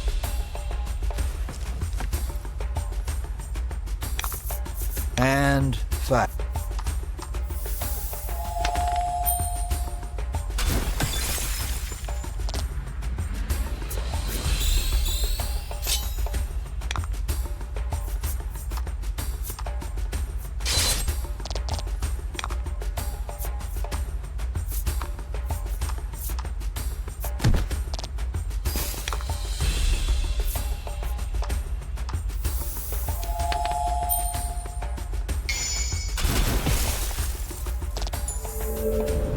Nice work.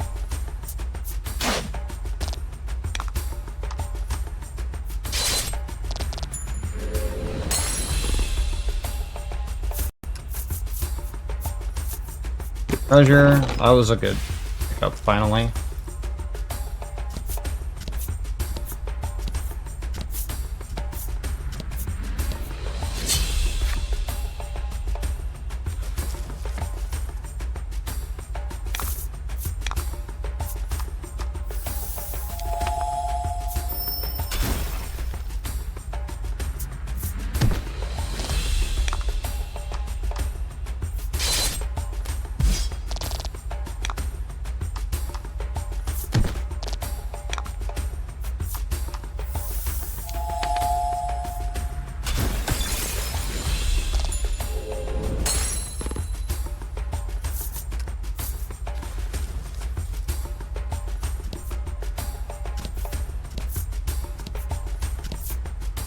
You might want to pick up the pace about now.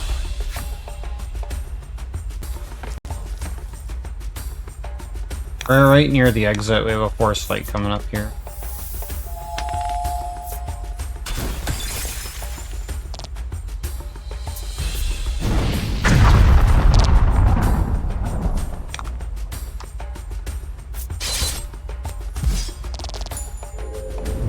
Good work. We're gonna heal on Melanie here,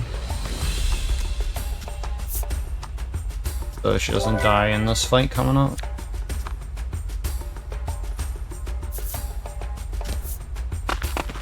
You're nearly out. The relief of knowing you may yet outrun the encroaching lava is immense.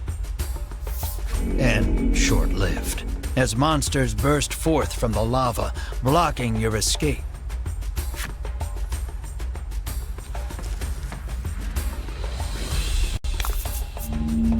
Alright, so we got Turtle, a bunch of those other guys there. Let's do this. We're gonna try to freeze the turtle.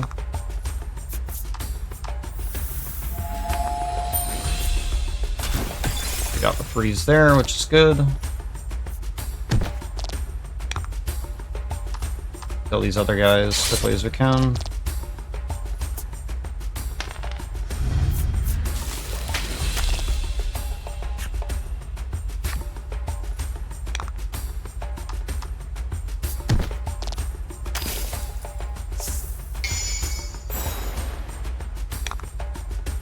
Go for hopefully another freeze on the turtle to kill it. Didn't quite kill it, but that's fine. It's low enough. Melanie goes down. Oof. Unfortunate. Go for a spinning right here.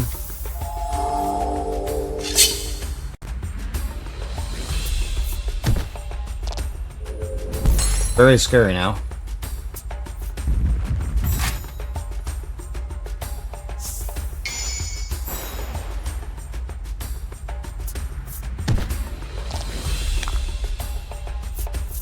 So, kill this guy.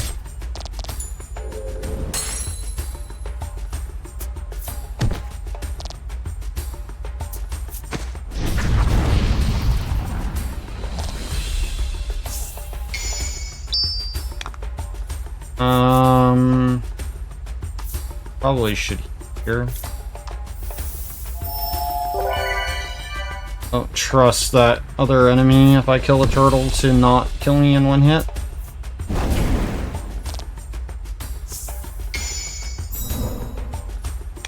So now I can kill the turtle.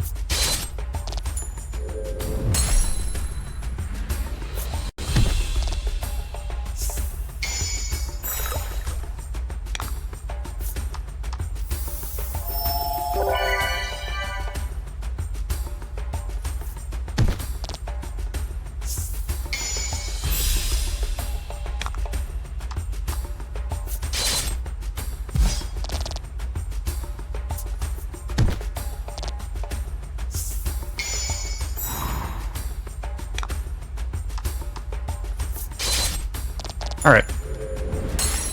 We're all good now.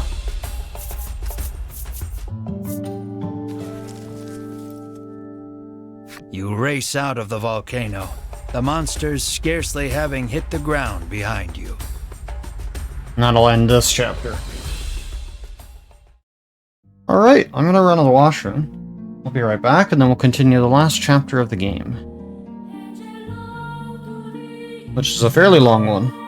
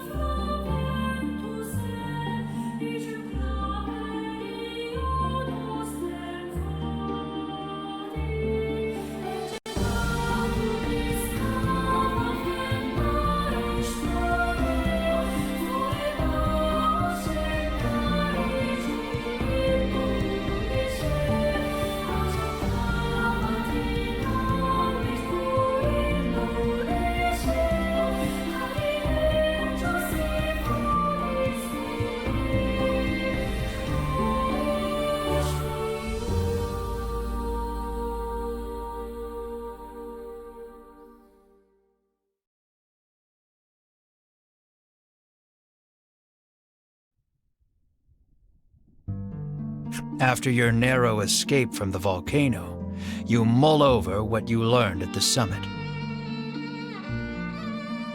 The truth about the dragon and the medicine, what the Ivory Order and Sherwin are actually after. And Vince's dying warning about Dragon Tear destroying the world. You decide to return to the village of the sick to try and make sense of everything. Alright, so this will be the last shopping trip of the game coming up.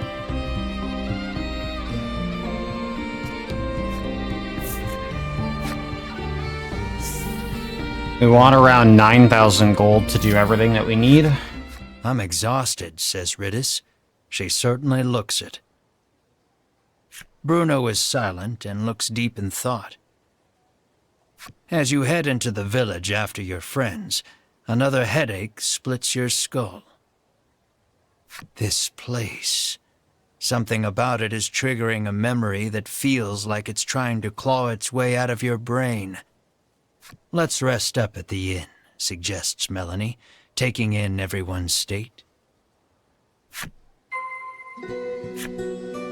Alright, so we have a bit of a flashback sequence coming up. You must fancy yourself quite the eccentric coming here, the innkeeper drones, as if incensed by your very presence. Stay if you want to stay, the innkeeper continues, utterly disinterested in even attempting to sell you on a room.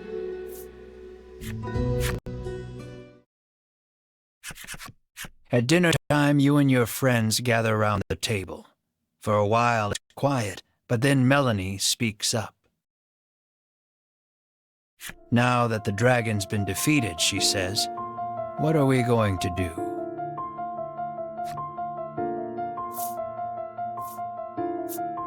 In truth, the Ivory Order wanted to capture the dragon alive, but Sherwin killed him.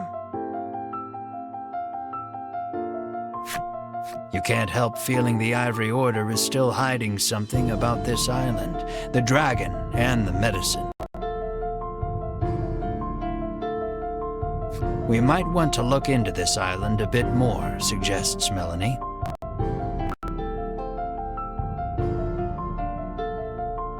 Bruno agrees with you. They call this place Mount Medica. Something tells me there are still secrets to uncover. Whether you go after the Ivory Order or investigate the island, first and foremost, you need information. The Overseer should be pretty knowledgeable about the island, reasons Melanie.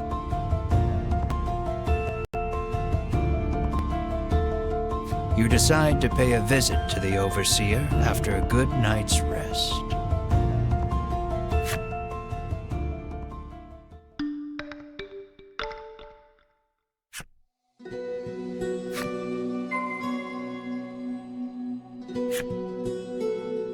Alright, time to go see Selfor. Selfor, the village headman come Overseer, comes out to welcome you. After detailing what happened atop the volcano, you ask him to tell you everything he knows about this island. So, the dragon's tears are the medicine's main ingredient, he muses.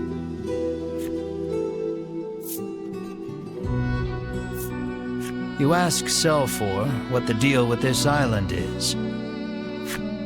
After a moment, he begins speaking in a quiet voice.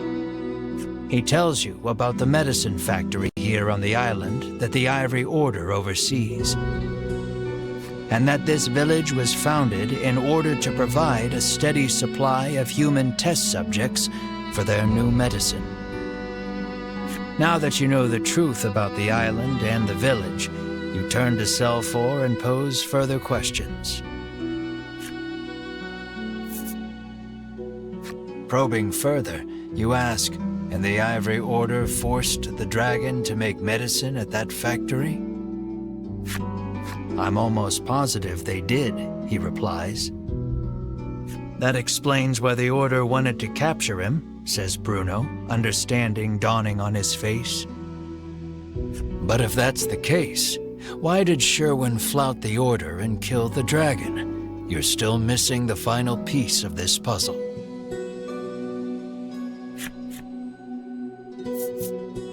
What do you mean, testing new medicine, you ask? Silfor explains that before the Ivory Order sends any of its medicines out to the greater world, they test them here first. With all the new medicines they're constantly prescribed, the villagers here suffer strange side effects.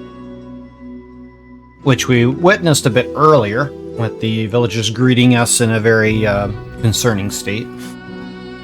All except Silfor, who says he's exempt from the tests on account of being in charge of the village on the Order's behalf. Sometimes we get people who try to escape, he says, his gaze dropping. The Order always catches them. This is horrible, says Melanie, a harrowed look on her face. You know the abandoned house at the western edge of the village?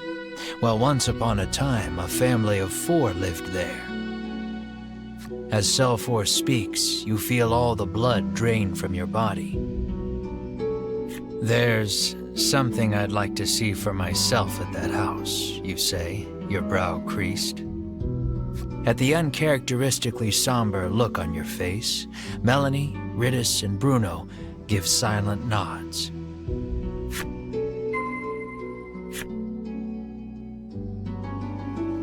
Alright, so we're heading to the abandoned house.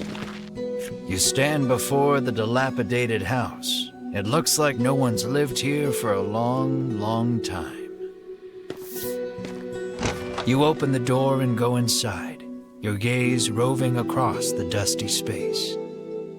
Your eyes land on a progression of horizontal notches on the lower section of a support beam, markings to measure a child's growth. And carved into the beam beside the markings are your and Mar's names. Seeing your names unleashes a flood of memories you hadn't realized you'd kept locked away. Alright, and now we have a nice little flashback sequence. Starts revealing even more of the dark truth behind everything.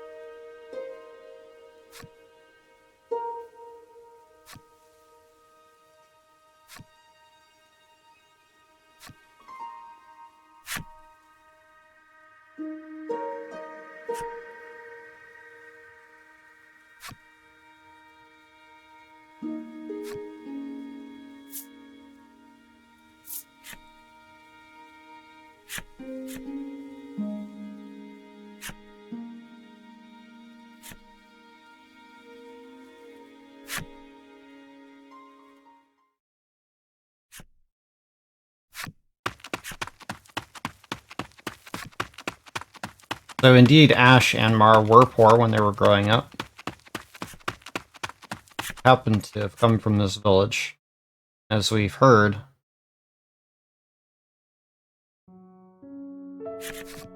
Used to be a family of 4 in that house.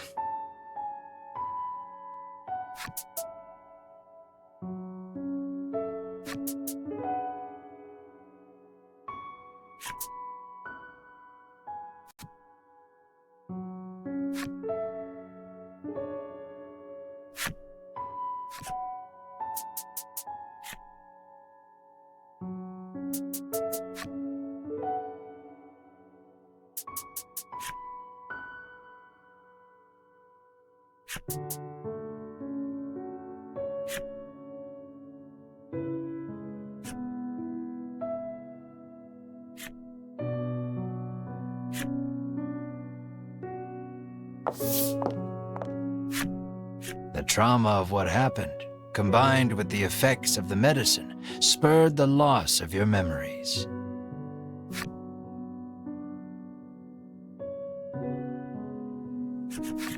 But now you remember the horror in full detail. Sobbing, you gather Mar in your arms. Melanie, Riddis, and Bruno just stand there in silence, absorbing the truth of your origins. Melanie, who knows all too well the pain of losing your parents, turns to you with tears on her cheeks. We have a lot in common, you and I. That's how we've made it this far together, she says softly. Moved by her kindness, you give her a silent nod. But I've still got farther to go, you say, scrubbing your face dry. As painful as those memories are, something the Ivory Order disciples said gave you hope. If you can get your hands on an undiluted solution of dragon tear, you can restore Mar to her human form. And what was that about the place they called the mausoleum? That's probably a good enough place as any to start looking for dragon tear. Melanie doesn't miss the determination that blooms on your face. Whatever it is you need to do, she says, I'm with you. Alright, so we have our last shopping trip of the game to deal with. So we're gonna go ahead and we're gonna go to the armor. We're gonna buy our last bit of equipment that we need. Buy the Evil's Bane for Ash.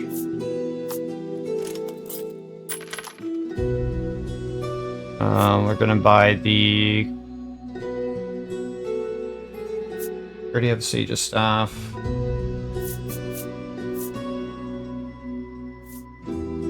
Need a ring for 15.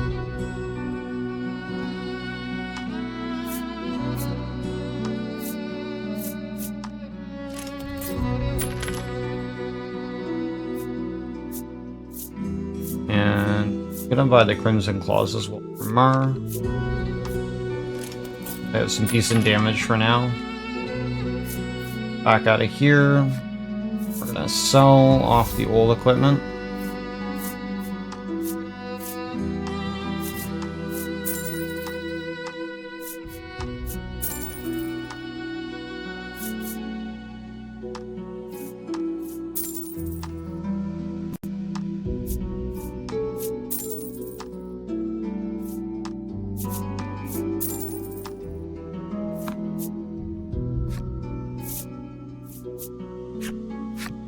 And we're gonna go to the apothecary to buy our last bit of items that we need. The proprietress inquires.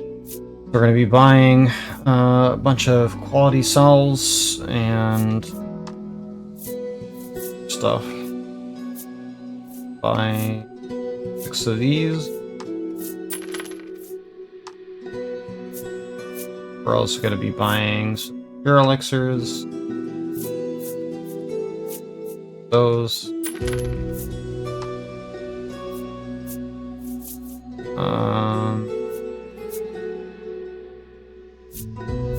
That's all I can get really.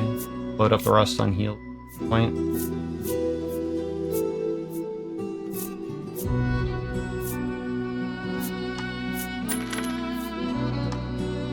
Alright. So we're full on items at this point.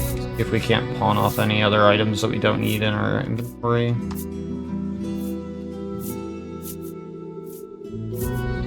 We don't need this, we can get rid of that. That's it, really. Our entire inventory is full at this point.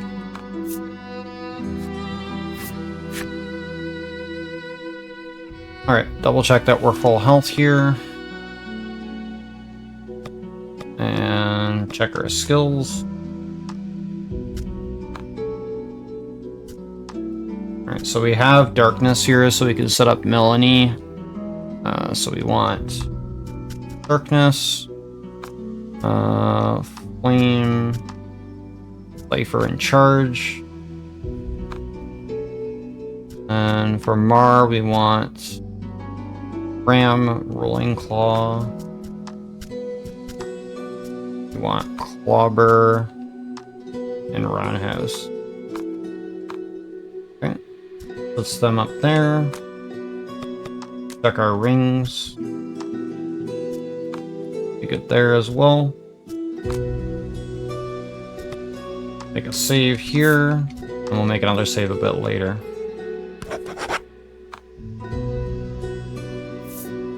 Alright, time to head out.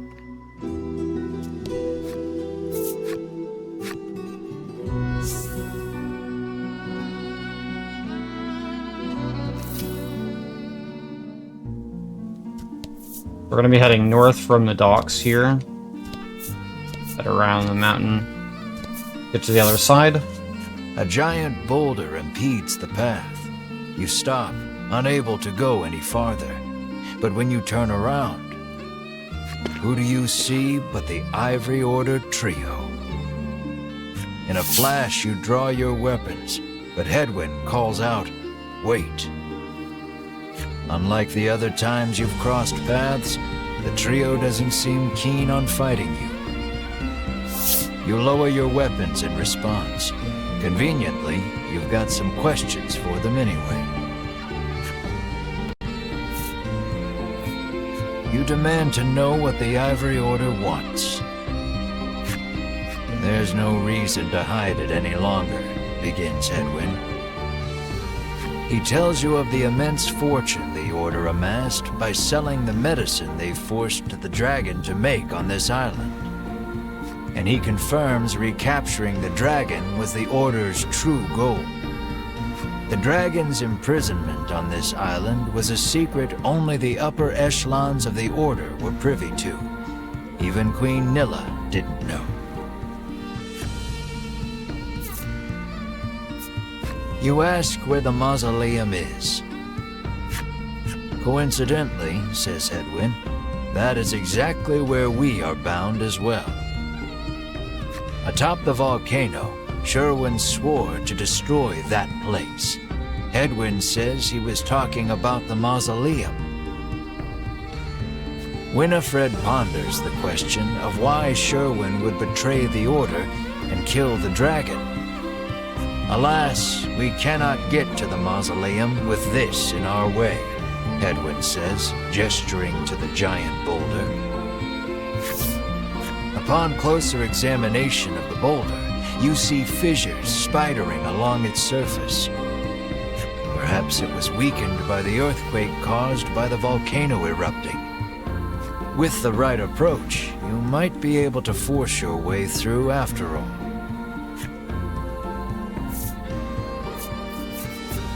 You ask Bruno to put his brawn to use and smash the boulder to smithereens. He squares off in front of the giant stone and strikes the fissure with a mighty knife-edged chop. Silence rings for a moment before the boulder crumbles to dust. The Ivory Order trio offers a curt thanks before hurrying on ahead. The jerks.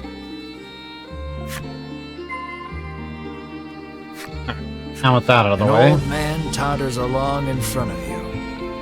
With an eerie smile, he pauses and whispers, "Another eye of the dragon opens."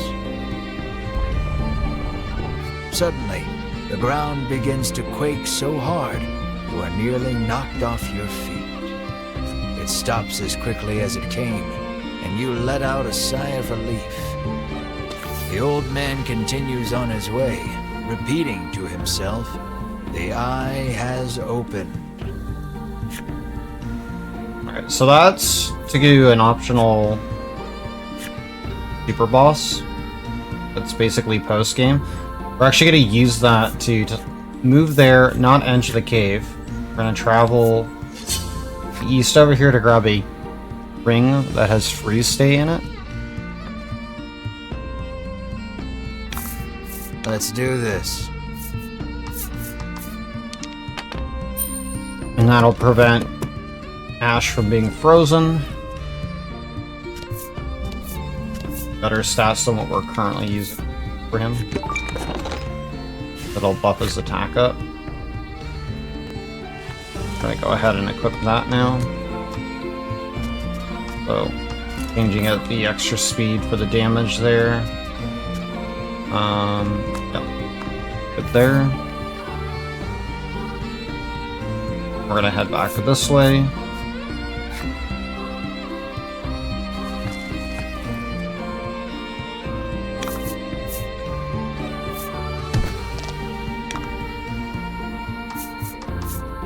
We're gonna head west until we get to the mausoleum, which is where we're gonna spend the rest of the chapter in. You won't be able.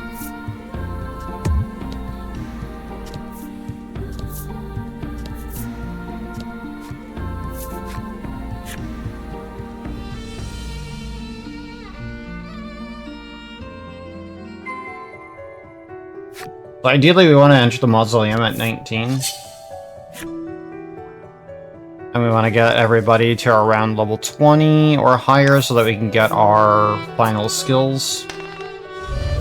For Melanie, it's going to be zero elements. And Mara, it's going to be destruction.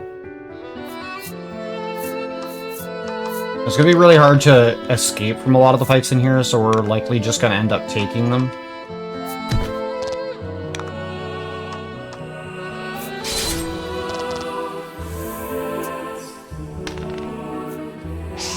This is where we're going to get a lot of our experience and levels in general going forward.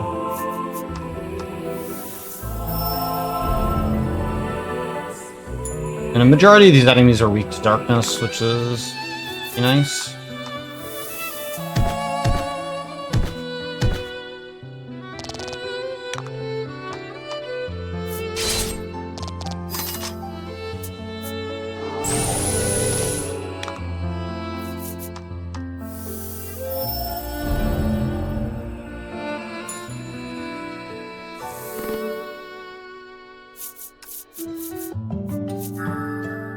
Bruno got overpowered, which is a good skill as well. You catch sight of figures you are pretty sure are Ivory Order disciples standing at the door to the mausoleum.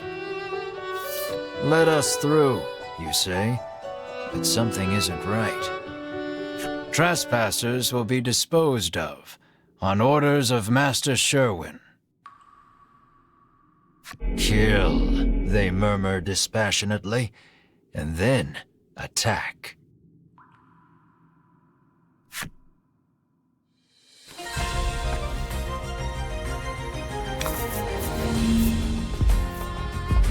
Alright, these enemies are going to be tough to deal with, but it is.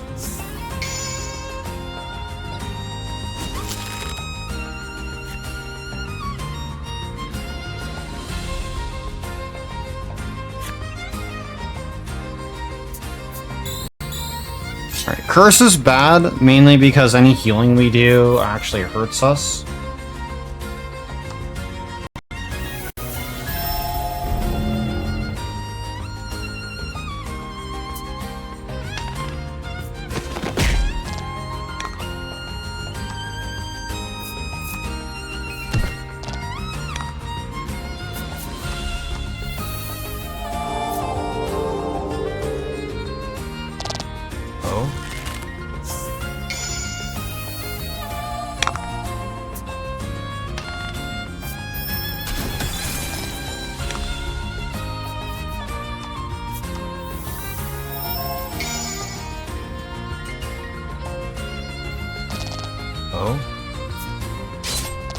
Alright, Melanie going down is bad.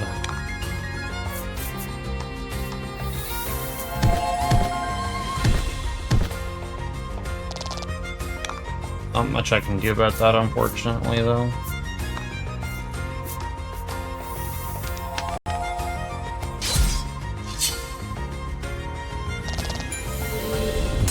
That was lucky.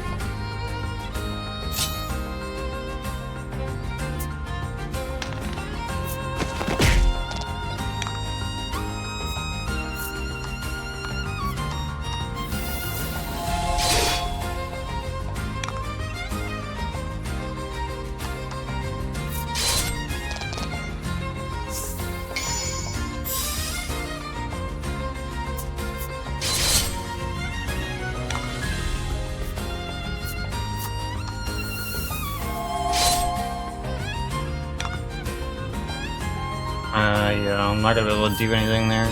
Instead, I'm gonna use a skill here.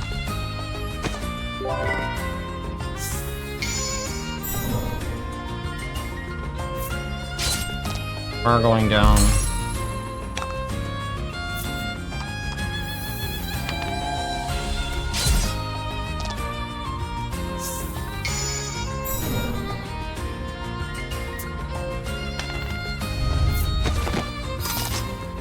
Gotta revive Melanie here now that Mara's dead. It's gonna be hard to kill that guy without an extra character.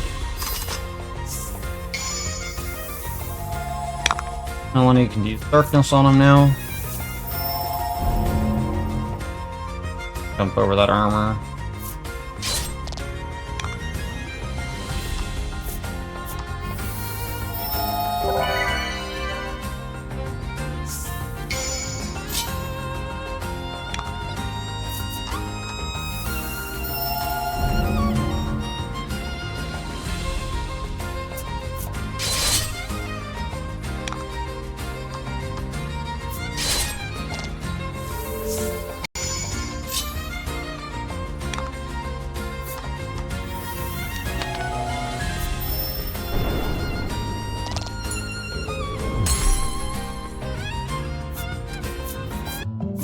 Leveled up there.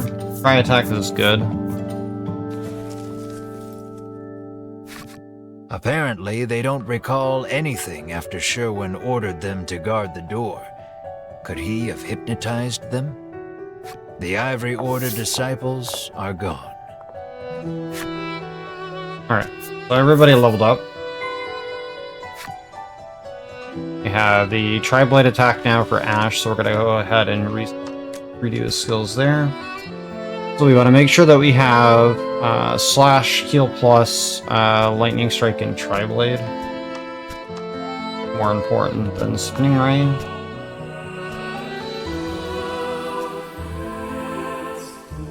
Actually, I'm going to take Spinning over Lightning Blade. I'm going to make a slight change there. Mara still doesn't have his other skill that we want. That I don't believe. We'll check. Not yet, anyways.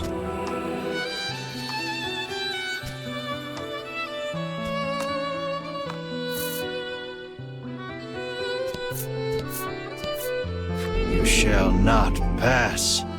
Die. But yeah, as soon as Melanie gets to 20, we're gonna be getting Zero Elements, putting that on her, which is gonna be our bread and butter.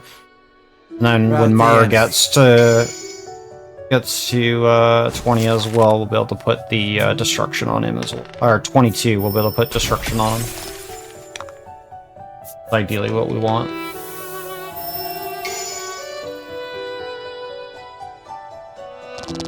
Nice work.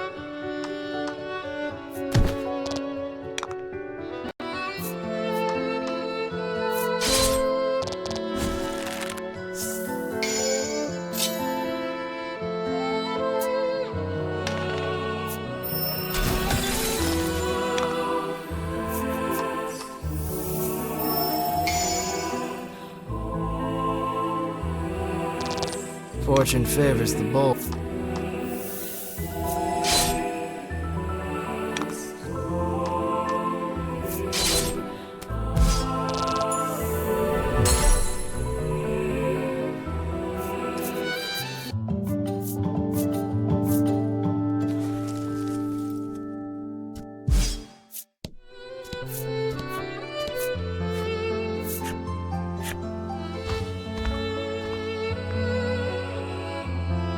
You sense something strange about this place.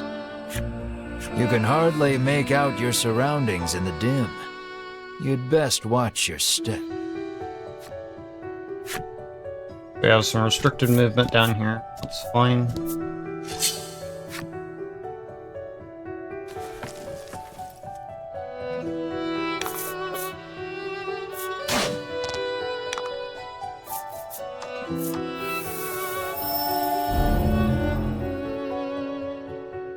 Oh yeah, I forgot he resists that. Paralyze is bad.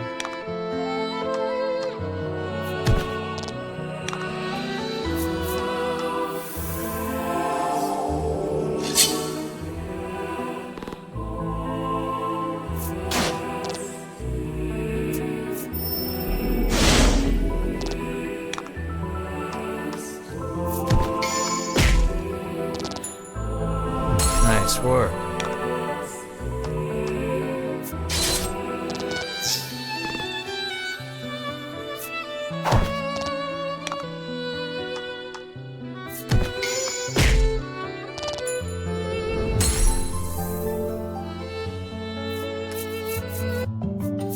Melanie hit 20, so we have 0 element now, so that's good. We can swap up our skills. Alright, so Ash, we're actually going to put lightning back on because we don't need that on anymore for AoE, and then we're going to be putting on 0 element. So 0 element, darkness, Cypher, and charge.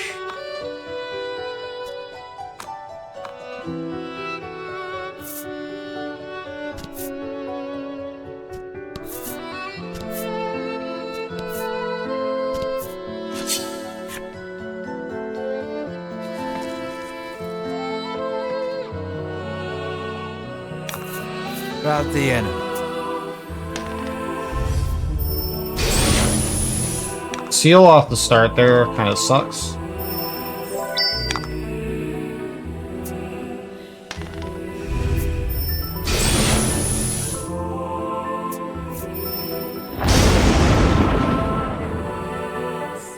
That's a 9 or greater to run away, that's unfortunate. Well, we have enough damage that we can kind of take care of these enemies. Unfortunately, we're a bit low on the defensive side. And 0 element does a lot of damage at this point. So a good way to just nuke things if we can charge for it. So it trivializes a lot of these fights in this area as well. Ouch. The floor's covered I in didn't spikes. mean to step Looks there. like a trap meant to deter trespassers. Right, I need to check my health now after stepping on that. Right, time to use the healing item. It was a very bad misstep by me.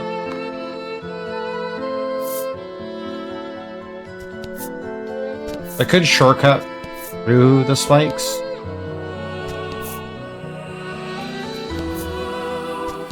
But I would be taking massive amounts of damage and wasting a lot of my heals that I'm gonna need. Because there is no other way to get a heal in this area going forward. So we're just gonna charge spell here and then go for 0 element every time now. As long as Melanie doesn't die.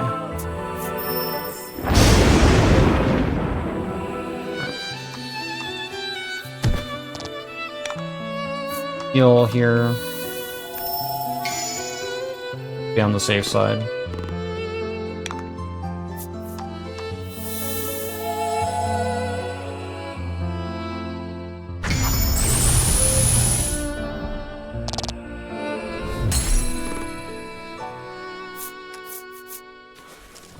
Very, very powerful skill.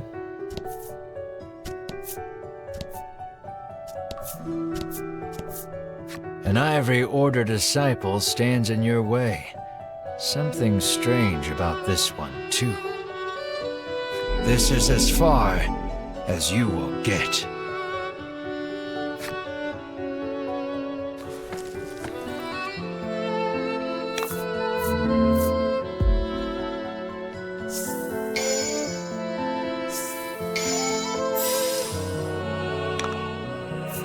So charge again.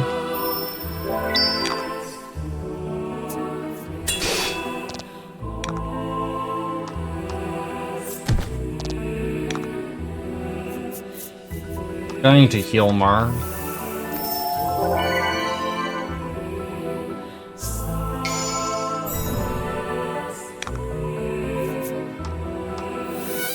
So 60 damage versus 25 armor.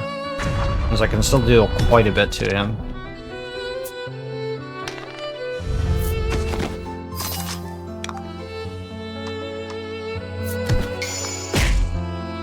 Oh? Because it's a nice flat plus 30, no matter what.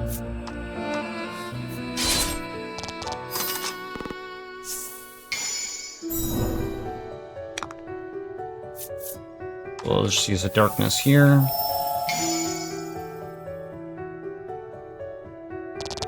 Nice work.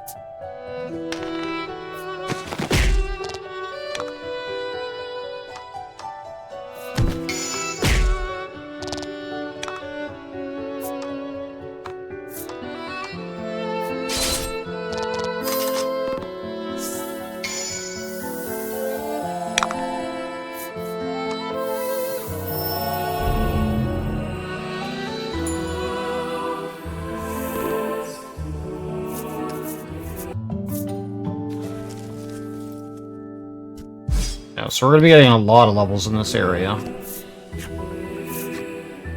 Just because everything's worth so much more experience. Unlike the lower level, the lights are lit. Someone's been here.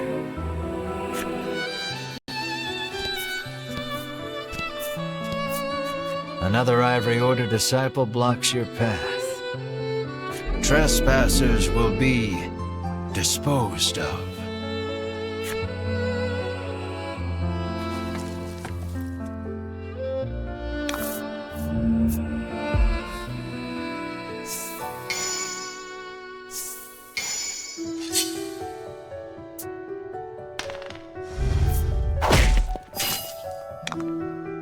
Little charge here.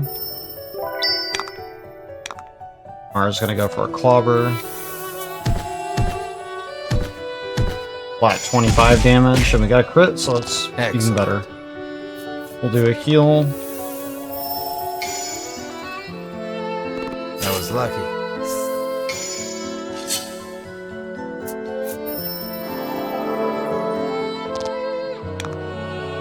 Darkness.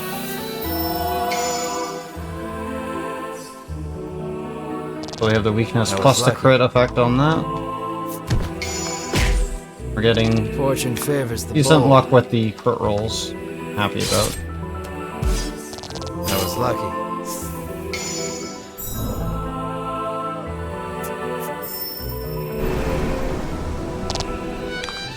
And then we can finish off with darkness. And it missed though. That was unfortunate. Fortune favors the bold.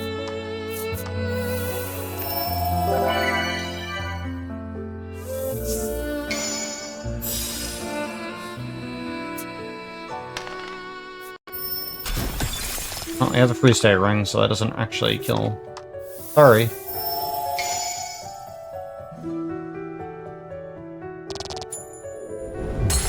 Good work.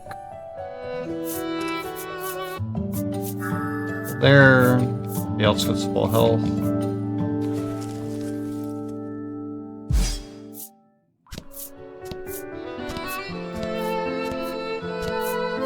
Yet another ivory impasse. How many of them are there in here? On the orders of Master Sherwin.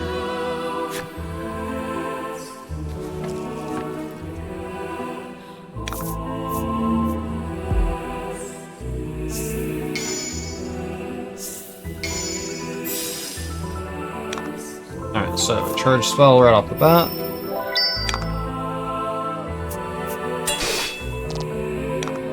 Go for a clobber.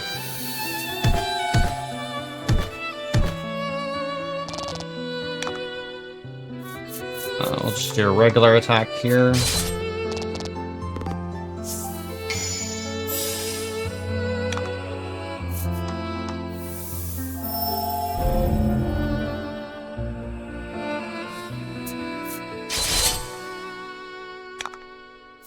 Another clobber.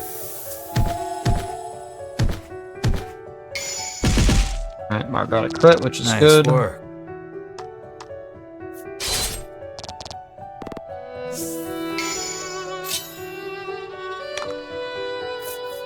Do a generate here, just so we can get a heal on Mar. Mind. Oof. Guess we'll go for an element. We'll go for a 0 element finish.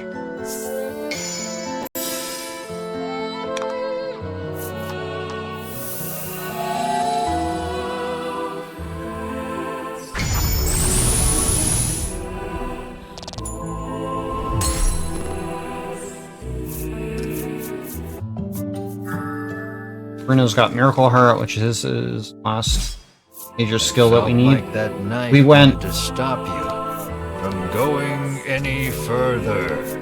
If you go left, there's a chest with 2,000 gold in it, but we don't need it. And so we're not going to be using any money to go shopping anytime soon.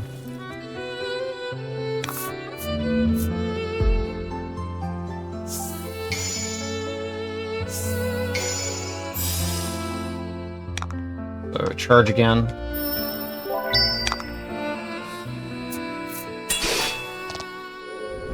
Our going down is not that big of a deal. Mainly want to keep Ash and Melanie alive.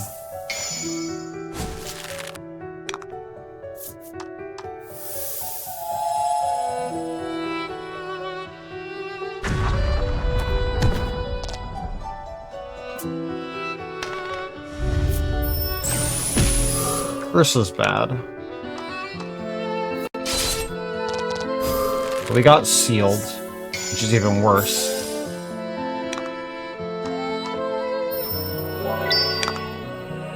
Because now I can't element 0 at the moment.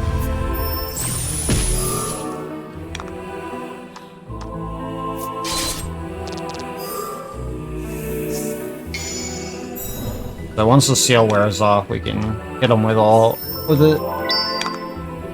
couple 0 elements back to back.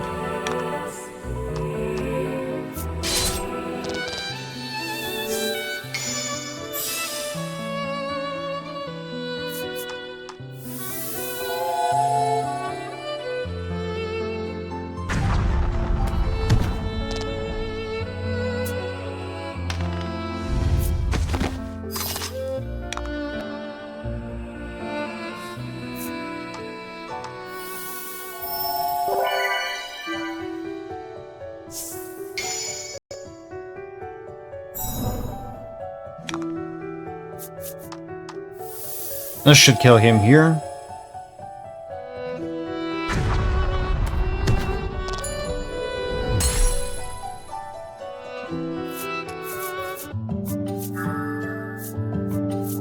Alright, Mar hit 22, so we have Destruction.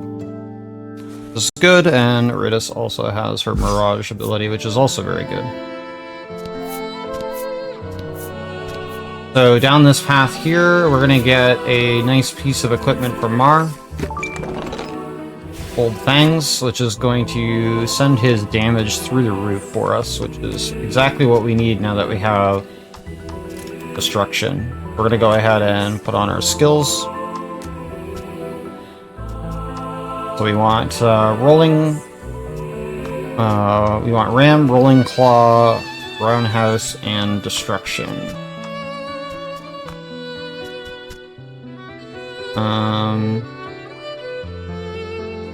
Yeah. Alright, so we're all good there.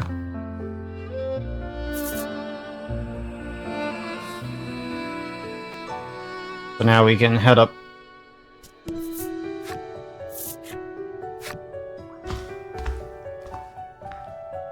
The sign reads, "There is more here than meets the eye." Alright, so we have to find our way through some secret passages. We're going to be getting a couple things along the way as well. We're going to be getting a nice, powerful set of gear from Melanie. Don't hold back. To even further increase our damage through the roof.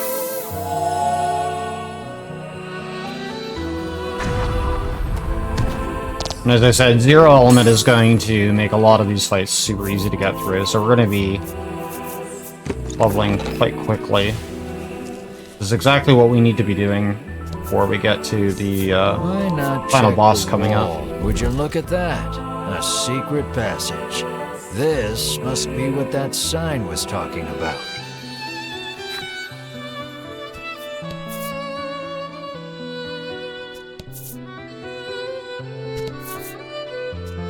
Psst.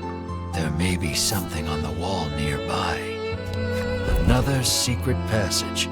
This is definitely what that sign was hinting at. Be sure to keep an eye out in case there are more.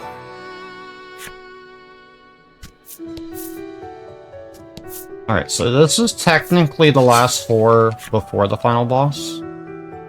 It is a 3-phase boss fight coming up, though. So anything can happen. We could probably lose the fight if we're not careful about how we do things. And if we lose at any point in that fight, we have to redo everything.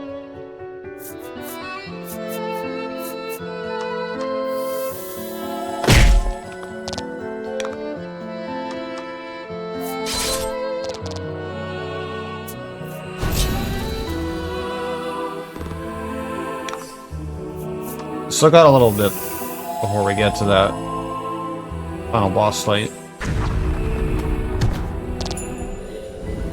Congrats. Thankfully, we haven't died at all in the run, which is surprising. Usually I do take at least a death. Another secret passage. They sure make it easy to get lost in this place. Happenstance has been really nice to us this run, which is very, very nice. Alright, so we got Dreamwoven, which is another piece of gear for Mar. I'm gonna go ahead and equip that next. We're gonna have Super Mar with us going into the final boss fight. Gonna be nice.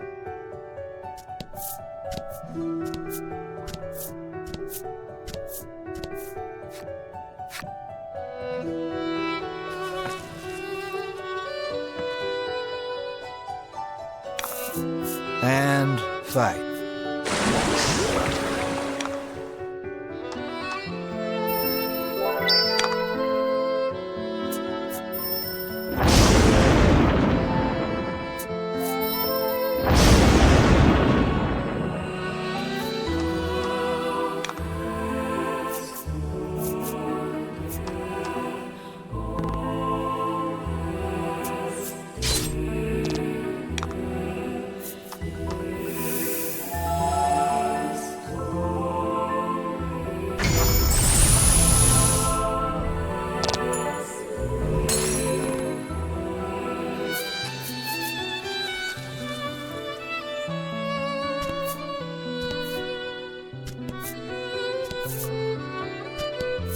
Yet another secret passage.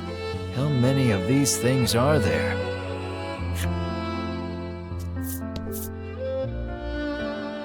There's an item up here we're gonna pick up. Another elixir. Head down this way.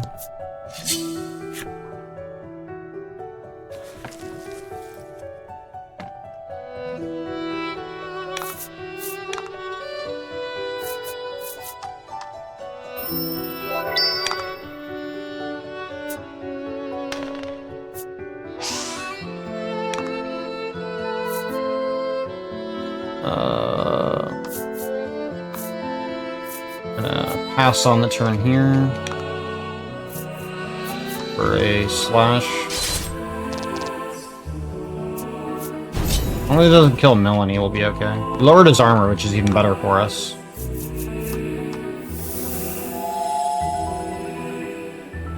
Means he'll take more damage. There we go.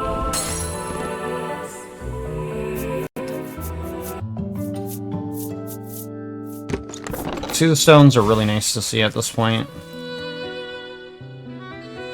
We actually don't need to go in there. We're gonna open this door Yet here. another secret passage. I've lost count of how many you've found, but hopefully, this is the last of them. That other passage, I forgot, would be a card that we don't need, since we're not going for the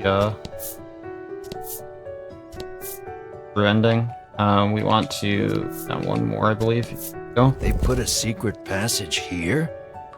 Whoever built this place was seriously twisted.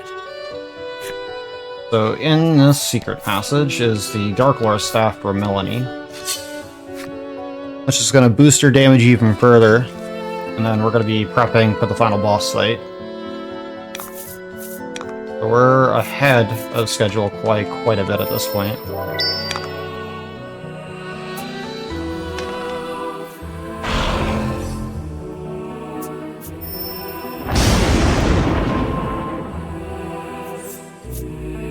Just to be safe, I'm actually gonna use an item here just to heal Melanie. There's a good chance this ogre doesn't die from your element. Or he could have attacked Melanie.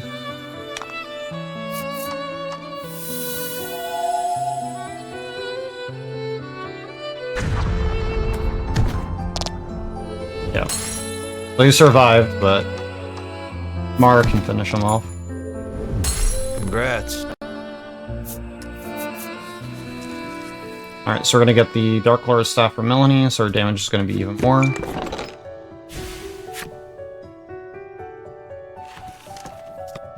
Go ahead and equip that to her now. So we're gonna get another +6 on our damage.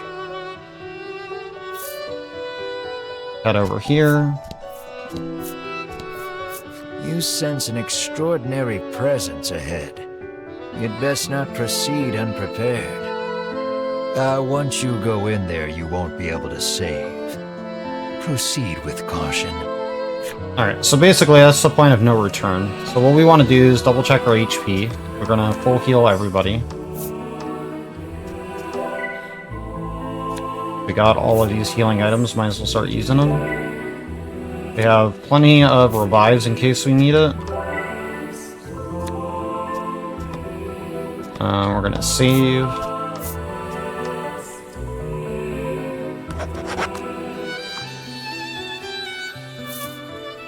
Alright, so this final boss fight could go a couple of different ways. What we're hoping is that we don't lose on the second or third phase. Power enshrouding the whole of this floor. Mainly the second phase is the scary one. If we can get past the second phase, the third phase is easy. Almost impossible to lose the third phase. It's the first and second phase that are the scariest, mainly the second phase. But this is going to be the final boss fight. We're way ahead of us. Which is good, because we had a much easier time getting here, and Happenstance was a complete jerk. The Ivory Order trio lies collapsed at Sherwin's feet. Sherwin glances your way as he notices your presence. You again.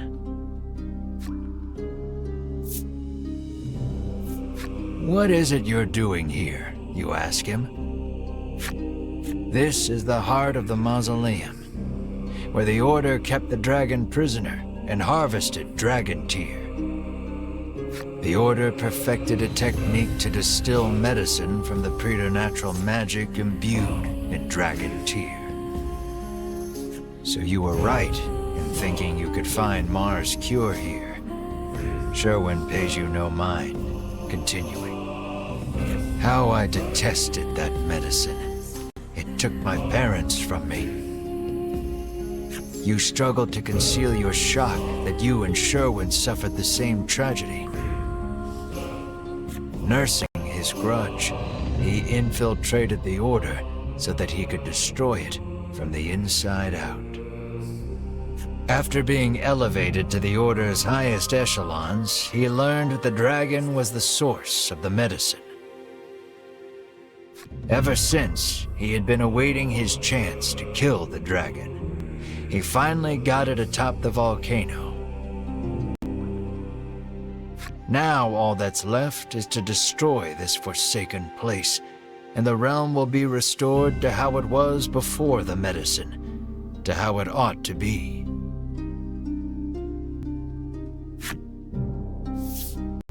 Sherwin stands before the altar and begins mumbling an incantation. looks like he's gearing up to perform some sort of rite. The mausoleum will be destroyed if you don't stop Sherwin, and if that happens, you'll never get your hands on any dragon tear. Prepare yourself. Alright, we're about as ready as we can be.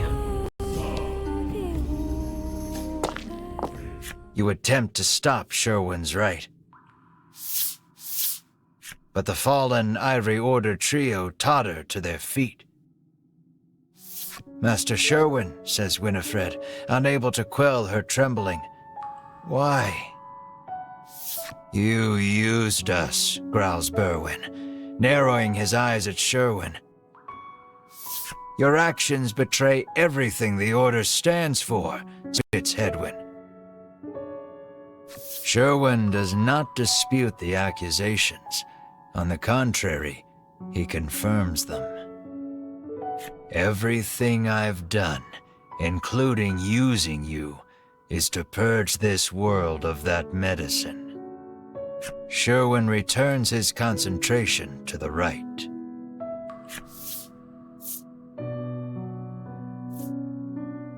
Whatever Sherwin is doing, it isn't good, but you just stand there watching him. You race toward Sherwin to stop the rite, but then Winifred blocks your way. Winifred puts out her arm. You're not strong enough to stop him. He's one of the strongest among the Ivory Order's ranks, she says. Still, says Melanie, batting Winifred's hand out of the way, we have to do something. Let us help.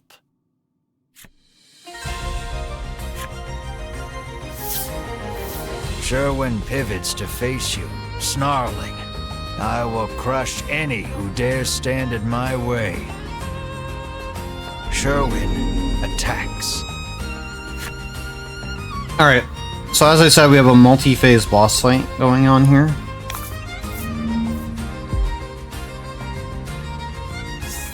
And we want to be as healthy as we can going into the second phase. It'll take more than numbers to win here. So right off the bat, we're going to charge here.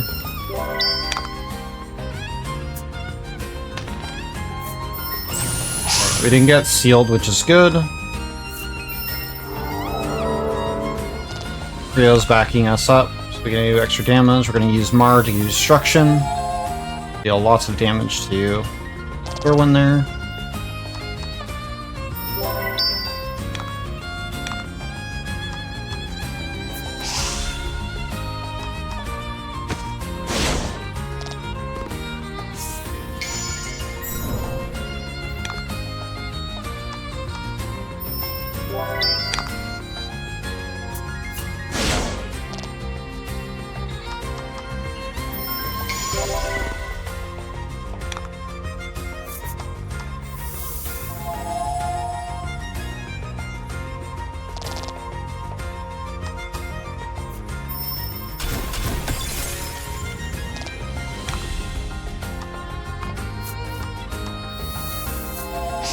Alright, we missed, unfortunately.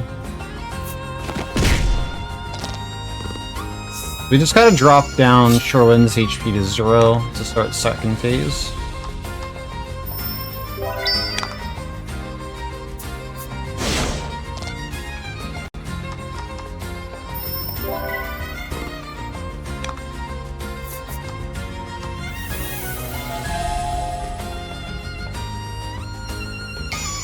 And we got a crit on that, so he's very dead.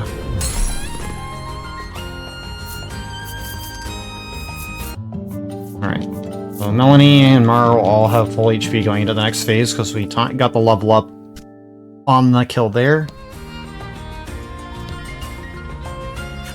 Sherwin, bloodied and beaten, lies sprawled across the ground. Give up already, you say. Then, from the folds of his cloak, Sherwin withdraws a vial of dragon tear. So it has come to this, he murmurs. before gulping it down. Sherwin's body begins morphing into something grotesque.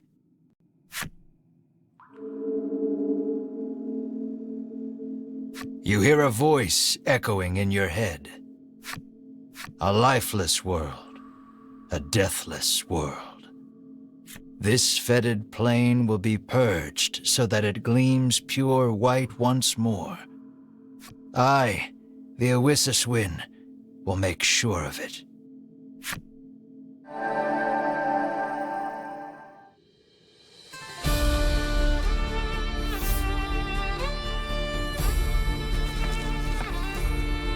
Alright, so we're on to phase 2.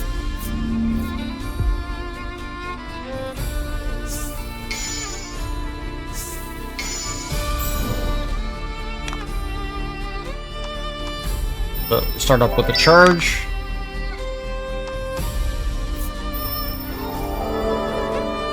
Now while we have the trio in the second phase here, we won't have them for the third. But Owisiswin has quite a few very scary attacks.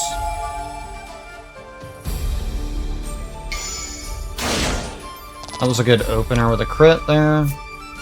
So we're mainly looking to try to keep ourselves in the 25 plus range for the majority of the party.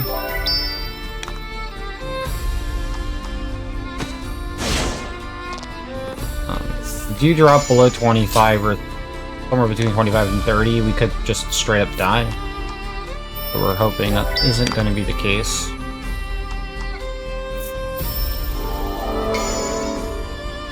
Especially because we'll transition straight into phase 3 as well.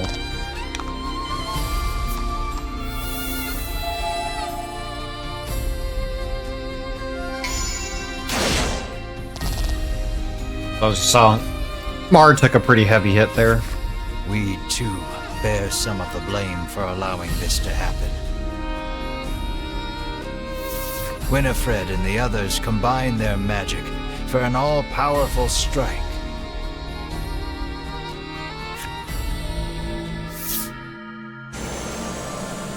The brunt of the blow renders the Owisiswin motionless. But in your head echoes a familiar voice.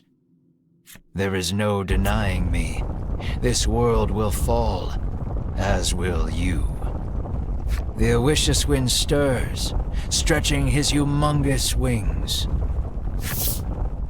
Alright, so this is where the fight gets really scary.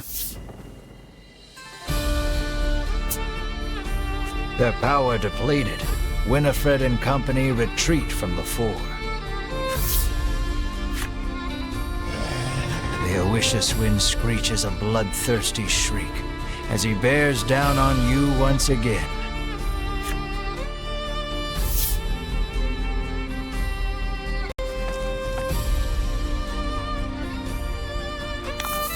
Alright, so we're not in the best state with health at the moment. Alright, so we do need to take out the wings first. First and foremost, the most important part, to get those wings out of the way.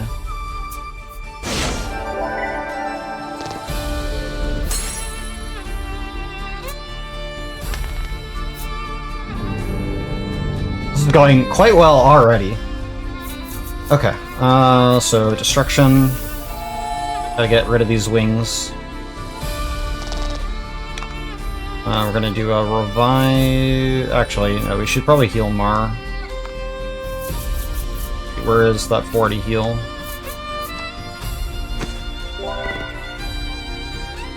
Just want to stabilize as much as we can right now. We can also cast random status effects, which is also not very good for us. But we're hoping to avoid Curse and Seal.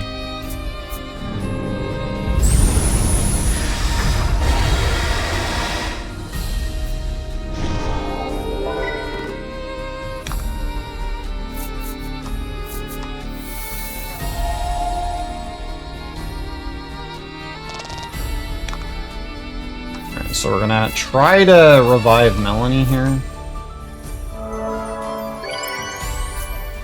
Because we do want her for the 0 element.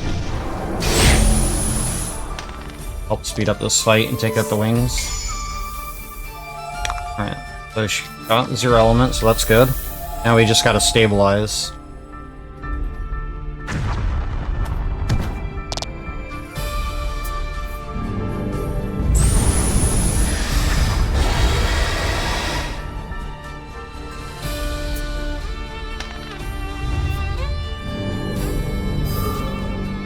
The seal there is really bad.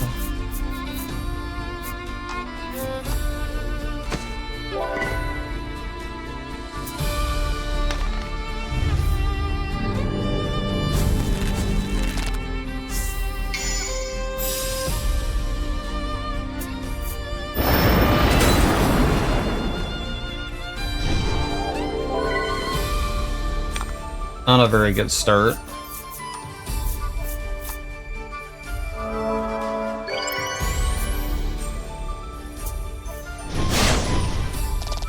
Yeah. I had a feeling this might go this way.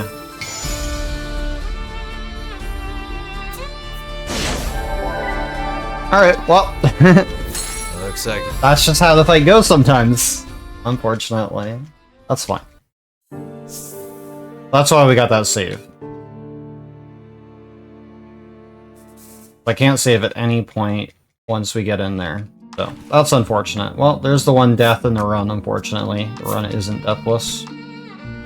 But we're severely ahead of estimate, so better late than never to have something catastrophic happen in this run. Happenstance was too nice to me early on.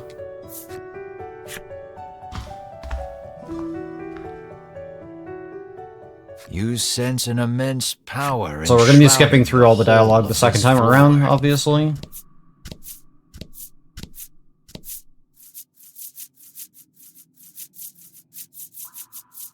We have the damage, we just don't have a lot of durability on our characters currently. Because we are a bit low on the levels. The Ivory Order trio lies collapsed at Sherwin's feet. Sherwin glances your way. What are you after? You ask him. Now all that's left is to destroy this forsaken. Sherwin stands before the altar and begins mumbling. The mausoleum will be destroyed if you don't stop Sherwin. Prepare yourself. You attempt to stop Sherwin, but the fall master you use. All right, let's just hope returns his everything plays a bit nicer Sherwin and happenstance works in our favor. Still, says Melanie, batting Winifred, let us help.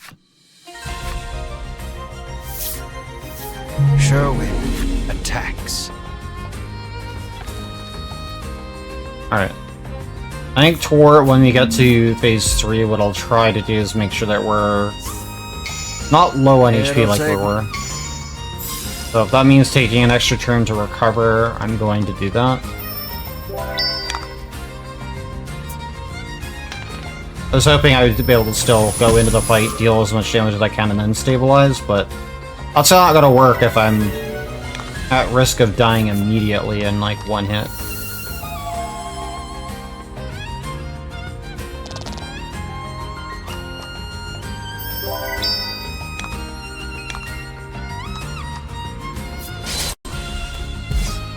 Luck is on.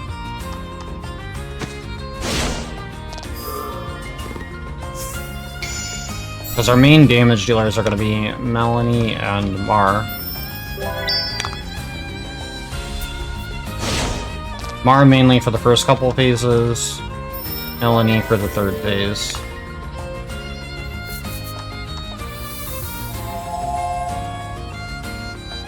So again, we're going to drop him down to 0 on this first phase. Then 30 or below in the second phase.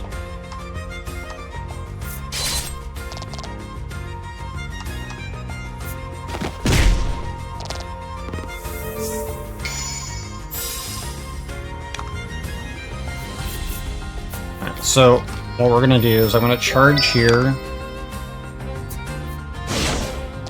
Okay, Melanie's going down apparently. That's unfortunate. Alright, so what I'll do is I'll have Mar pick her up, and then I'll heal her. Actually, we should level up off this fight. I'm not gonna bother healing her.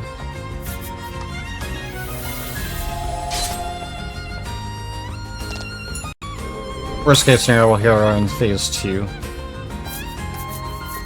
So, everybody levels up again. Alright.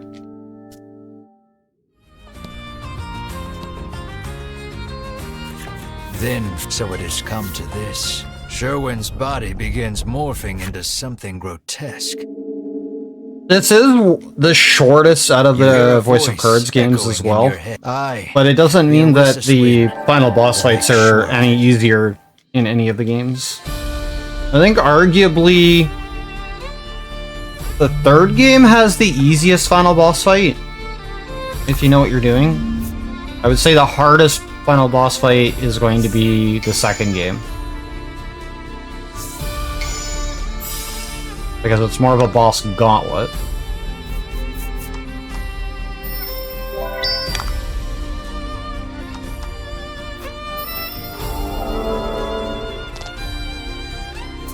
So that'll be exciting when we get to those next week.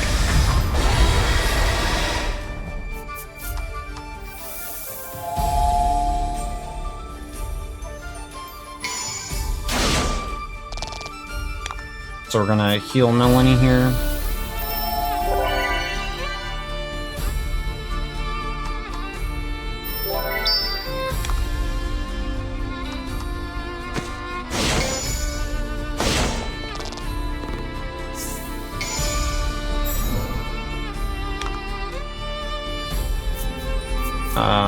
We're gonna go ahead and charge.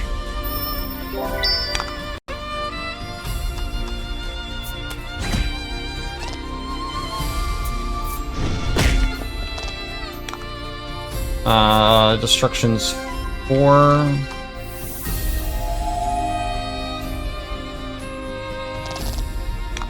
And we're gonna heal Mar.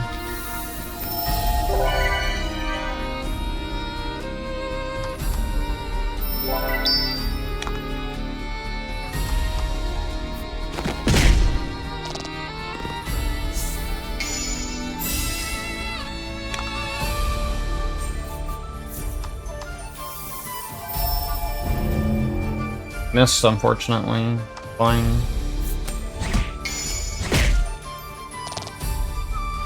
Alright. Alright, time for phase 3. We too bear some Much of the blame better for health allowing condition this to than happen. previous. Winifred and the others combine their magic for an all-powerful strike. There is no denying me. The Owicious wind stirs, stretching his humongous wings. Their power depleted, Winifred and company the Owicious wind screeches a bloodthirsty shriek as he bears down on you once again.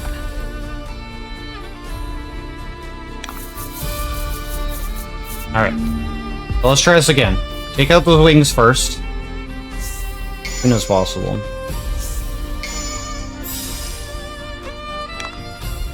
Alright, so charge spell. As long as we don't get Seal or Curse, we'll be okay. Main head does a lot of damage. Alright, so we're gonna do Destruction. I get rid of the right wing first. We're just gonna heal. Stay above 30. That's what I'm gonna try to do.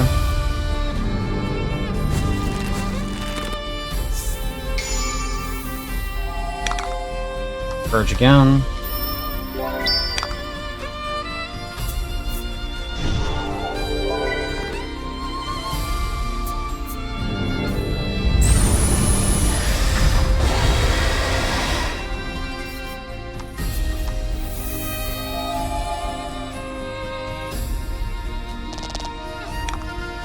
Okay, so I can't heal Ash, unfortunately, because of the curse, but I can heal Melanie at least. There are 2 of them more priority targets to keep alive.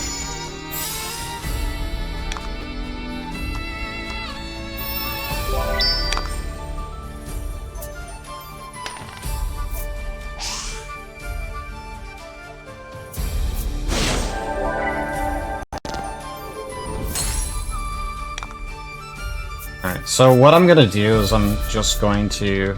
as Ash. I do want to go for the kill on the wing, but it's a lot better if I try to heal Ash at this point.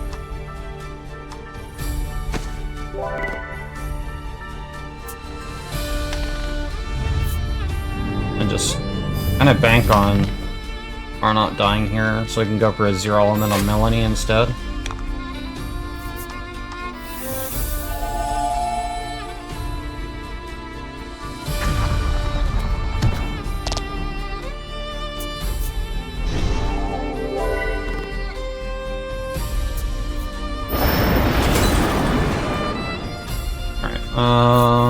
Roundhouse will work. We keep dealing damage. Heal Mar. Keep herself stabilized, even if it drags out the fight a little bit. Not an easy fight, that's for sure. But if we can get past this fight, we'll be in good order. We'll go ahead and use a Soothe Stone here, generate 1 extra gem than what charge would deal.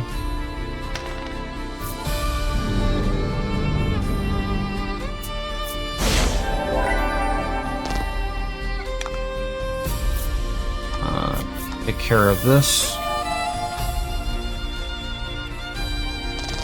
Alright, that's 1 wing down. We need to heal Mar.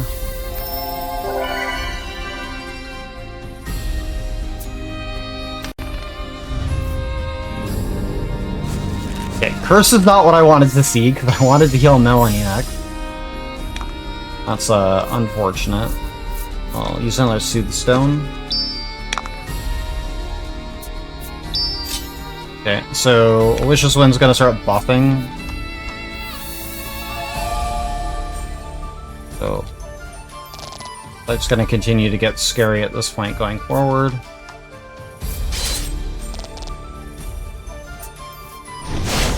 Melanie's going down, so we'll have to use Ash to pick her up.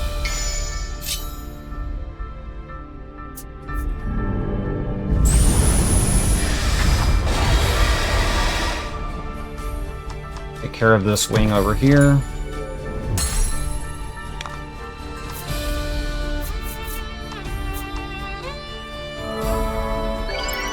And now we just gotta try to heal everybody back up. So everybody needs to get healed.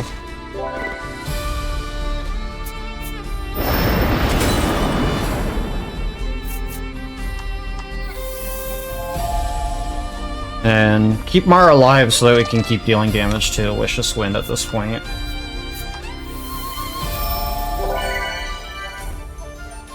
If we can try to keep Melanie alive, that'd be great.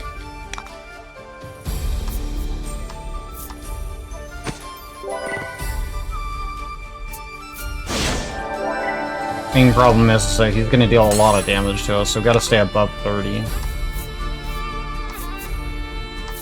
So I can't do Destruction there, so we're just going to spend a turn to revive Ash. And heal him. That's why we buy all of those revives and healing potions, mainly to get through stuff like this.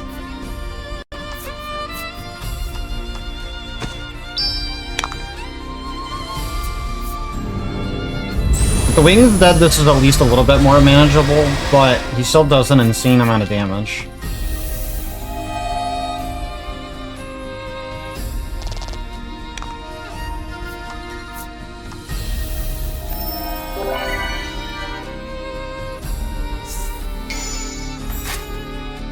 So we have extra hunts there.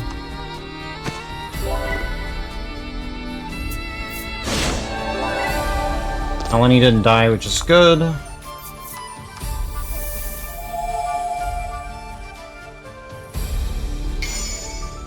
we got a crit there, which is really good.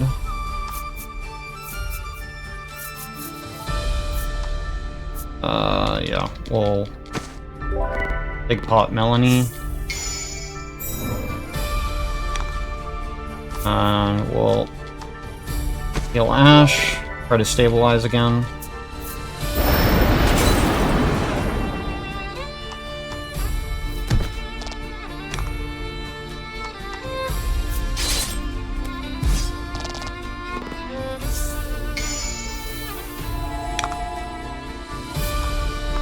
38, yeah, we can hopefully roll a good Zyper. Nope, that was a bad roll, but still damage.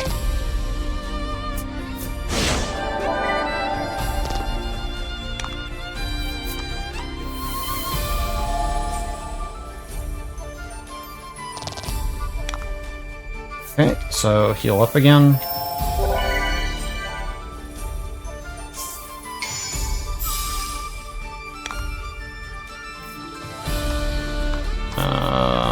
We're out of savings down, so we have to charge here so we can get more disease destruction.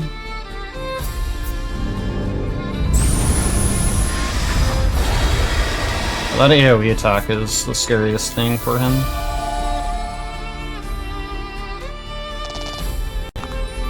Alright, so I guess we need to heal Ash, or heal Melanie, sorry, with Ash. Are still okay. What else I need to use Melanie to heal Ash up, and just kind of keep doing that. If we can get some dodges, that would be nice, but I can't rely on that being how we deal with things.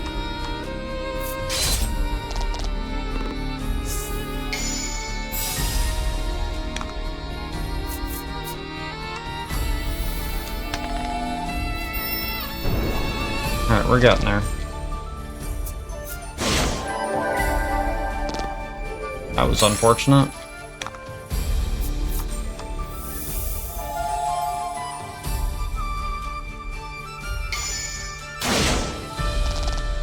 Okay, so one more good destruction and he's going to be dead.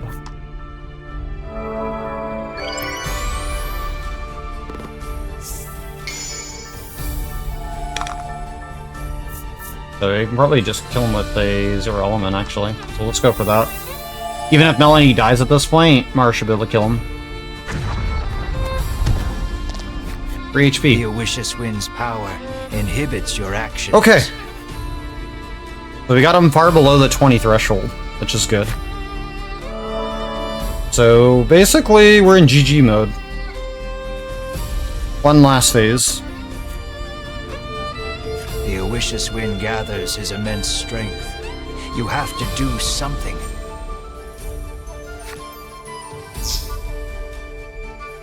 But the Awishus Wind's power binds you. Struggling against his power, Melanie recalls Vince's final words. Your spell can make this world a better place. Through everything, realization strikes her. The only way out of this is to use forbidden magic. I offer myself, body and soul, as payment. Melanie recites the spell, then turns to you. I'm sorry, she says, her voice faint. I'll have to finish what you started without me. Alright, chat. You have until the end of this last phase to choose between 1, 2, or 3. Just choose a number. Whatever number speaks to you. The options are Melanie's 1, 2, and 3. powerful magic has bound the Awishus Wind. That same power, though, has also bound her. Her power drained from casting the spell, Melanie collapses to the ground. Seen a lot of 3s. Too closely behind it. Breaks the power binding you. You can move freely again and feel your strength return. Yes, your choice does matter, as Anasper is pointing out. So keep that in mind. I'm asking this for a reason. Now's your chance to end this.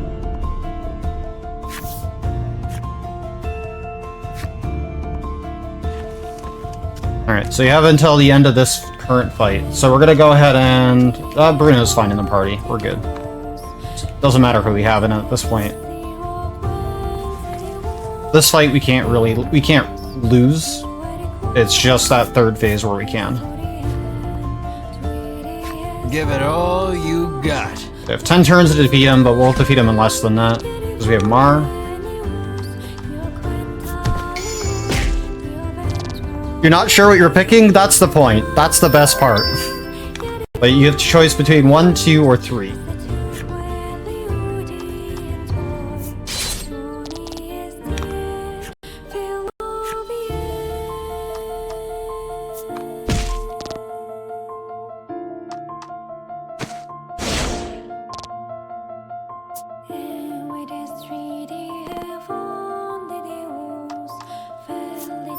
So far, 3's in the lead.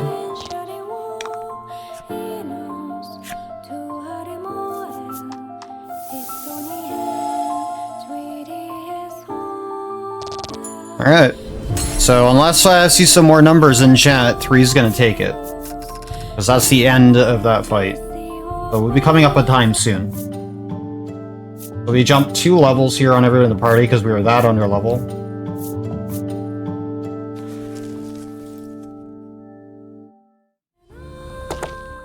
You defeated the Owishiswin.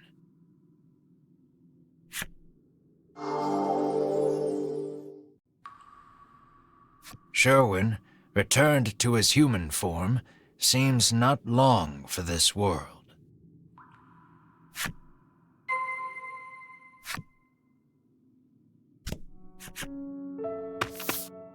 You rush to Melanie's side.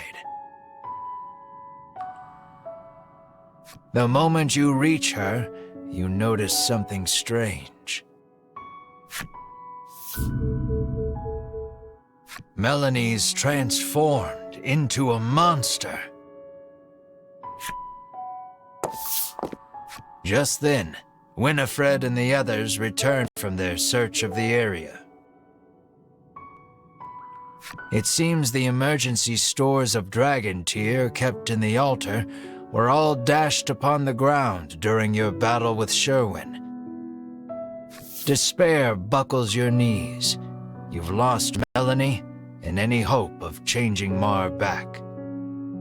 Winifred slips something into your hand. You hold it up and see the empty vial of dragon tear that Sherwin drank. But if you squint, you can make out one last drop in the bottom. You got a vial of dragon tear from Winifred.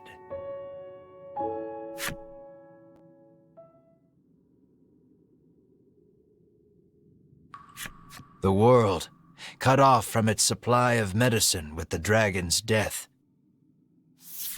Your twin, for whom you have searched high and low for some way of restoring her human form. And Melanie, transformed into a monster and lying prone before your Last chance for a number. You must decide for which purpose to put the all-powerful dragon tear. Oh, think long and hard about this one. I give you all five or so more seconds, and we'll pick the final here, and then time will be once we select the choice. So, 5, 4, 3, 2, 1. All right, so it looks like we're gonna go with the third option. Oh, maybe not. Maybe it's 1. It looks like we're doing 1. 1-1 by... wait, hold on. We have a tie. Oh. We have a 3-way tie. Are we going 2? Is that what we're doing? We're doing 2? Between 2 and 3, apparently. Alright, we're gonna go with 2. Yeah, 2's coming in strong, so we're going with 2. Alright, we're changing Mar back.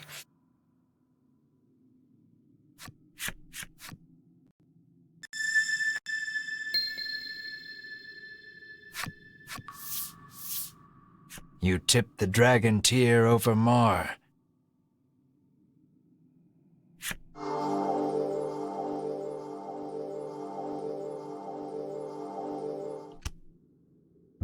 Mar turns back into a human. You rush to her side and give her the biggest bear hug in the history of bear hugs. The monstrous Melanie looks on with a vacant stare. Unfortunately, Melanie's gonna remain and stay a monster. After escaping the mausoleum, and we don't revive the Melanie dragon. and Mar with you on another sojourn round the realm. Perhaps due to the length of time she spent as a monster, Mar has trouble speaking. The only thing that hasn't changed is her appetite. Melanie, on the other hand, follows the two of you everywhere you go in total silence. You think she can understand your conversations, but you aren't sure how much of Melanie is really left inside the monster.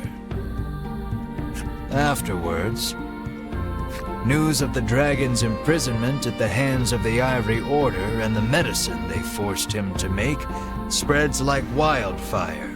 A rash of skirmishes breaks out over the increasingly rarer medicine that is the dragon's legacy. Chaos envelops the realm.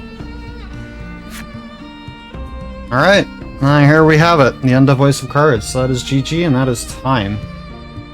So anyways, thank you everybody for joining me for part 1 of the Voice of Cards trilogy. Thank you again for those that participated in chat there towards the end. So we got to reunite with our sister in her human form. We went underestimate, which is good.